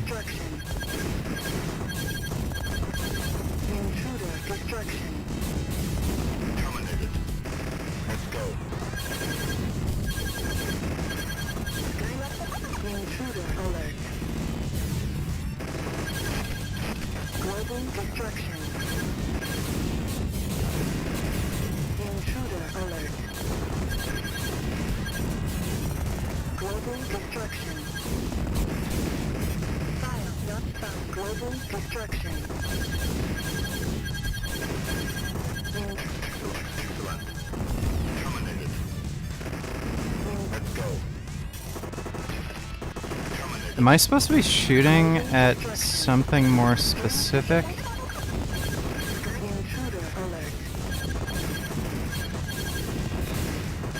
Oh, can you only do damage when the rockets are actually firing? Oh, there's a CPU.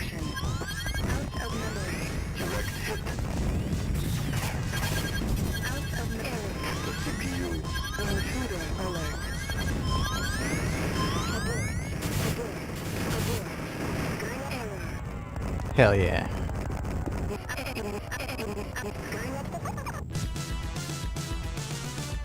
Enter the high field generator. Oh, we're going back in time.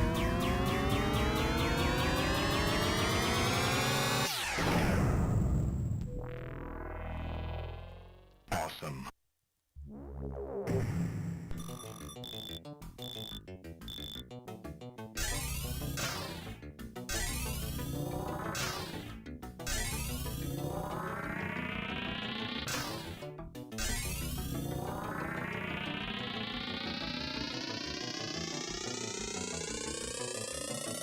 That's a lot of bonus points.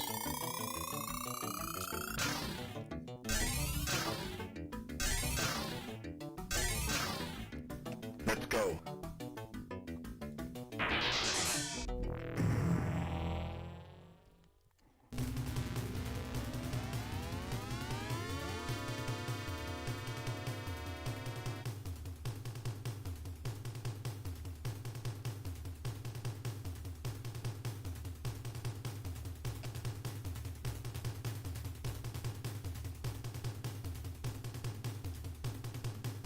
Did the game hang up?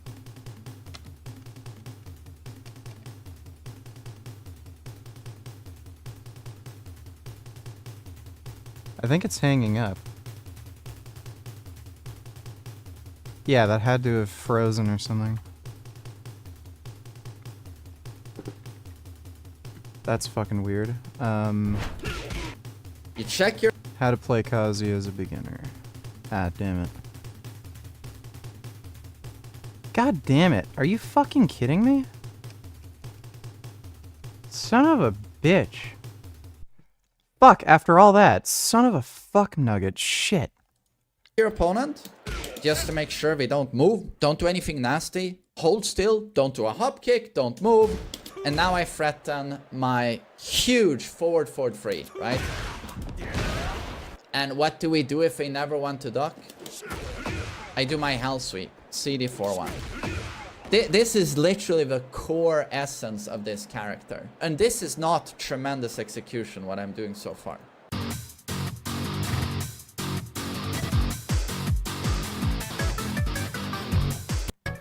What's up, guys? Main man Sui here, hoping you're all doing awesome as always. Luna Banshee here on my stream. A viewer has requested a video. He had to use 80,000 Moscow points to do so, which is a heck of a lot of money.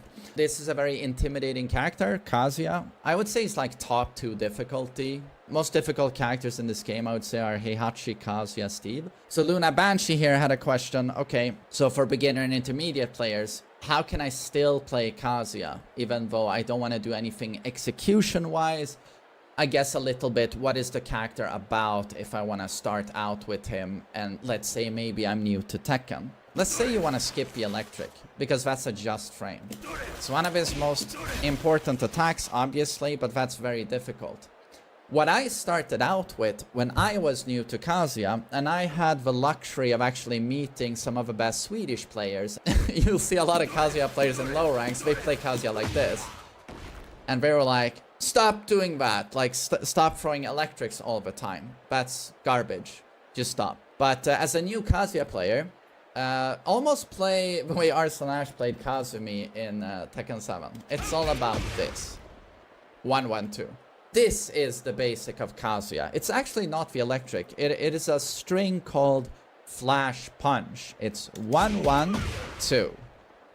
So again, 1-1-2.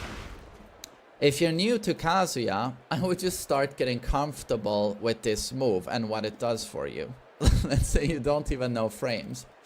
If you do 1-1, which is just left jab, say they guard this. You're still in an amazing position because you're at -1, which means that after you do this 1-1, you're free to do whatever the fuck you want if they block that.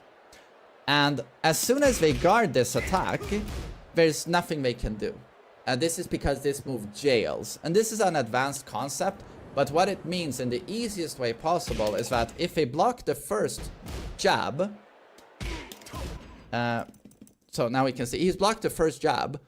He's forced to block the second jab. Even though it's a high, he can't duck that second jab and punish you. So just 1-1 like this, anyone can do this. There's no execution. This is actually absurdly strong. Just checking people like this. Very, very good. And if it connects, you have all the time in the world to confirm this. Okay, this hit, and you add the third hit. Nice. And now I would tell you as a beginner, to try and check people with this. If you notice that it hits, follow through. And a very basic thing you do with Kazuya here is that you check with this. Okay, I'm -1. Hopefully they don't do anything now because I'm checking them and there's a threat of a follow-up. And now you can threaten with forward 3, which is your next staple attack. Forward 3. This is a very safe on block mid. Very safe. That does a tremendous amount of damage. And this is because it's actually a launcher. The normal hit launcher does not require a counter hit. If you do the new routes, you get a huge amount of damage. If you're very new and you want an easy combo here, maybe this, like down for 3-2-1. I'm so used to doing Patricide Fist here. This character is so difficult that at a certain point, if you commit to this character, you should strive to challenge yourself. It might be like, you know what, electric is difficult. Patricide Fist follow-up here. This is CD 1+2. That's a crouch dash into left punch, right punch. It might feel difficult at first, but you should always, and this just comes with Tekken in my opinion, you should always strive to do the right thing. Even if you drop this a lot, like, ah shit, I'm slow, still go for it, because with time, you will get it. You will get the timing and you will get the execution. And it's much better to practice doing the right thing even though you fuck it up a lot, because eventually you'll get it. That's much better in my opinion than just hardcore committing to a lesser and easier option just because it's easy, right? I'm not saying start throwing 5 electric combos. I'm just saying just go for the right combo.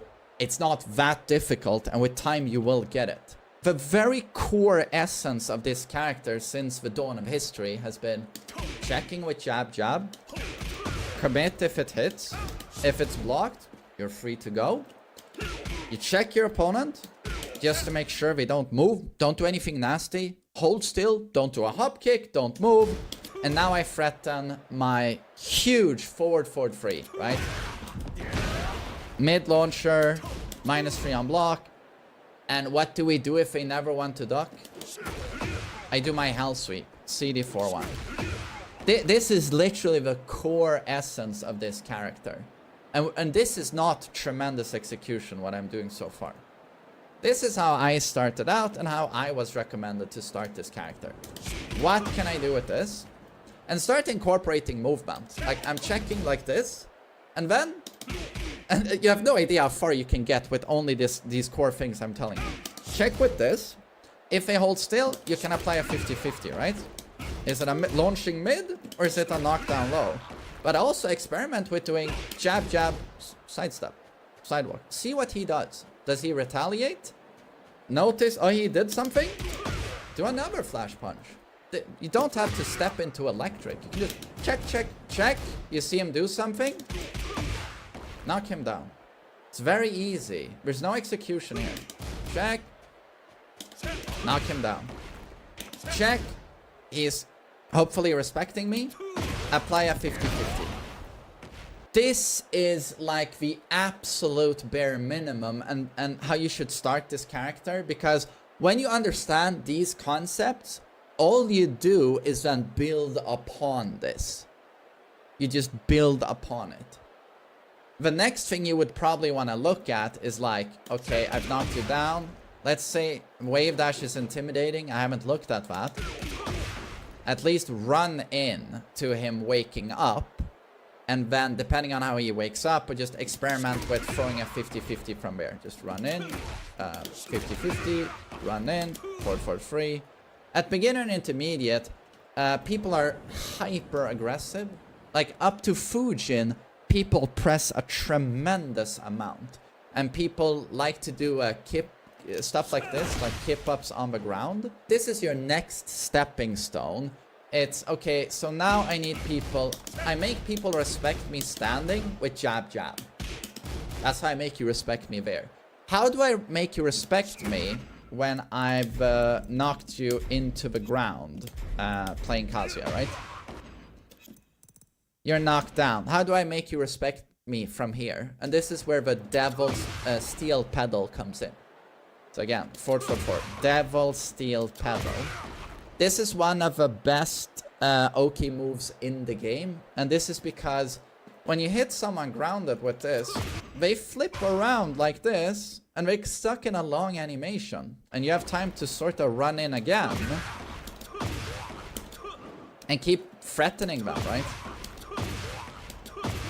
This is your get off the goddamn ground so I can apply another mid or low 50-50 mix-up on you. Get up from the ground. And then as I told people, like, people do, or I told you guys, like, people like to press a lot. This also is your deterrent in making sure your opponent doesn't throw get-up kicks from grounded, or kip-ups, or any funny business, right? So this is your next stepping stone. If you think we're gonna do something like that, you just steel pedal immediately. If they try like a get-up kick, this is now a counter hit launch, right? It counter hit launches.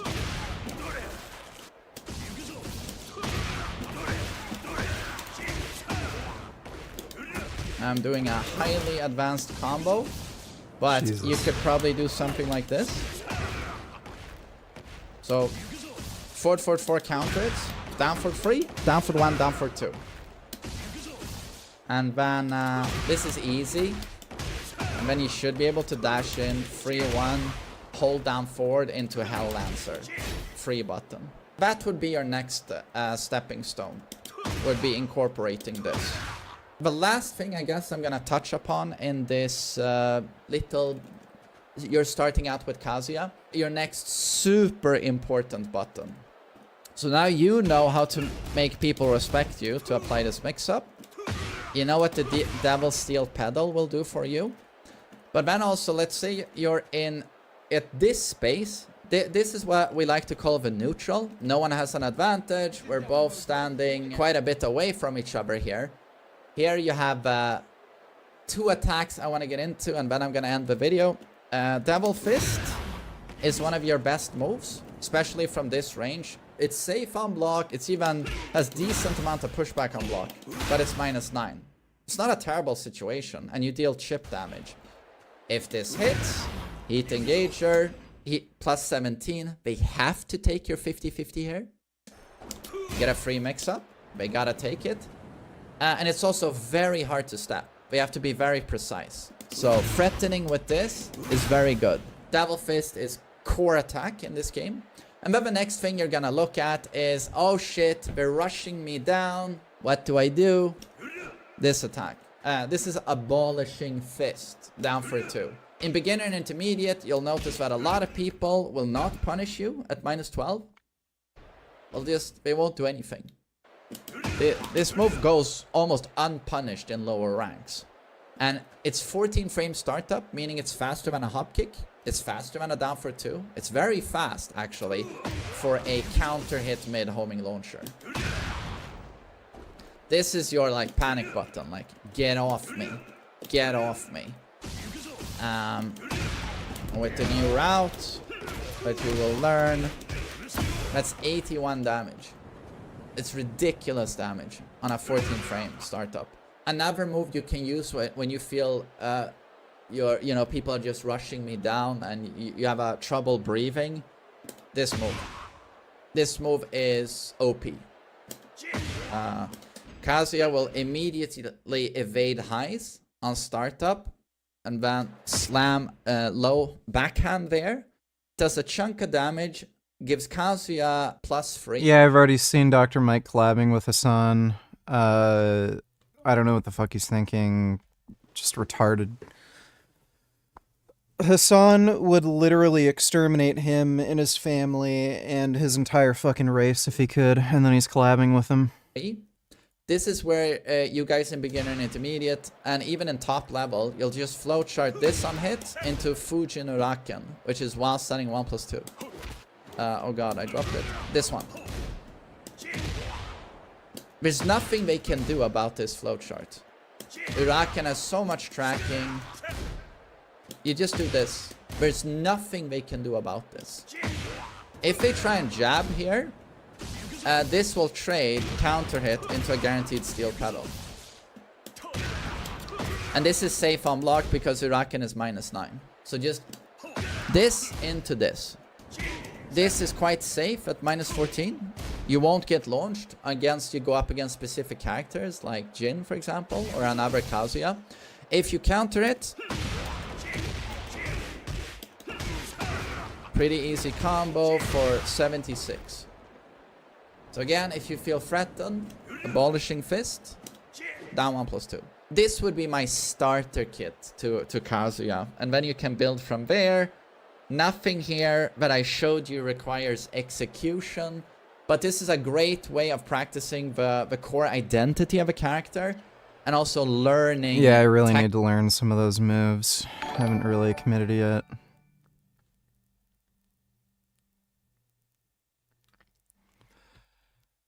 React if you have.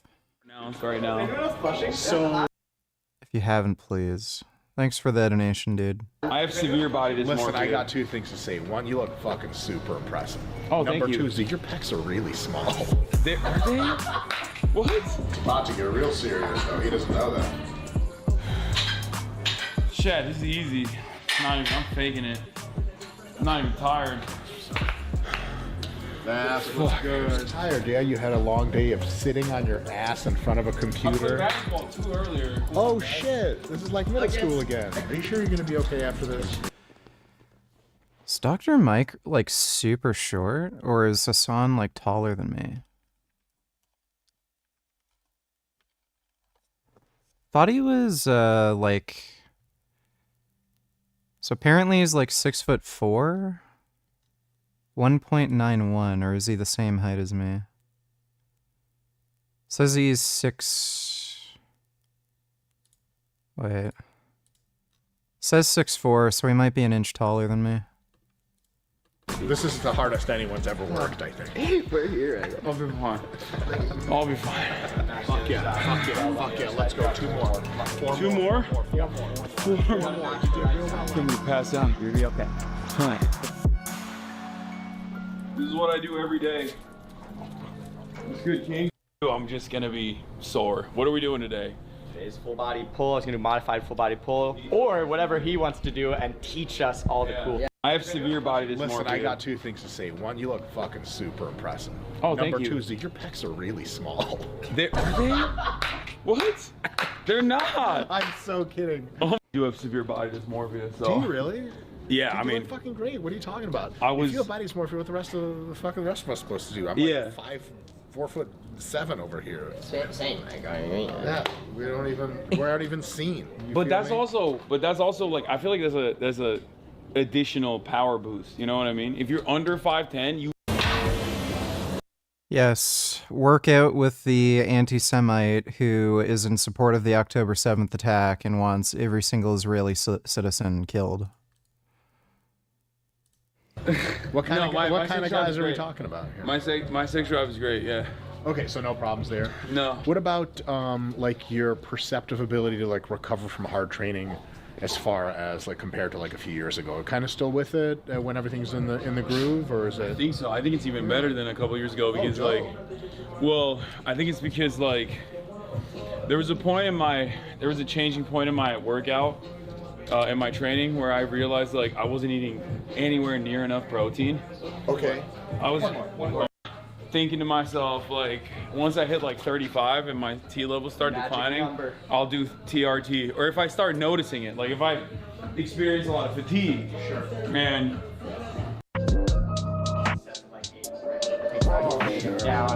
I have no idea what they're fucking doing. This, he gets a great closed chain pull. Yeah.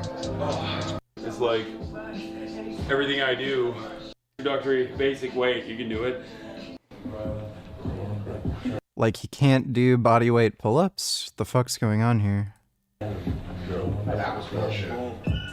There we go. Break the rope apart, or if you want to get a little bit more. That's crazy. This is a pussy-ass bitch workout, dude. Hell yeah.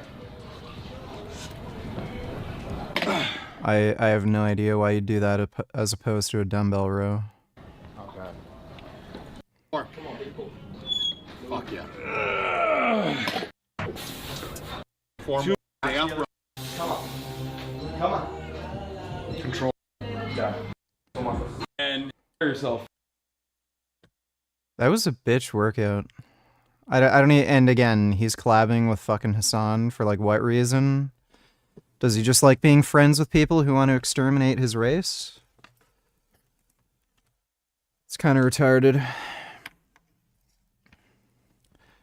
I don't know if Mike is like getting more and more delusional because of the steroids he's taking, but like that is just a very, very strange decision to make. Oh. My client won his ex back in 43 days. Why in the fuck would you want to get back with somebody who left you? Oh. There's your rat there. He's going to try to get it out of me, then I'm going to try to come back to him, okay?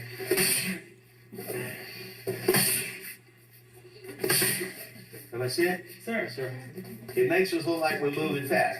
I'm not punching any faster. He's not punching any faster than he did a second ago. When you increase your timing speed, it makes your actual punch and your footwork look quicker. That makes sense? What you want to try to attempt to do is try to get in, release the punch, and then come back and cover before you even begins his counter punch. Now, I don't think I can do it with him.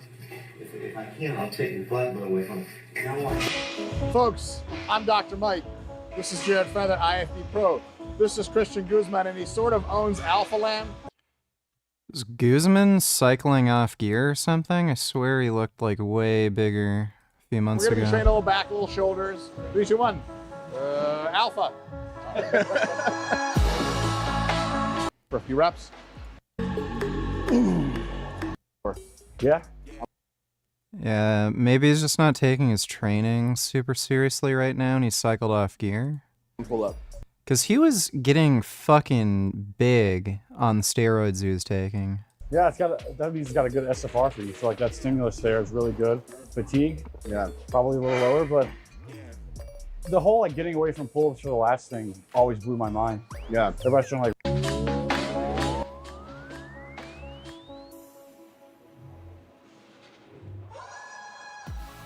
We have to get a lot less reps, but it's way more effective. And it's almost like you're okay with that being the. And what I get 9? One more halfway. Big stretch. Hell yeah. Yeah. And it's just like that little bit. Mary Kate and Ashley. Now, let me explain that lyric. He means white girls, which is an ethnic slang for snortable cocaine. And I've been Urban Mike. See you next time for more learning. I just learned what pour some sugar on me actually means. No, I don't know that. I think physically the sugar goes on my body. Are there some people who just like store fat and like, is that what it is? Because like he has visible abs, but his stomach is like super fucking round. Like maybe he just stores fat under his abdominal wall a lot, or maybe it's just bloating from like digestive upset from the gear he's on. Pour some sugar at the strip club. Pour Female some sugar ejaculate on me, yeah. Cause like he looks sort of lean, but like it's like a turtle shell. Casey Willistone Tellers, I don't understand why all these political streamers who are literally multimillionaires have issues meeting their nutritional needs or holding a certain diet. Like, why doesn't Destiny and Hassan just hire a personal vegan chef? I'm sure they can afford it. Dude, it's like Asmongold letting his house get filled with garbage and junk and cockroaches and shit. Like, he could just hire a maid. I have no idea. I don't know what's going through these people's minds, but, like, they're just fucking stupid. Thanks for the donation, Casey. I learned like 2 summers ago. Real sweet stuff. Wow. I had it playing every day in here. And my, this song's not for children. Yeah, my general contractor goes, you know what this means?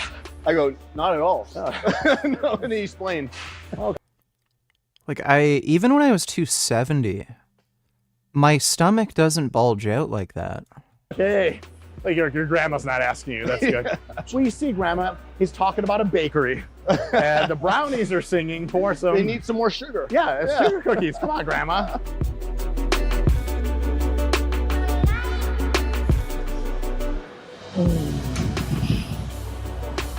Good shit. This is sustainable, but like the intensity is even more so than when you think you're going intense. Less tension, so still a highly effective movement. For too much. Yeah, and like Jared Feather, his stomach doesn't bulge out like fucking crazy. At this point, it's nice because like it has to be from his diet, right? it does limit the amount of reps you'll do because you're squeezing the peak Yeah, you're contraction. exhausting I'm it. never going to tell anyone to not use it. Yeah.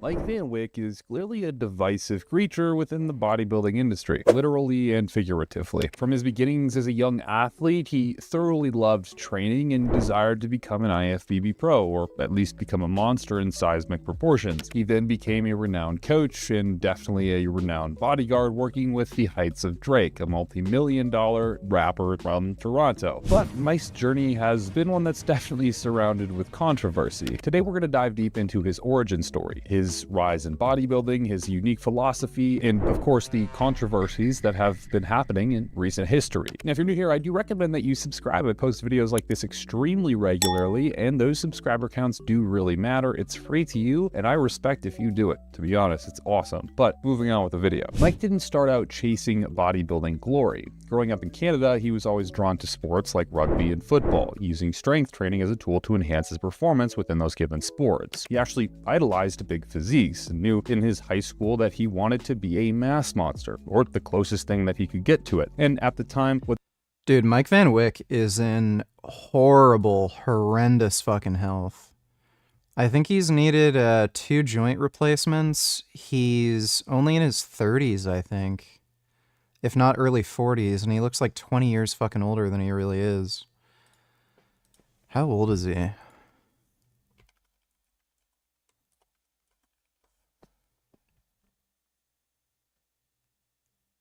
That's not the same Mike Van Wyck.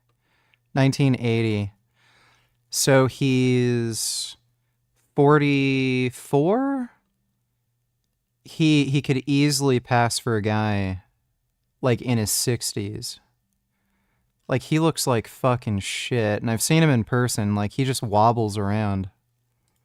what that meant for him was playing football. In his youth, interestingly, I think he had inspirations that sort of all of us had when wanting to be bigger, be more muscular, more jacked. Mike has been quoted saying things exactly like, "My interests in bodybuilding, I guess, have been a lifelong thing in a lot of ways. I've always watched wrestling as a kid and remember thinking I wanted to be jacked as some of those guys one day. The Ultimate Warrior and the British Bulldog." Do you think being friends with terrible people like Nick Fuentes is immoral even if you don't agree or promote their views? I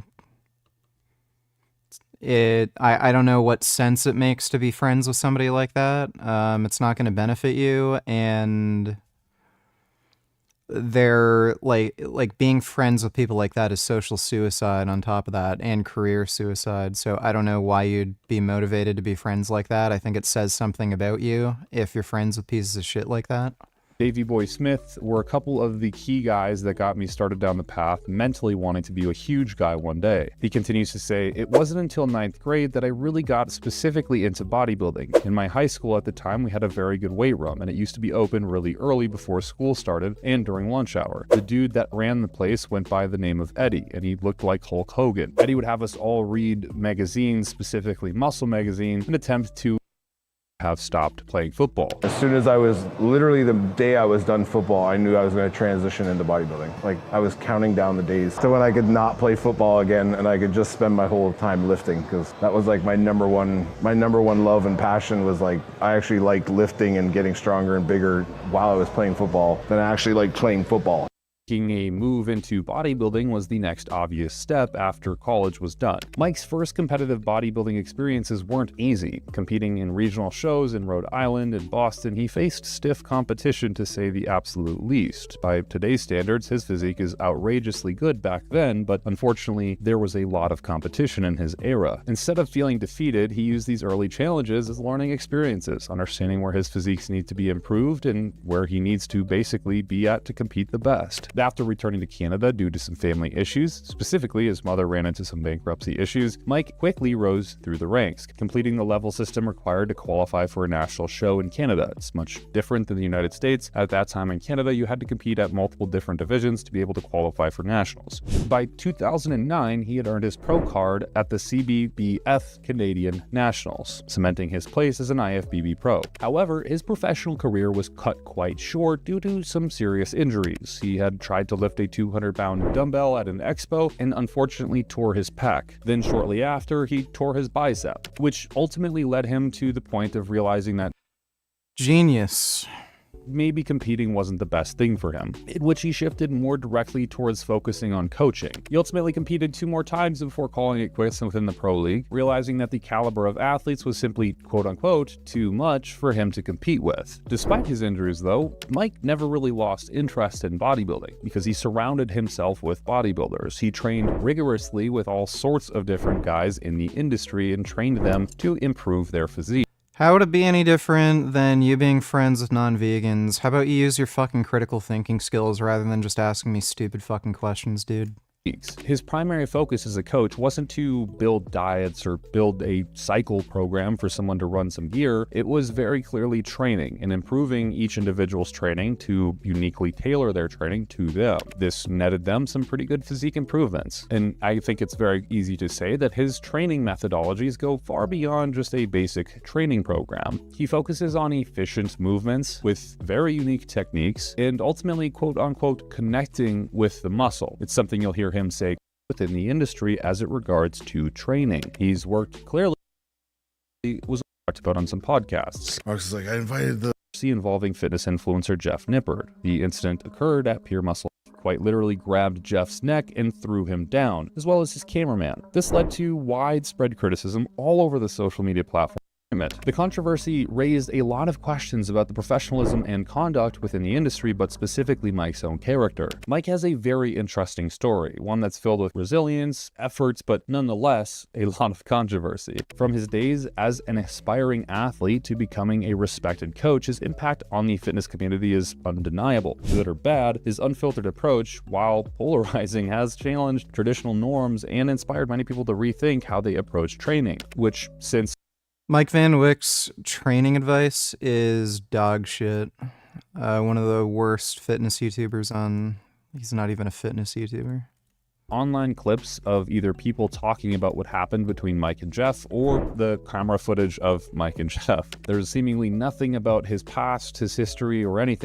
No secret either that Mike has definitely used a fair share of heavy on this channel. For example, this study shows that there is an indicated 30% increase in users attempting to commit suicide when they are on anabolic androgenic steroids. The other important bit here is, well, it's quite fairly studied now, is several case studies in which people using AAS led them to necessitating psychiatric drug prescriptions to mediate their own psychiatric issues. One of the worst offenders in the drawer of anabolics, it seems, is tren, because trenbolone alters neurotransmitter systems leading to neuronal death. Users also report in official publications, quote, "My mind pretty much went to mush." I think the title of this qualitative report says all you need to know. In this study, it quotes very excessive use of these certain compounds as well as an underlying mental disorder that building. And before you speed to your keyboard, I know I'm covered in tattoos, and I just said he's covered in tattoos. I am certainly a broken human. Take it from me. There's no one, I'm not trying to claim I'm perfect. I am broken too. Mike Van Wyck isn't just a good coach or a bodybuilder. He's a divisive component of the industry. His journey from... He's a fucktard.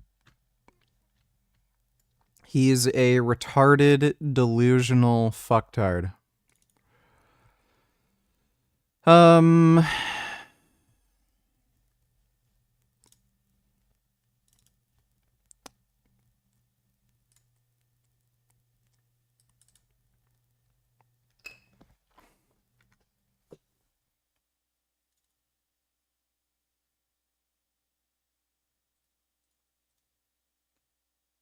Why doesn't that save the fucking thing?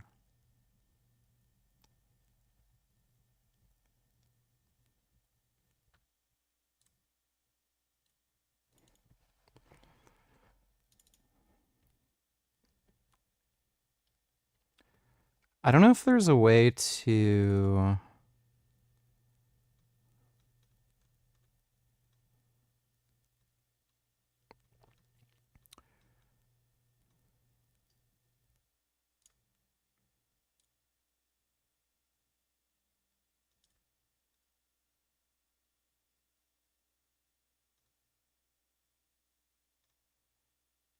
I don't know if there's a way to, like, turn off the reticle. Because there's already a reticle in T2.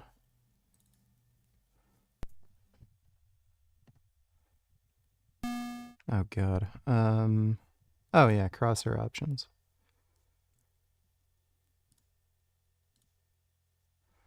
There we go. Excellent.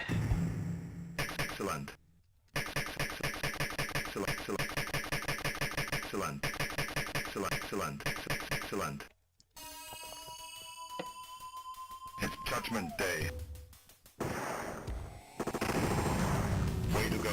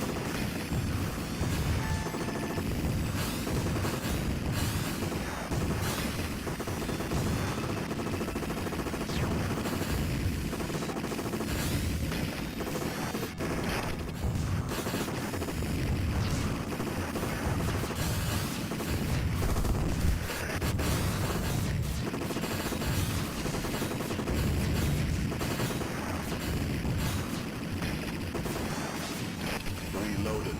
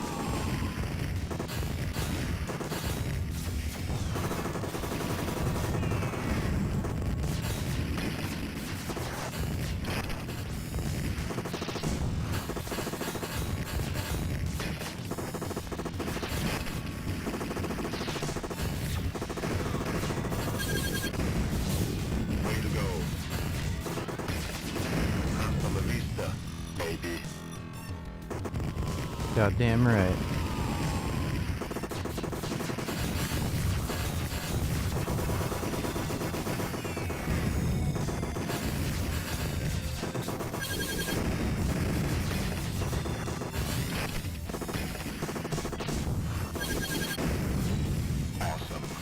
Reloaded.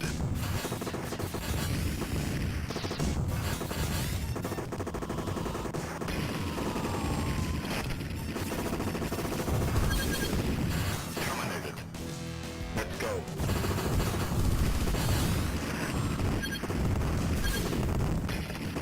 Hasta la vista, baby.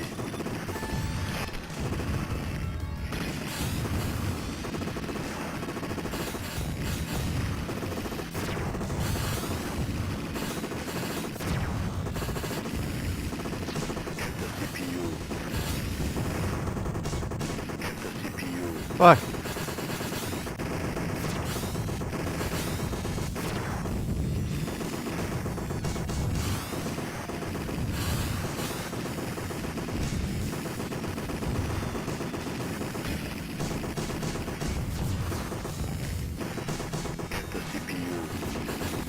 Terminated.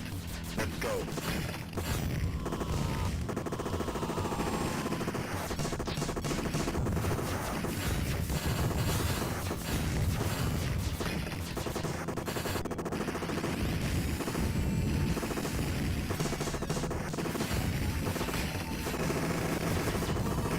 Terminated.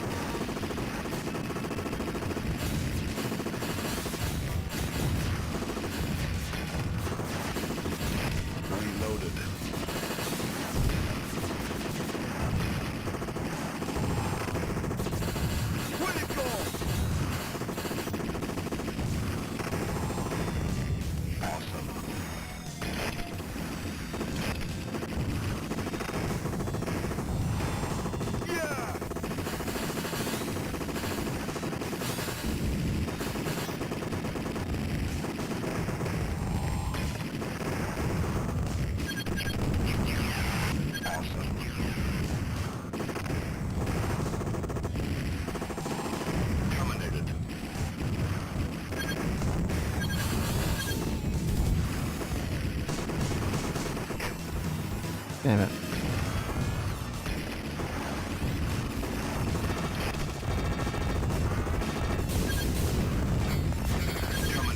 Let's go.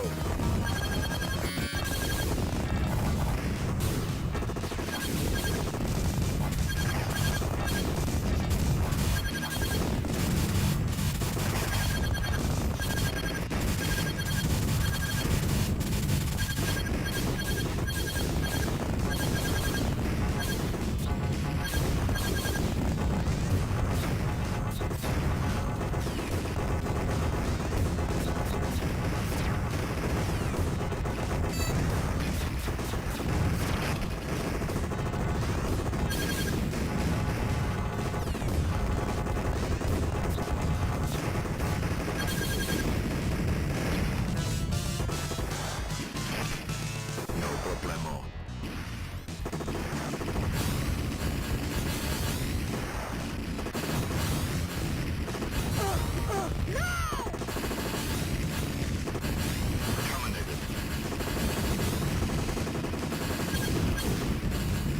Terminated. Let's go.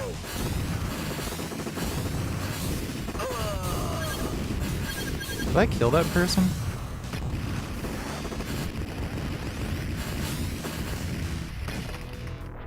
Excellent.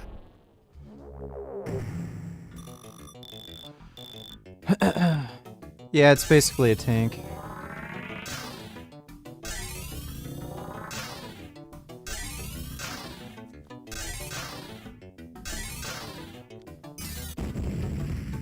Terminator 1. Excellent.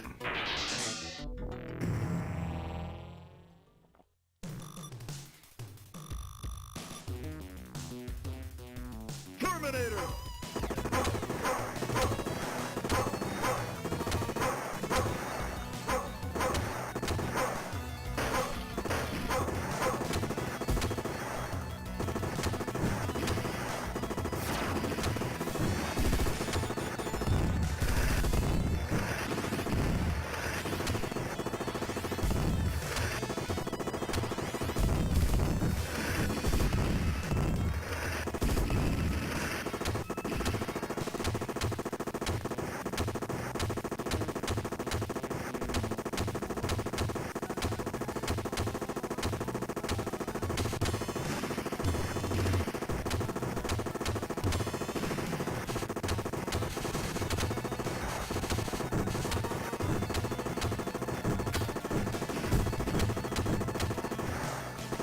Above you. Reloaded.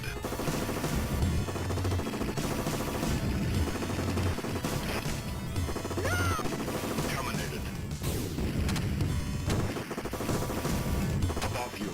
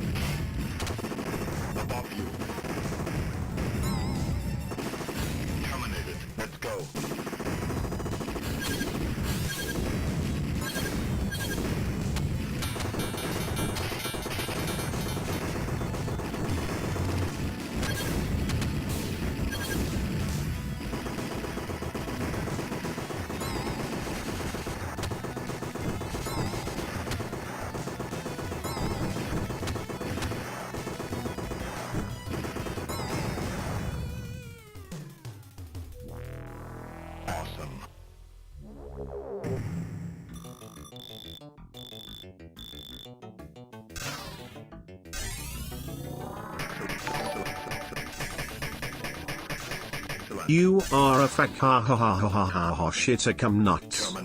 Dick cum. Heck. Jeff.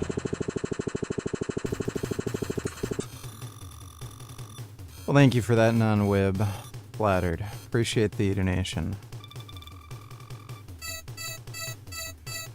John Connor.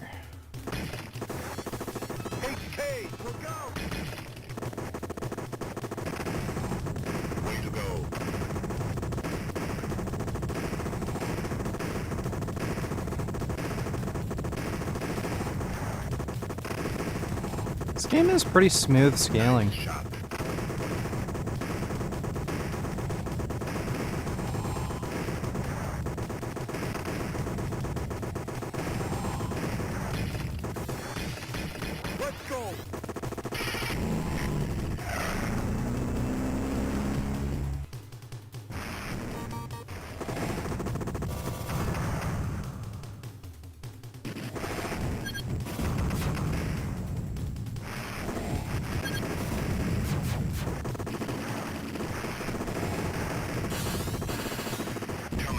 I have no idea how it...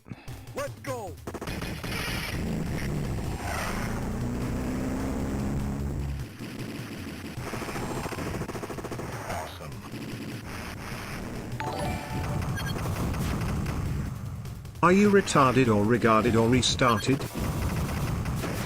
I don't know. How would I be able to tell?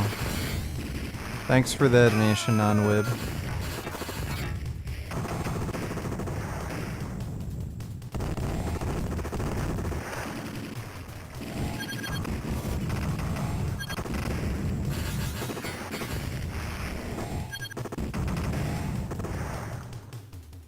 Oh, Jesus.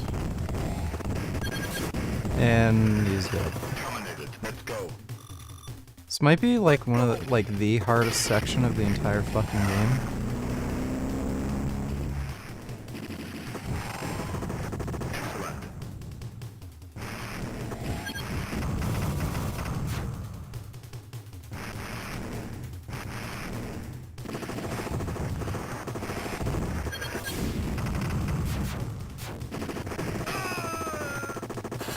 How did he even die? I didn't fucking shoot him.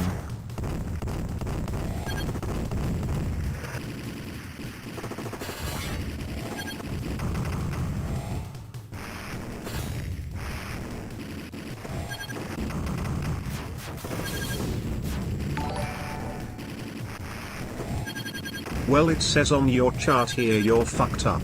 You talk like a fag and your shit's all retarded. What I do is just like, you know. Okay, well thanks for the diagnosis. Appreciate the donation, non-wib.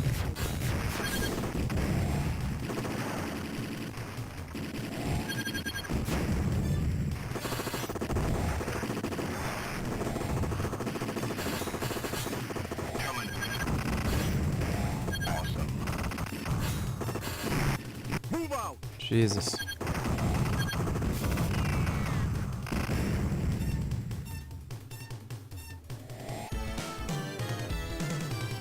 Excellent. Hell yeah.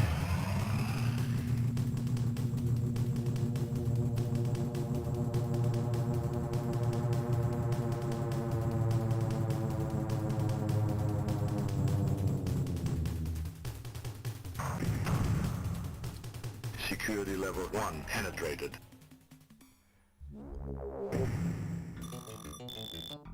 Let's go. Excellent. Terminator 1. Excellent. Yeah.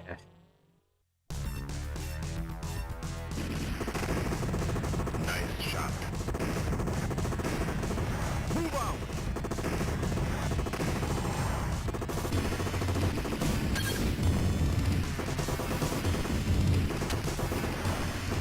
Terminated.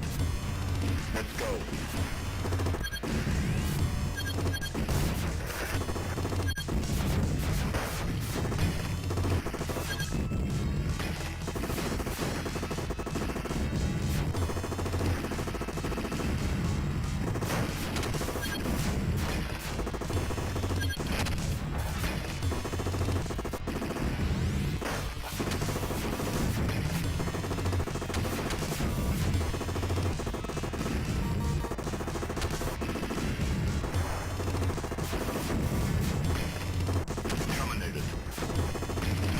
Reloaded.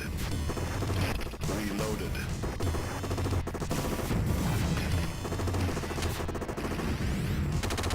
Wonder if anyone's ever beaten this game on 1 credit. Pretty sure it's like actually 100% impossible. Security level 2 penetrated.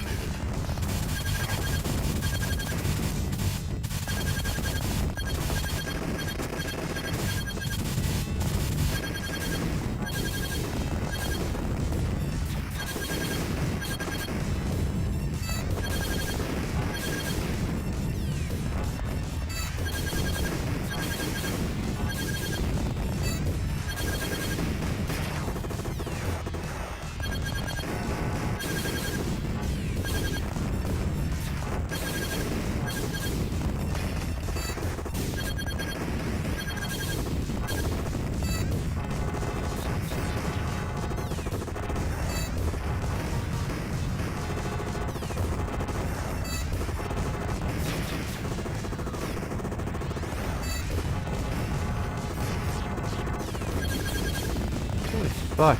How many...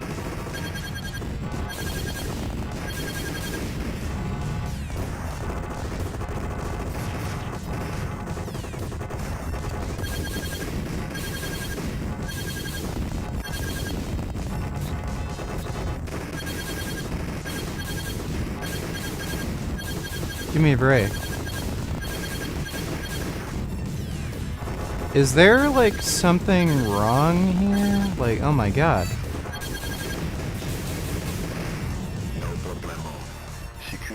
That took forever.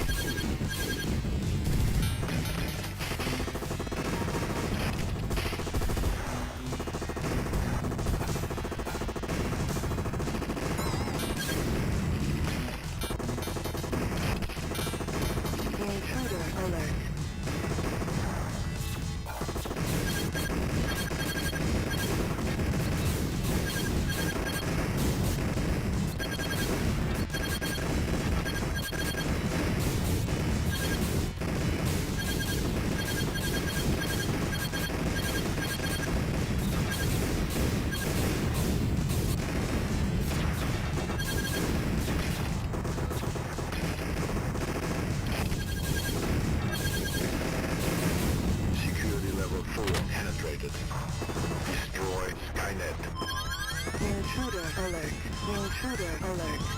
Initiating global destruction. Intruder destruction. Intruder alert. You ever shit so big asshole hurts? Yeah, I've had that. I have had shit so big my asshole hurts. Been there, done that. Thanks for the donation, non-whip.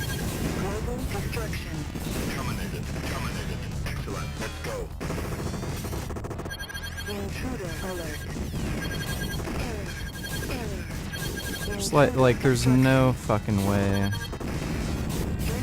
you can do shit but just spam quarters.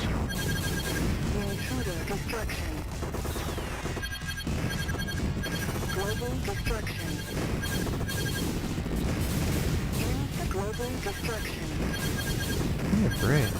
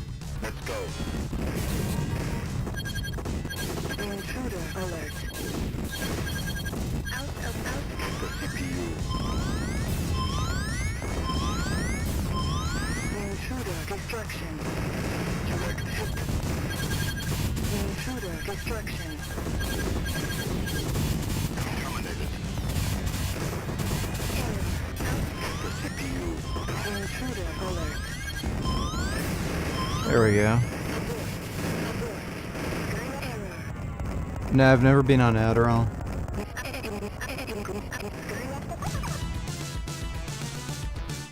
Let's see if it'll crash again.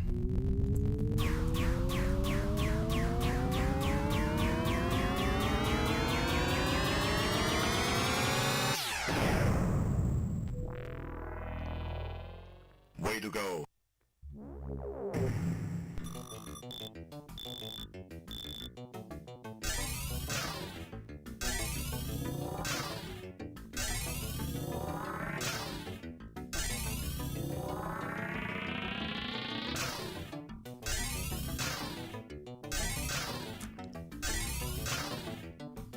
Terminator 1. Excellent.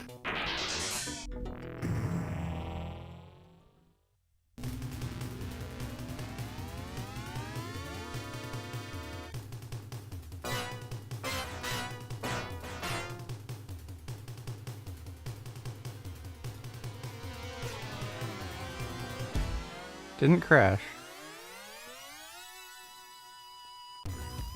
Destroy everything. God damn it, really? Let's go.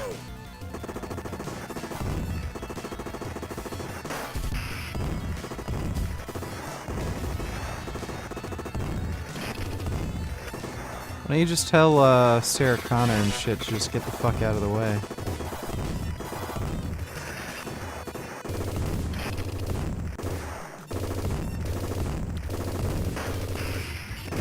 Well done. Look out. They're here. Terminated. Let's go.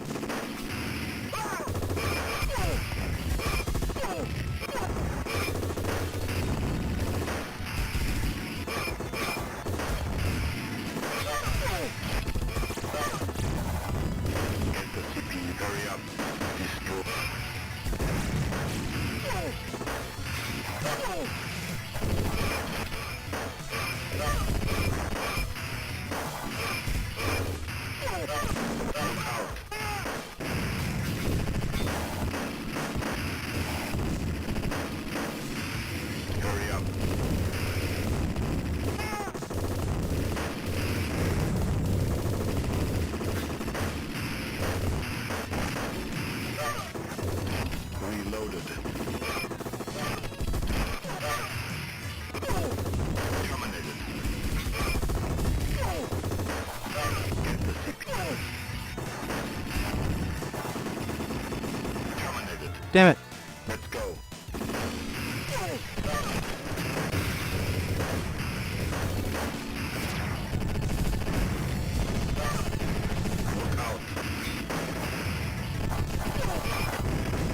Oh my god.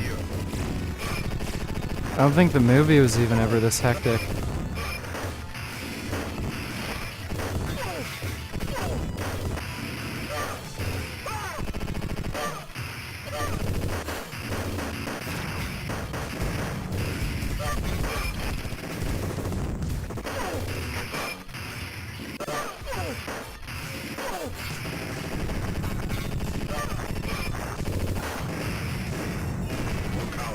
Damn it.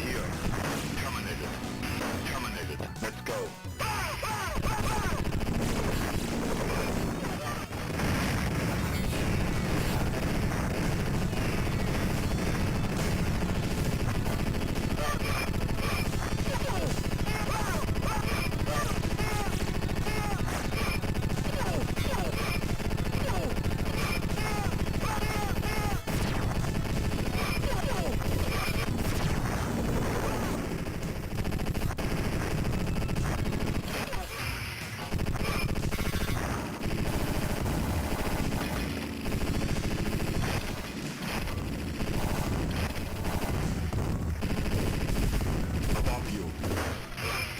I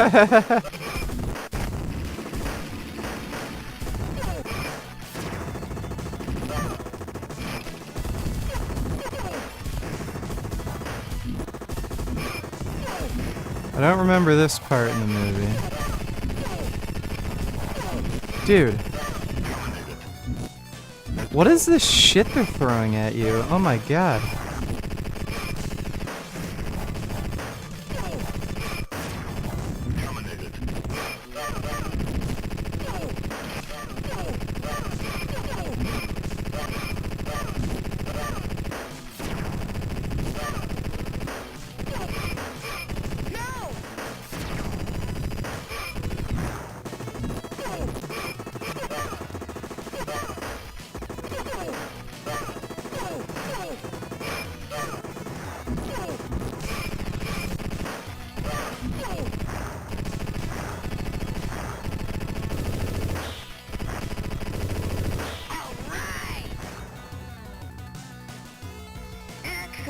Time to go. Right now. Are you John Connor? Excellent.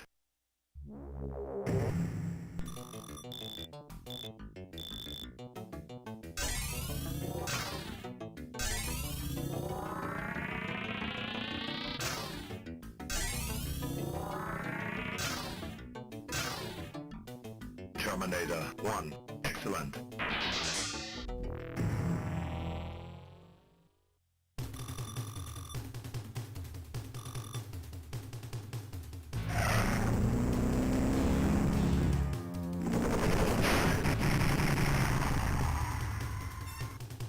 Well, that was quick. Go.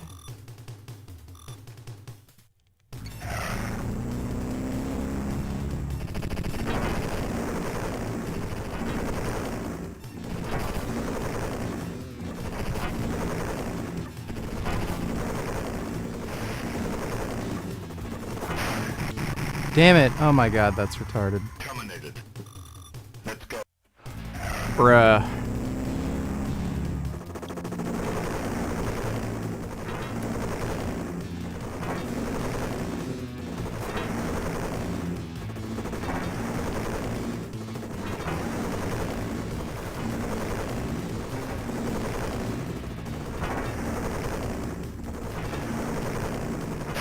Oh my god, dude.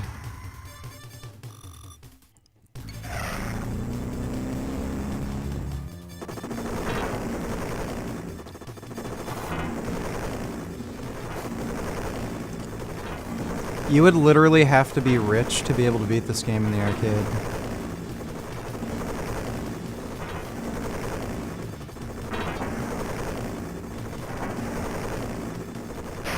Oh my god. Terminated. Let's go.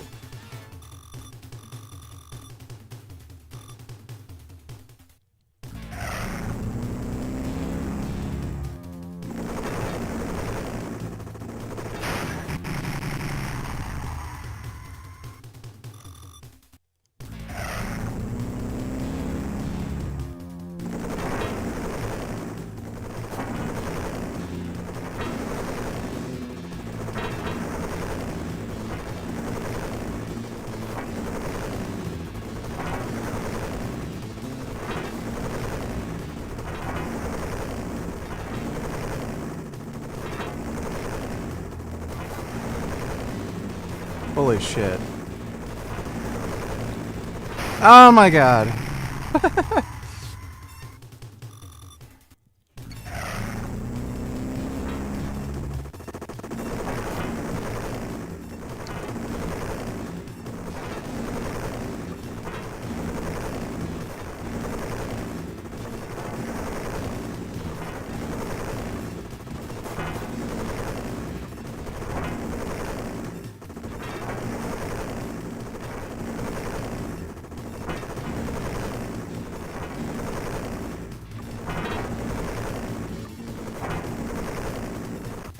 Yes, thank fuck.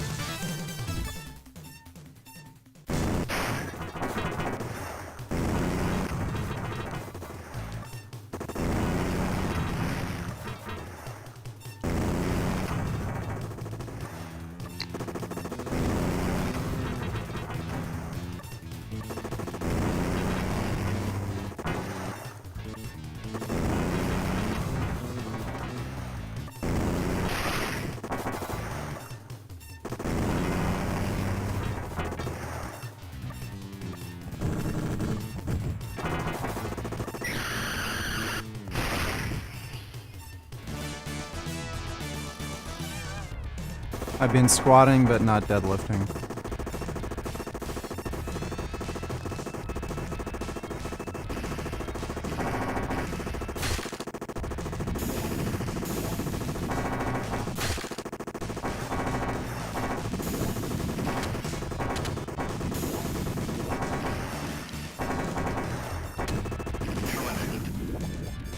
Terminated. Let's go.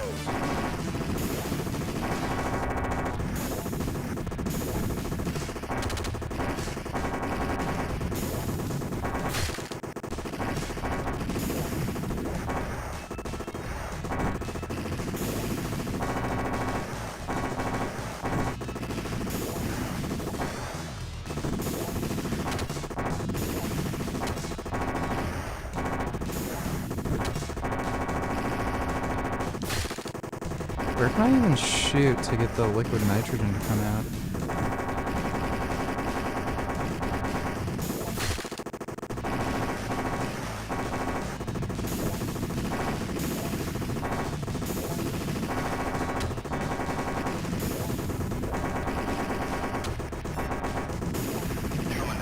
Let's go.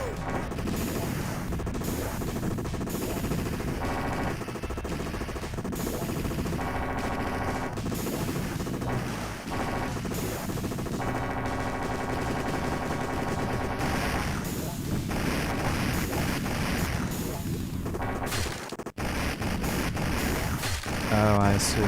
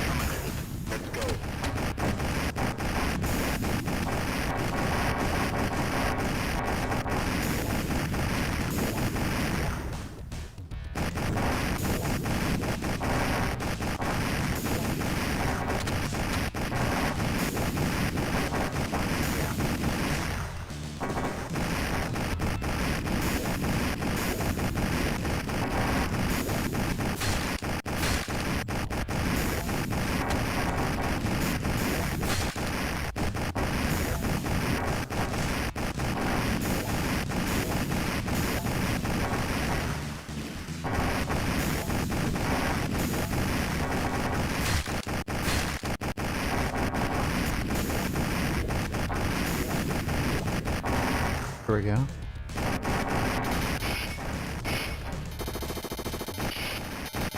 Hasta la vista, baby. Time to go. Excellent. Excellent. Excellent. Excellent. Excellent. Excellent. What the hell?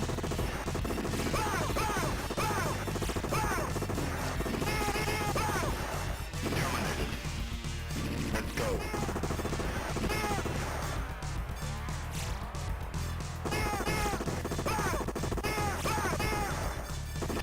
Why are there workmen in welders' masks dropping down from ropes shooting me?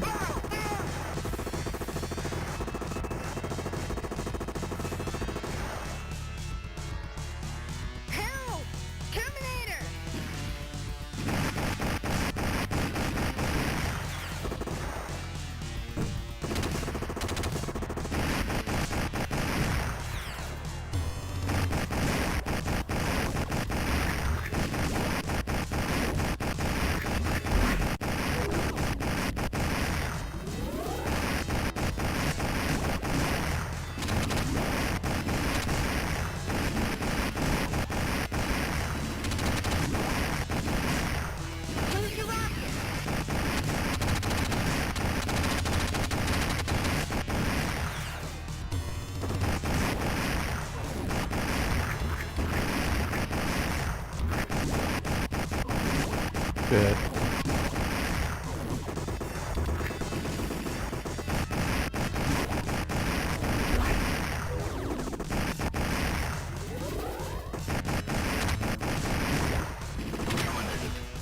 Let's go.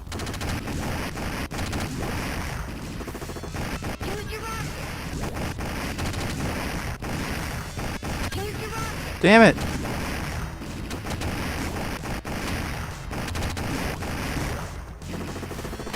Oh! You like fucking can't.